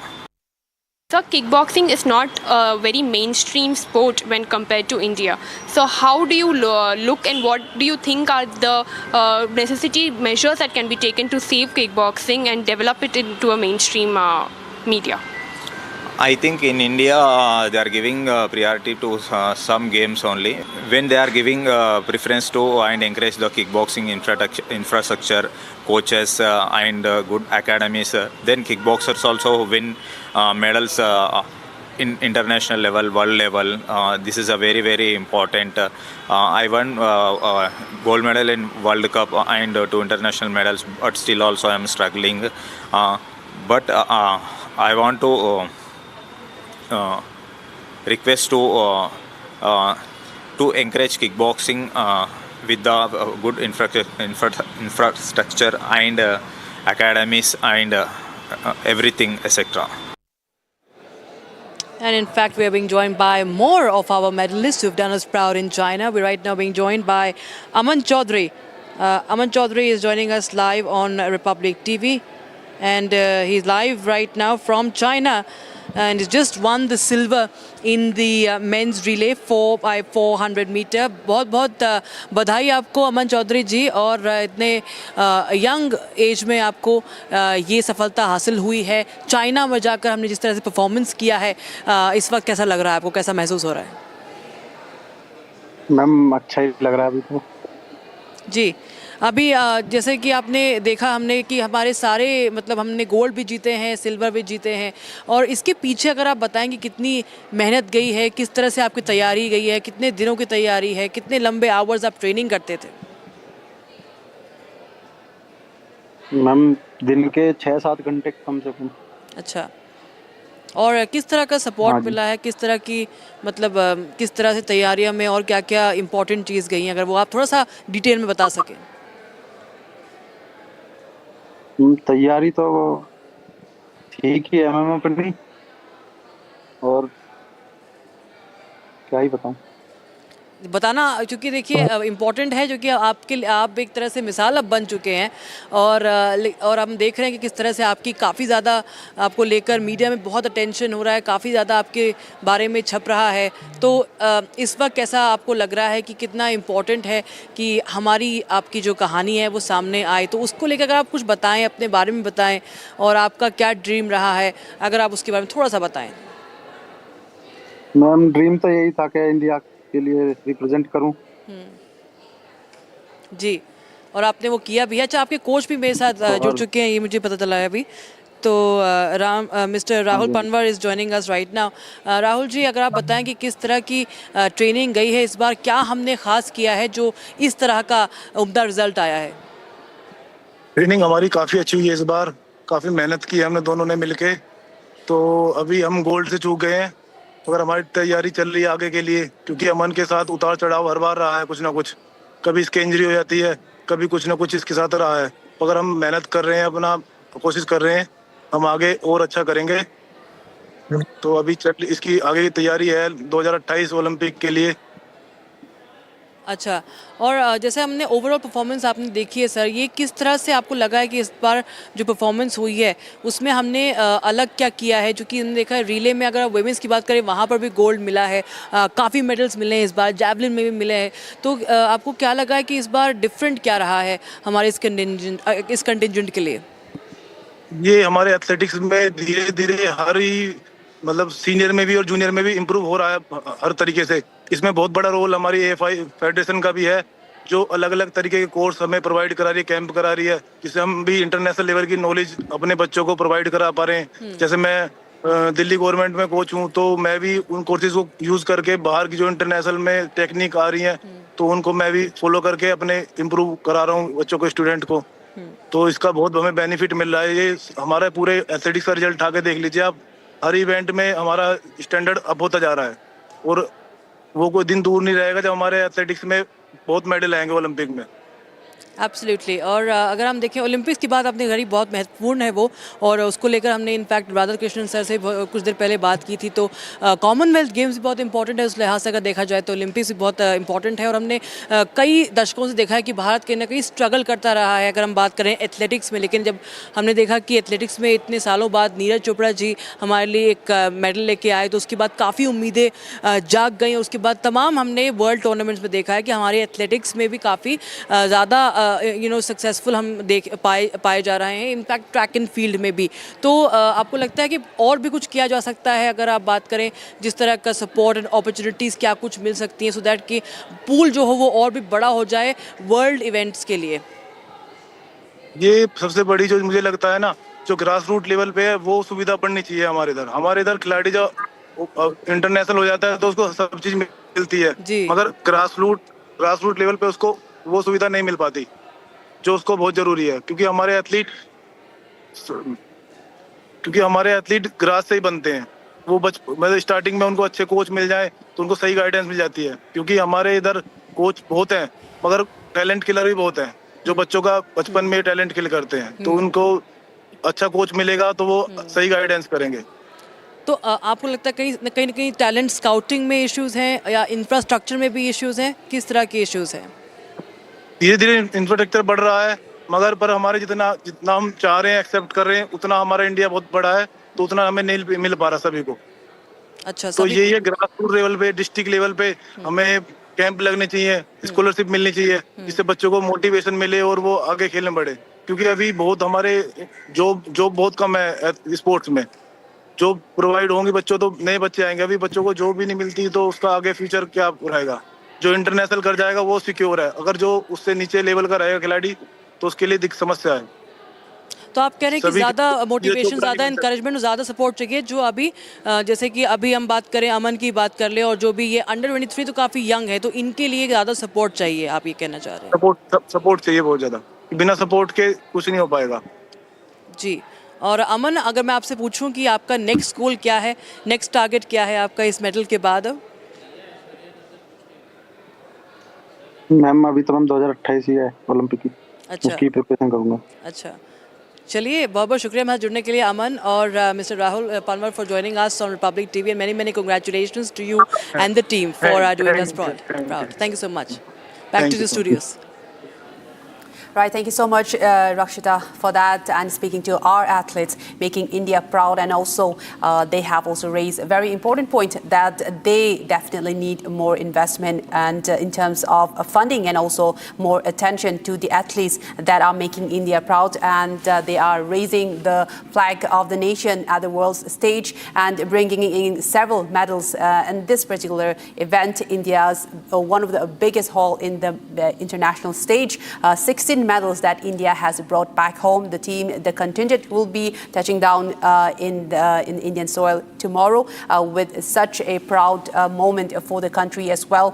And that was the team, one of the team, and the coach speaking to Republic, and also about their experience, and also in fact the experience that they have faced at the event, and also during their training, and some of the hardships also that they face during those times. And this is, in fact, viewers, a big haul for India.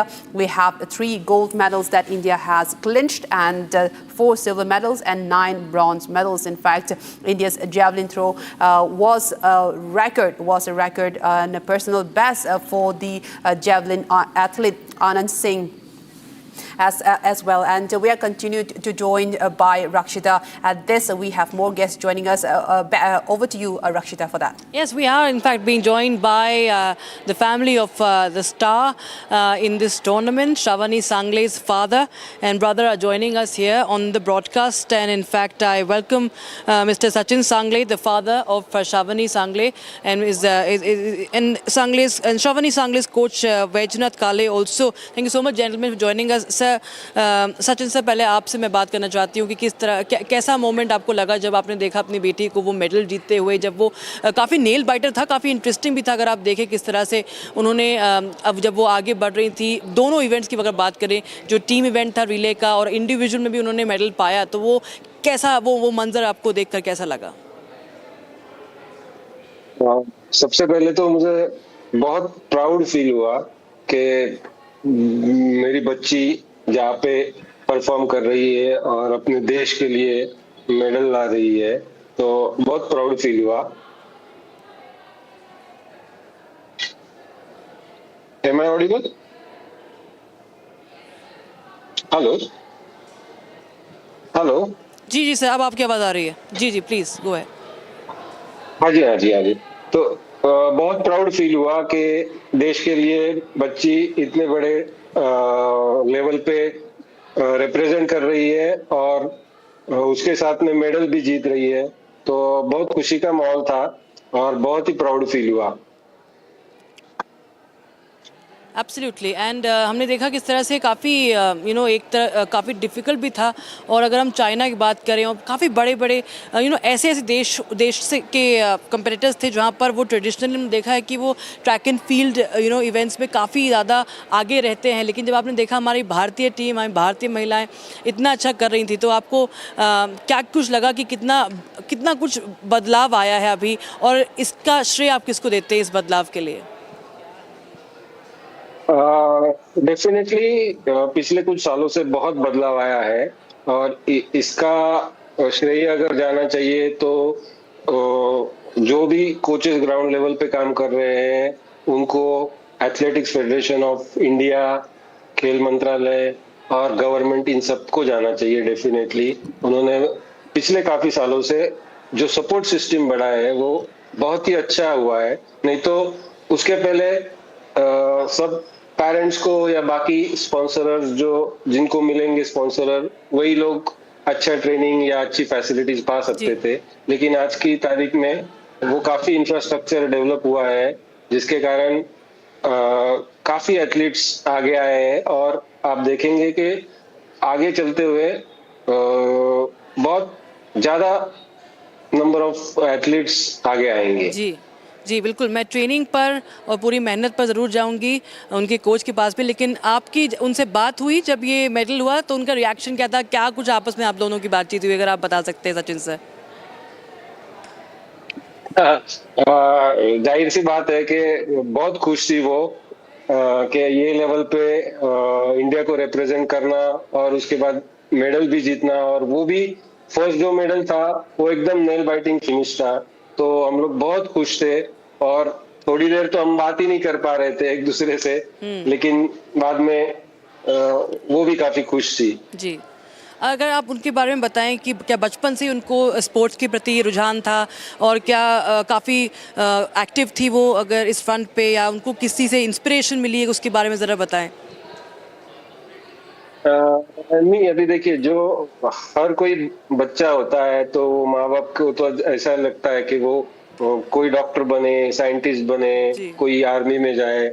लेकिन इसका श्रेय मैं coaches को देना पड़ेगा कि वो लोग आइडेंटिफाई करते हैं और वो लोग हमें इंसिस्ट कराते हैं कि आप उनको ट्रेनिंग दीजिए, एकेडमी भेजिए।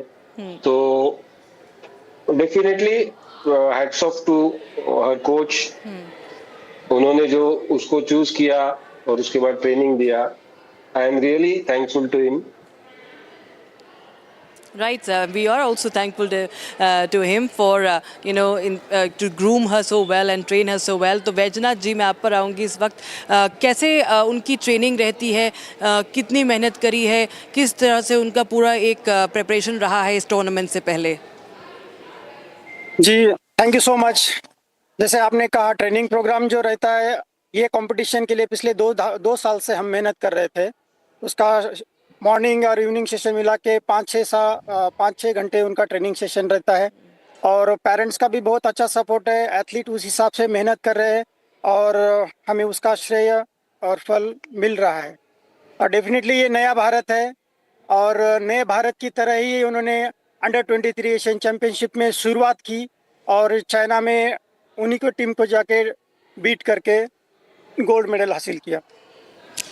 जी, और हमने देखा किस तरह से जो चेज़ हमने देखी, स्पेशली जो चाइनीज़ कंपेटिटर थी साथ में उनके, जो चाइनीज़ एथलीट थी, वो हमने देखा काफ़ी इंटरेस्टिंग मोमेंट था, काफ़ी उसमें नर्वसनेस भी कहीं ना कहीं हुई होगी आपको वो देखते वक्त, लेकिन क्या स्ट्रैटेजी थी अगर आप उसके बारे में बताएं, और उसके बाद कैसा लगा? What really worked, if you can tell us, in that event when India clinched the gold? Yeah, it's really good question. It's not about only physical training. ये mental training है, mental toughness की training है. आपने देखा होगा कि जहाँ पे नियर अबाउट 10-15 मीटर का लीड था, वो लीड काट के हमें उनको बीट करने के लिए वहाँ पे सिर्फ फिजिकल ट्रेनिंग काम नहीं आती. उस टाइम पे आपका मेंटल टफनेस काम आता है. तो नेवर गिव अप का जो मेंटल थॉट रहता है, वो आपको जीत के करीब लेके जाता है. और वही कि श्रावणी ने जो उसको सिखाया गया था, उस हिसाब से ही इम्प्लीमेंट किया और देश को एक गोल्ड में तब्दील कर दिया, सिल्वर को. आई थिंक आपने एक लाइन में बता दिया, नेवर गिव अप स्पिरिट जो है वो हमारे एथलीट्स में है, जो हमने देखा कि इतनी उम्दा प्रदर्शन हमने करके दिखाया, इसीलिए. But thank you so much sir, both of you, Sachin sir and Vaijnath ji, बहुत बहुत शुक्रिया हमारे साथ जुड़ने के लिए Republic TV. We hope to interact soon with you on more such stories, more such achievements. Thank you so much. And with that, viewers, we seem to a very, very short break, but we continue to bring you the stories and conversations with our champions. And also, on the other side, we bring you other stories. The Supreme Court has also sought the SIT report and also had given a notice to the government, to the trust. We'll get you more on that. Stay tuned.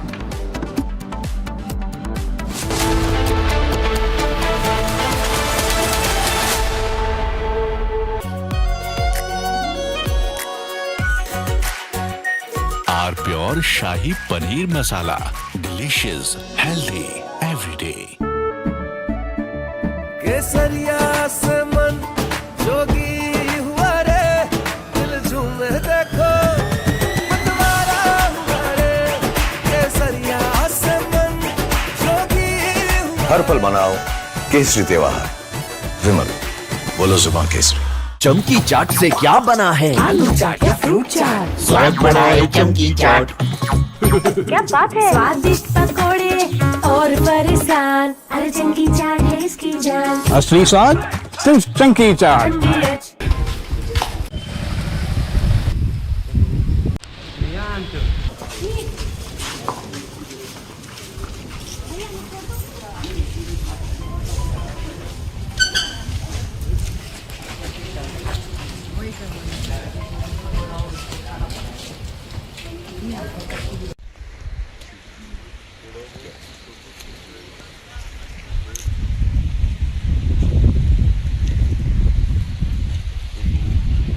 की घटना है, यही घटनास्थल भी आया हूँ. जो रात में घटना घटी उसमें महिला घर में अकेली थी. हाँ, रात में 2-3 बजे की घटना है, मैं यही घटनास्थल भी आया हूँ. जो रात में घटना घटी उसमें महिला घर में अकेली थी. उसके बच्चे बाहर थे. पति उसका जो है डेथ हो गई है. उसके घर में 2-3 बजे के आसपास कुछ लोग घुसे, 5-6 लोग बता रहे हैं, और उसमें जो है उनके साथ उनके घर में पूरी सर्च किया, उसका सामान चांदी उंदी लिए हैं, और उसके साथ बलात्कार की घटना भी किया गया है. साथ ही कोई उसमें उसके इंटरनल पार्ट में इंजरी है, जिससे लगता है कोई material.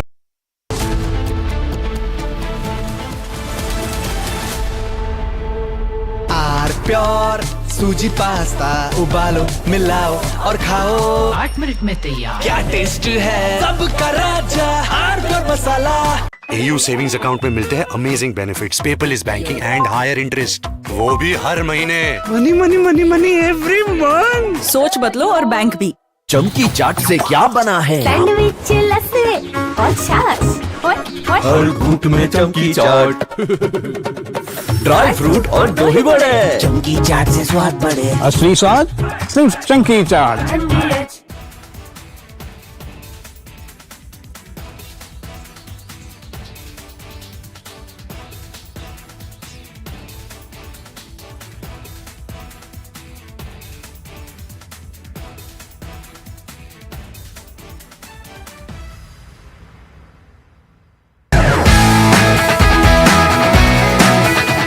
Rosa podcast wants to know. But I'm seeing a very soft version of Arnab. What did you expect? A mad guy shouting at the screen. I can't shut up. Best debater or I'm a crazy debater. Facts everyone has. But I have brought back opinion into journalism because they didn't have the guts.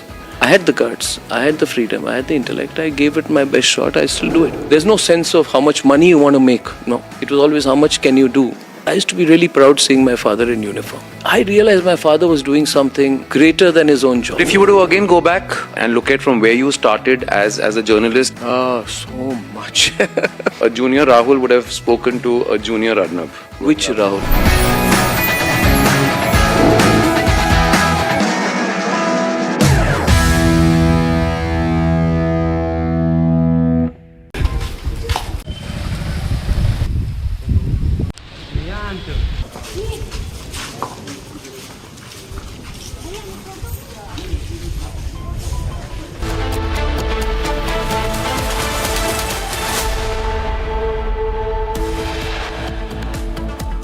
India shines at the inaugural edition of the Asian Under-23 Athletics Championships 2026 held in China, finishes fourth by clinching 16 medals across the events.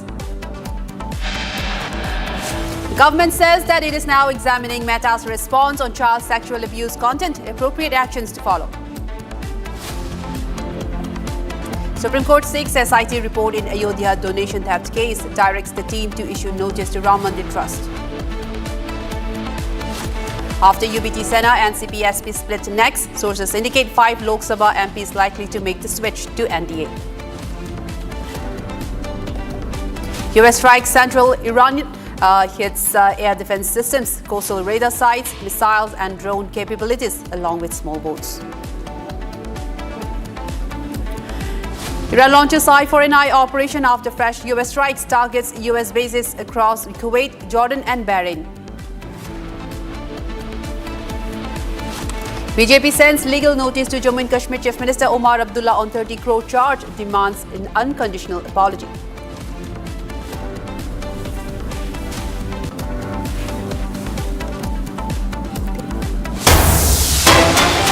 Big breaking news coming in at the moment. US massive protests at Bibadi AI Township project. Tensions have escalated at Kodiyala in Bibadi during an official land survey as farmers led by women staged a fierce protest against this exercise. Women carrying brooms opposed the survey and demanded that officials stop the process. Police intervened to prevent the protesters, leading to heated arguments between the women and security personnel.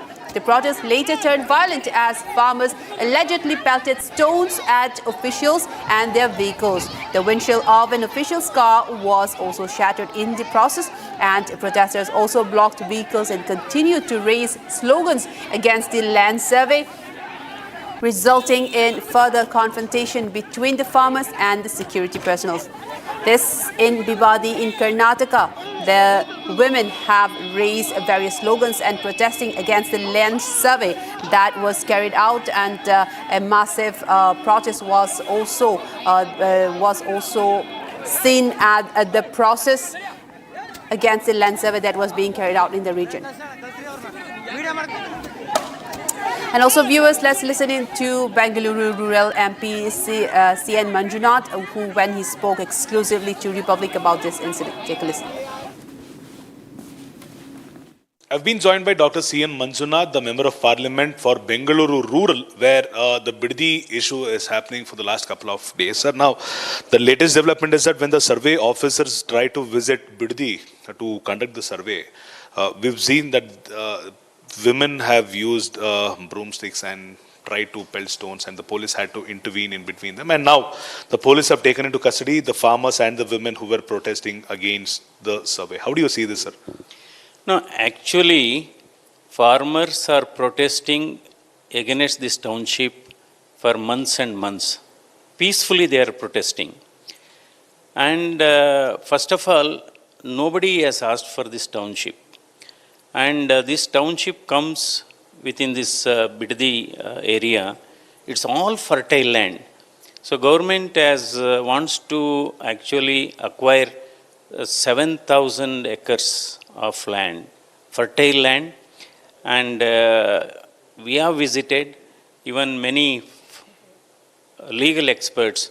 The former Lokayukta has visited, former Supreme Court judge has visited. I think everybody is convinced because more than 85% of the farmers are against this particular township because farmers are actively cultivating. Because we have visited this area, not even 1 inch of land has left uncultivated. So they have coconut garden, they have got aracanut garden, banana, their gardens are there. Then even the milk production is pretty high, sericulture is quite active. So it's not just because this is another important thing, the water table is very good.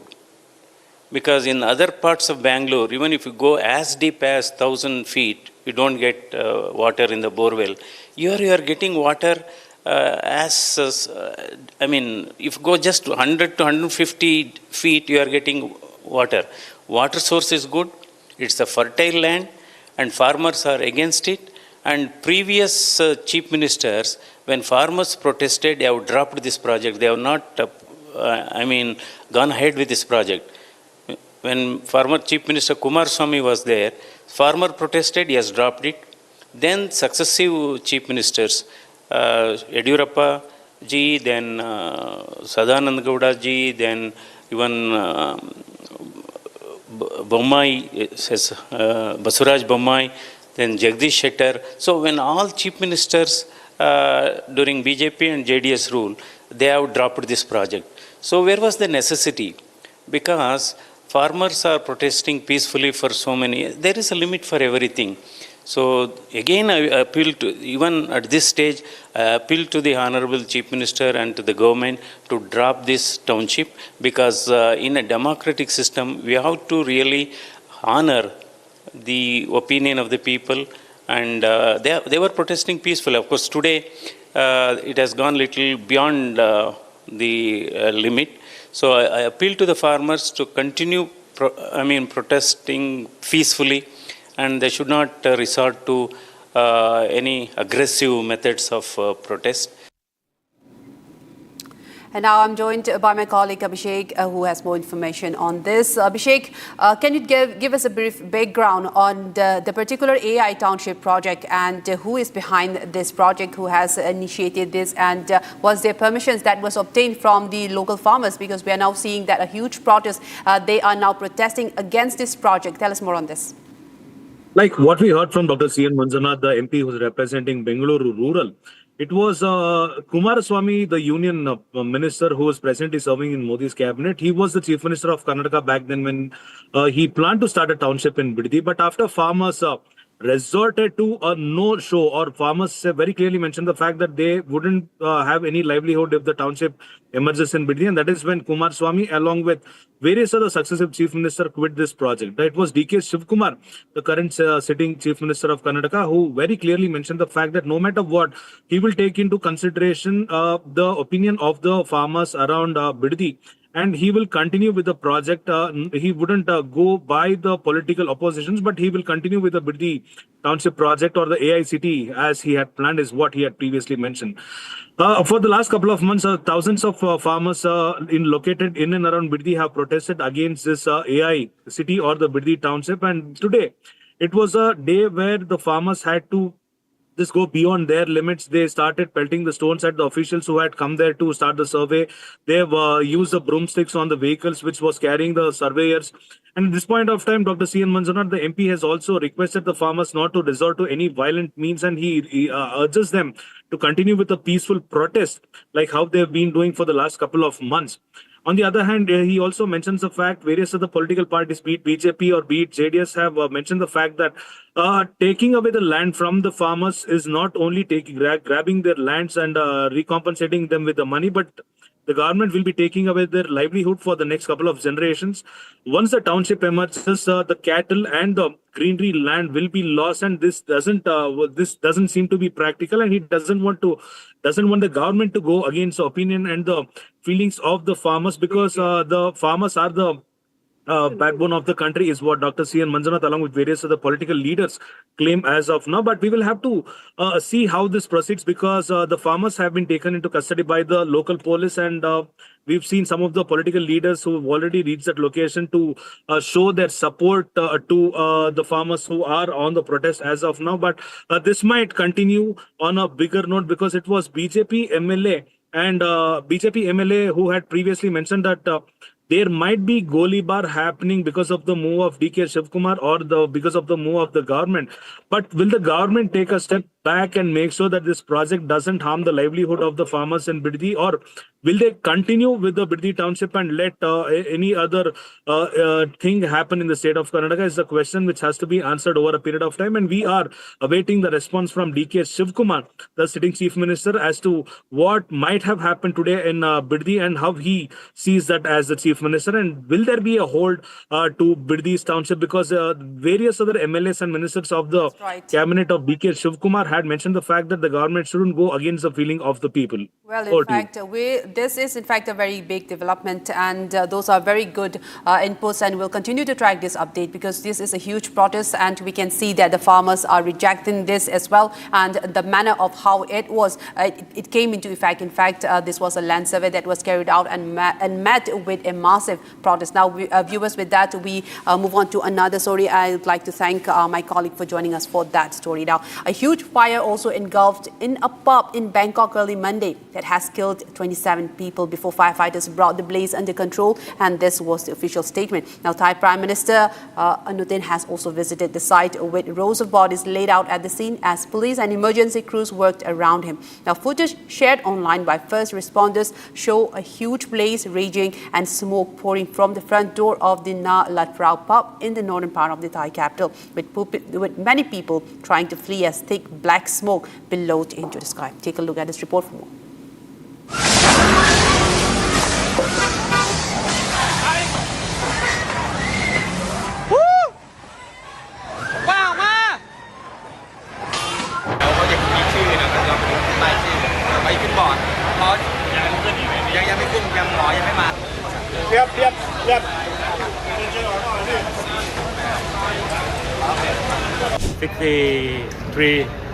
People injured.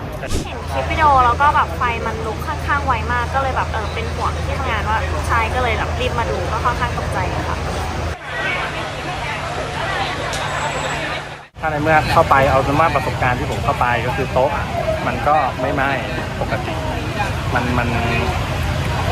นเป็นแค่เขม่าลงมาคุมโต๊ะแค่นั้นเองซึ่งโต๊ะมันก็เป็นไม้เป็นเชื้อเพลิงอย่างหนึ่งแหละใช่ไหมครับพอมันเป็นเชื้อเพลิงเนี่ยมันต้องไหม้ถูกไหมแต่สิ่งที่ผมเห็นนะมันจะไหม้เลยข้างบนด้านหลังทางซ้ายห้องน้ำอ่ะมันถูกมันมีทางออกอยู่ซึ่งออกมาแล้วมันจะอยู่หลังร้านไอ้โบสีชมพูเนี่ยครับมันจะเป็นลานกว้างๆเลยแต่เขาทางหน้าประตูเขาเขียนติดป้ายไว้ว่าเฉพาะเจ้าหน้าที่นะครับซึ่งมันถูกล็อกไว้ด้วยกลอนสน.พหลโยธิน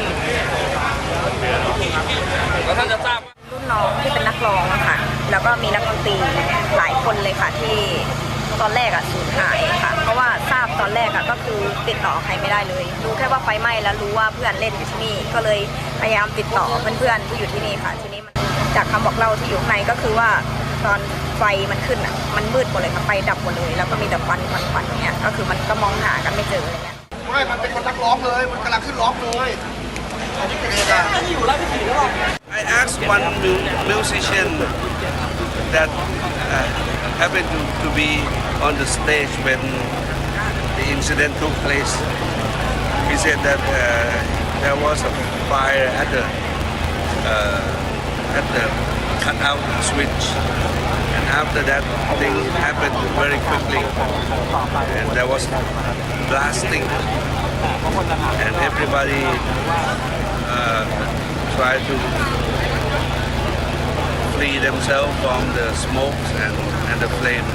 So many of them were not able to make their way out because they went to the back of the building, tried to hide themselves away from the smokes and flames in the toilet. and that's where we found most of the bodies. Right now, we have been able to bring the deceased bodies out. There are already 27 bodies. The rest were sent to hospitals already, and we are still checking their conditions.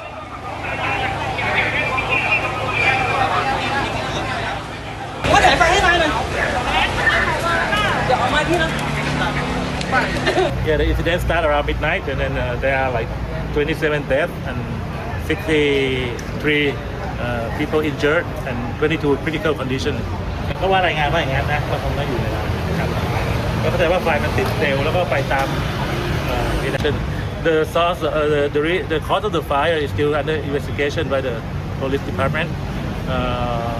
But I think the fire brigade arrived within 5 minutes from the notification.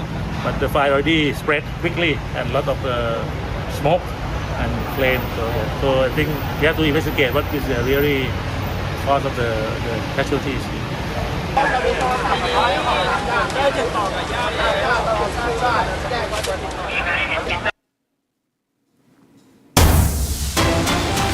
A major breaking news coming in at the moment. Yemeni media has reported that Sana'a International Airport was hit by several Saudi airstrikes. The Ansar Allah affiliated media has reported that the airport's runway for takeoff and landing were targeted in the attacks. In fact, Saudi Arabia is carrying out airstrikes on Sana'a's international airport in Yemen. The Yemeni media has reported this, and multiple airstrikes have struck the airport's tarmac as an Iranian Mahan Air civilian passenger plane approached the Yemeni airspace, and the airport's tarmac has been bombed while the aircraft remains on course to land. This is again a civilian airport that has been targeted, and in the latest now in the Yemeni airspace, they're saying that the Saudi Arabia has targeted an Iranian plane during this, and that several, in fact, was hit by several Saudi airstrikes. Yemeni media has confirmed of the attack against Sana'a airport.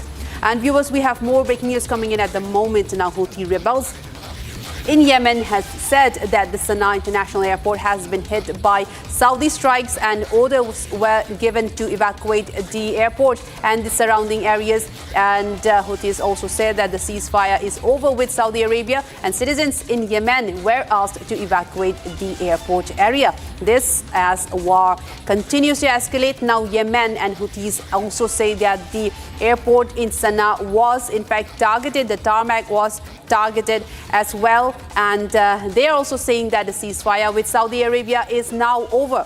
We're now joined by our esteemed guest, Major General KK Sinha, on this to give us more details and insights. Thank you so much for joining us on this broadcast, Major General. And what do you make of this latest situation? Now, Yemen has again entered. This is just like how it happened in February, when several regions and also the proxies of Iran continue to wage war against and the US and its allies in the region. And now Houthis are also saying that the ceasefire with Saudi Arabia is officially over after they claim that Saudi Arabia struck the Sana'a airport. Your take on that, sir?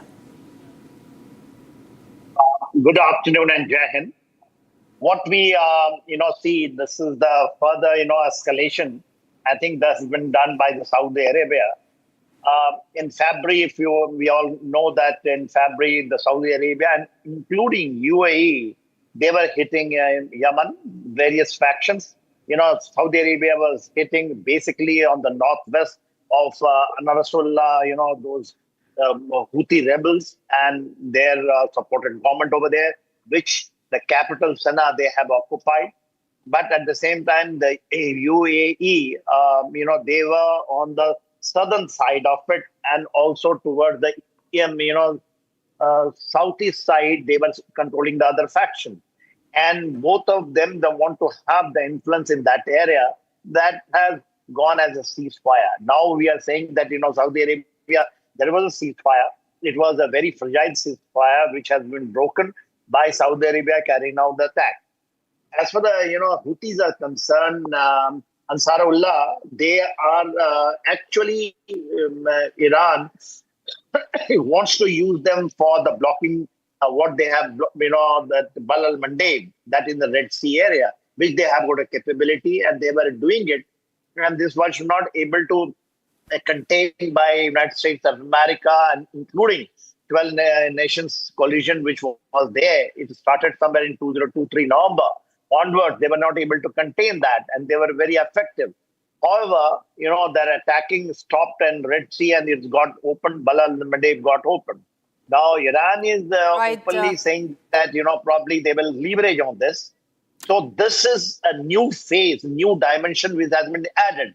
That Saudi Arabia and Saudi Arabia, along with it is the Pakistan is also involved in it, because one division they have said it, and their air assets is also located over there in Saudi Arabia. That's right. Thank you so much for all of your inputs, Major General. Thank you so much. We have more breaking news coming in at this moment, and this happened in Nagaland as a suspected IED blast has been reported near Shukovi in Nagaland, and that have targeted a vehicle of the Assam Rifles. And in this blast, one remains fatal in critical condition, and at least 4 Assam Rifle personnel was injured. This in a suspected IED blast in Nagaland in Shukovi area, where an Assam Rifles personnel have been targeted in this suspected IED blast. Now we're joined by my colleague Anirudh, who has more details on this. Anirudh, give us more details, because this is again we are seeing that an IED blast has now been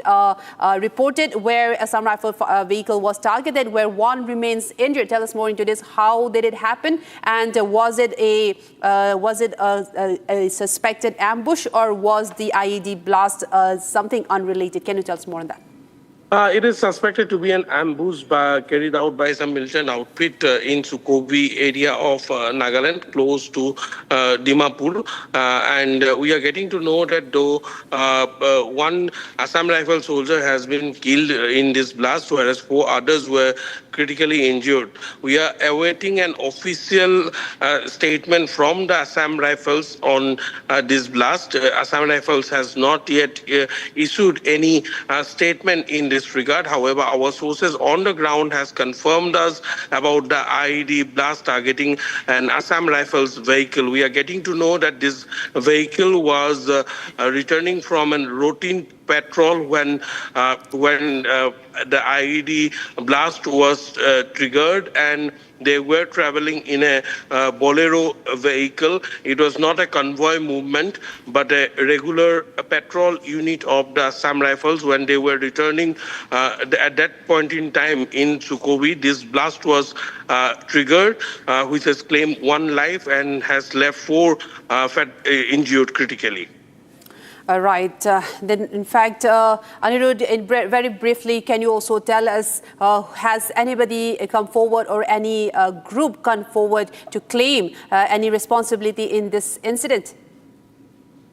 So far, no group or outfit has claimed responsibility for this blast yet. The ground combing operation has been started. The entire area has been cordoned off. Additional security forces have been deployed in the area, and we are getting to know that combing operation in the nearby area has started, as we bring in this report to our viewers' studio.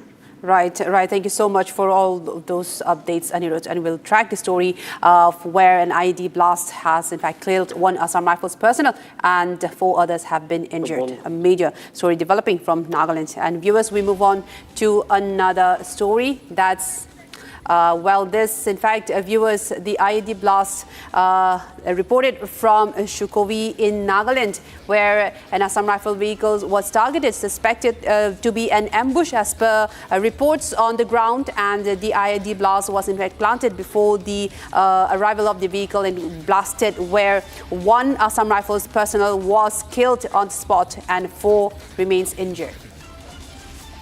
And viewers, we move on to another very good news story. In fact, India finishing fourth at the Asian Under-23 Athletics Championships 2026 that was held in Ordos in China with 16 medals, 3 gold, 4 silver and 9 bronze. The inaugural edition of the Under-23 Continental Meet, which ran from July 9 to 12, so close to 50 Indian athletes compete for medals across both track and field events. The relay teams led the charge for India. They accounted for 4 medals, including gold in both the mixed and women's relays. Shravani Sachin Sangle was the most successful Indian athlete, returning with 3 medals, including a gold each from the mixed 4x400 meter and women's 4x400 relays. Now, she also bagged a bronze in the 400 meter holders single category. Let's take a look at this report for more. India has finished 4th in the inaugural edition of the Asian Under-23 Athletics Championships 2026 held in China. Nearly 50 Indian athletes participated in the event, bagging a total of 16 medals across track and field events.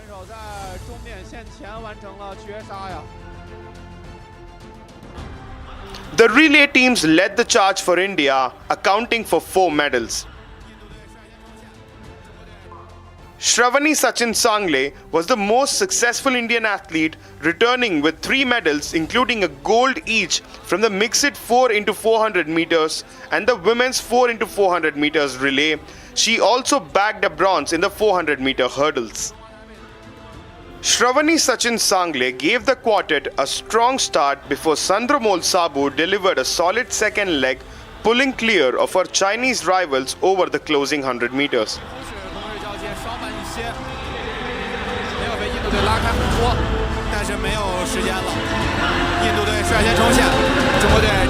Pravalika Narimala and Nafiza Khatun then protected India's advantage to complete a commanding victory. Meanwhile, the men's 4x400 meters and the women's 4x100 meter teams added silver medals. India's other gold medal came on the final day of the competition, with Anand Singh winning the men's javelin throw. Shivam Lohakare claimed bronze in the same event. Meanwhile, Bhopal athlete Shakil also bagged a bronze medal in the men's 800 meter event. Delivering an outstanding performance against some of Asia's finest middle distance runners, Shakil clocked an impressive 1 minute 48 seconds to secure a podium finish. The young Indian athletes have stamped their mark on the inaugural edition of the Asian Games Under-23 Championship. On Republic Global at 6:30 p.m. today, the Middle East escalating tensions. Iran gives chilling warnings. We also get you details of the Bangkok pub tragedy that shocks. All this and much more at 6:30 p.m.